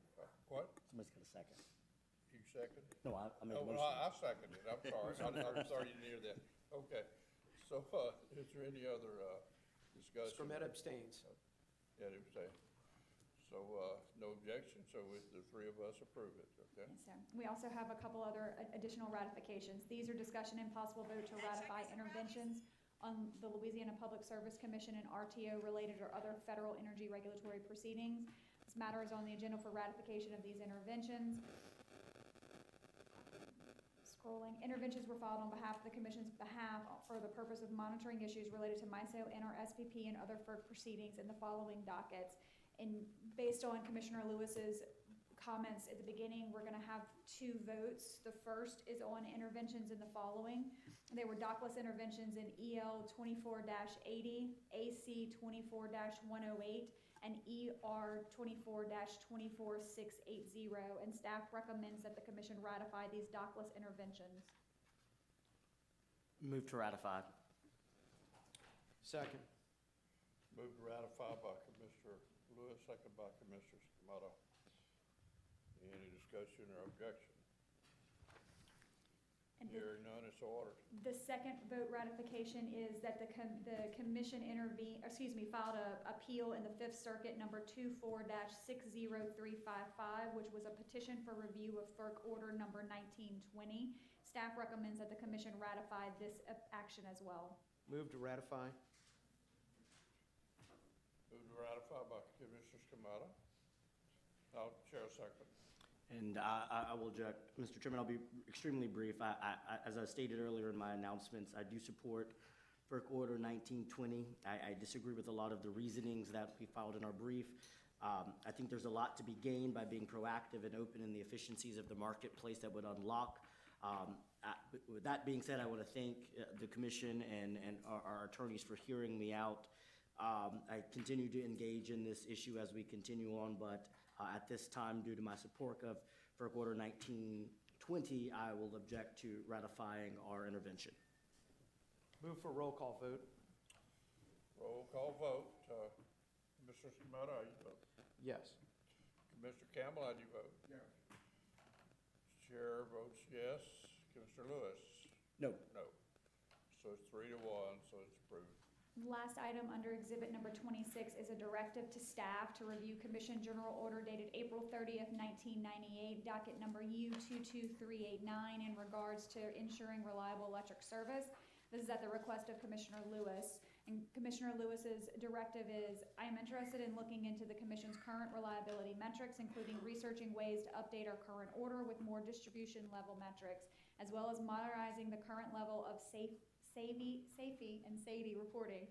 I believe we are to truly ensure our electric generation is reliable. We need to look beyond system level reporting and look at analyzing distribution level interruptions across different areas or populations. I have recently learned that there are reliability metrics out there that are customer focused and that the report at the census block or zip code level.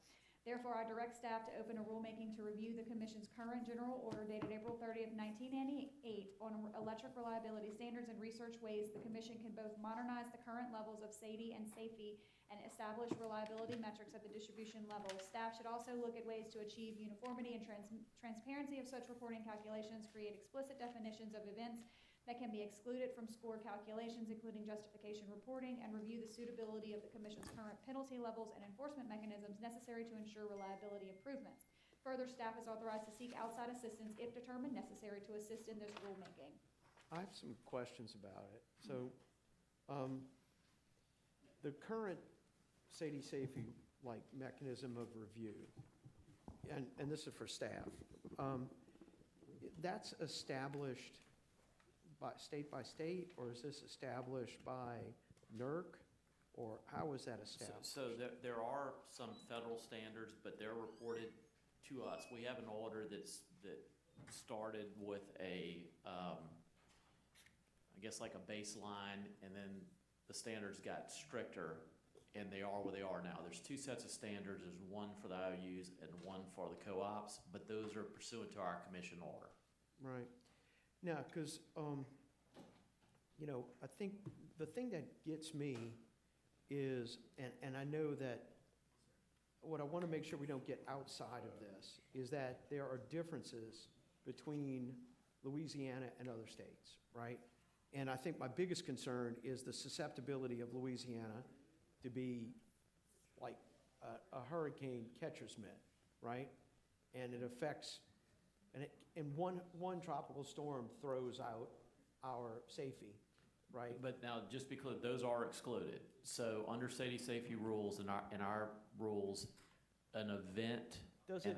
But even if it's like, is it excluded? Because I mean, we do Yes. get different rain events. We just get thunderstorms. We get different weather patterns that are different from other states. And so I just want to understand sort of what's included, what's excluded, because if they're going to exclude hurricane issues, that's fine. But, I mean, we just get lightning events that are more common than other states. So I'm trying to figure out what states we're going to be more like, what regions we're going to be more like, and how we achieve like a fair analysis of what we do. That's really what I'm looking at. And the way, and Arnold, you can jump in if Arnold never says anything, so I'm gonna try to get him to talk, but no.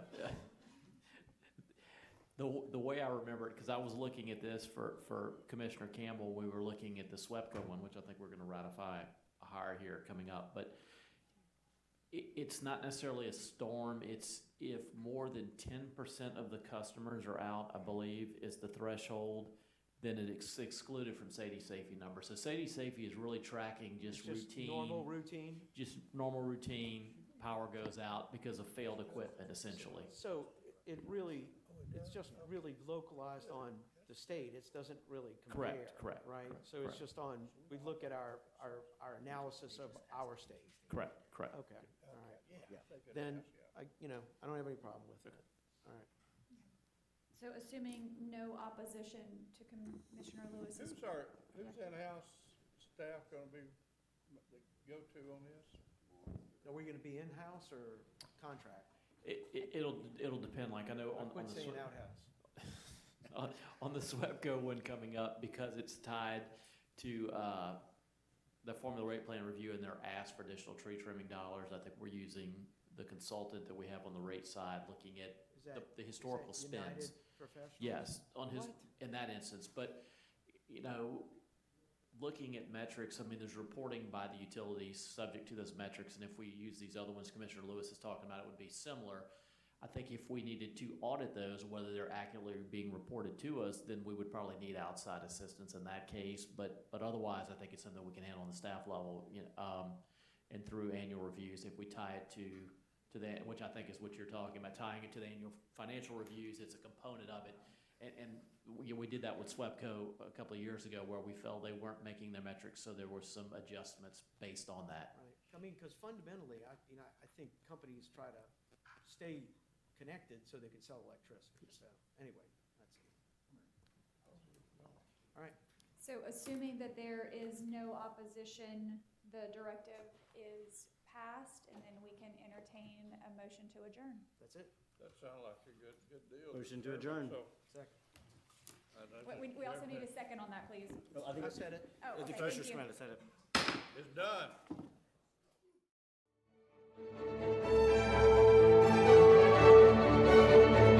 done.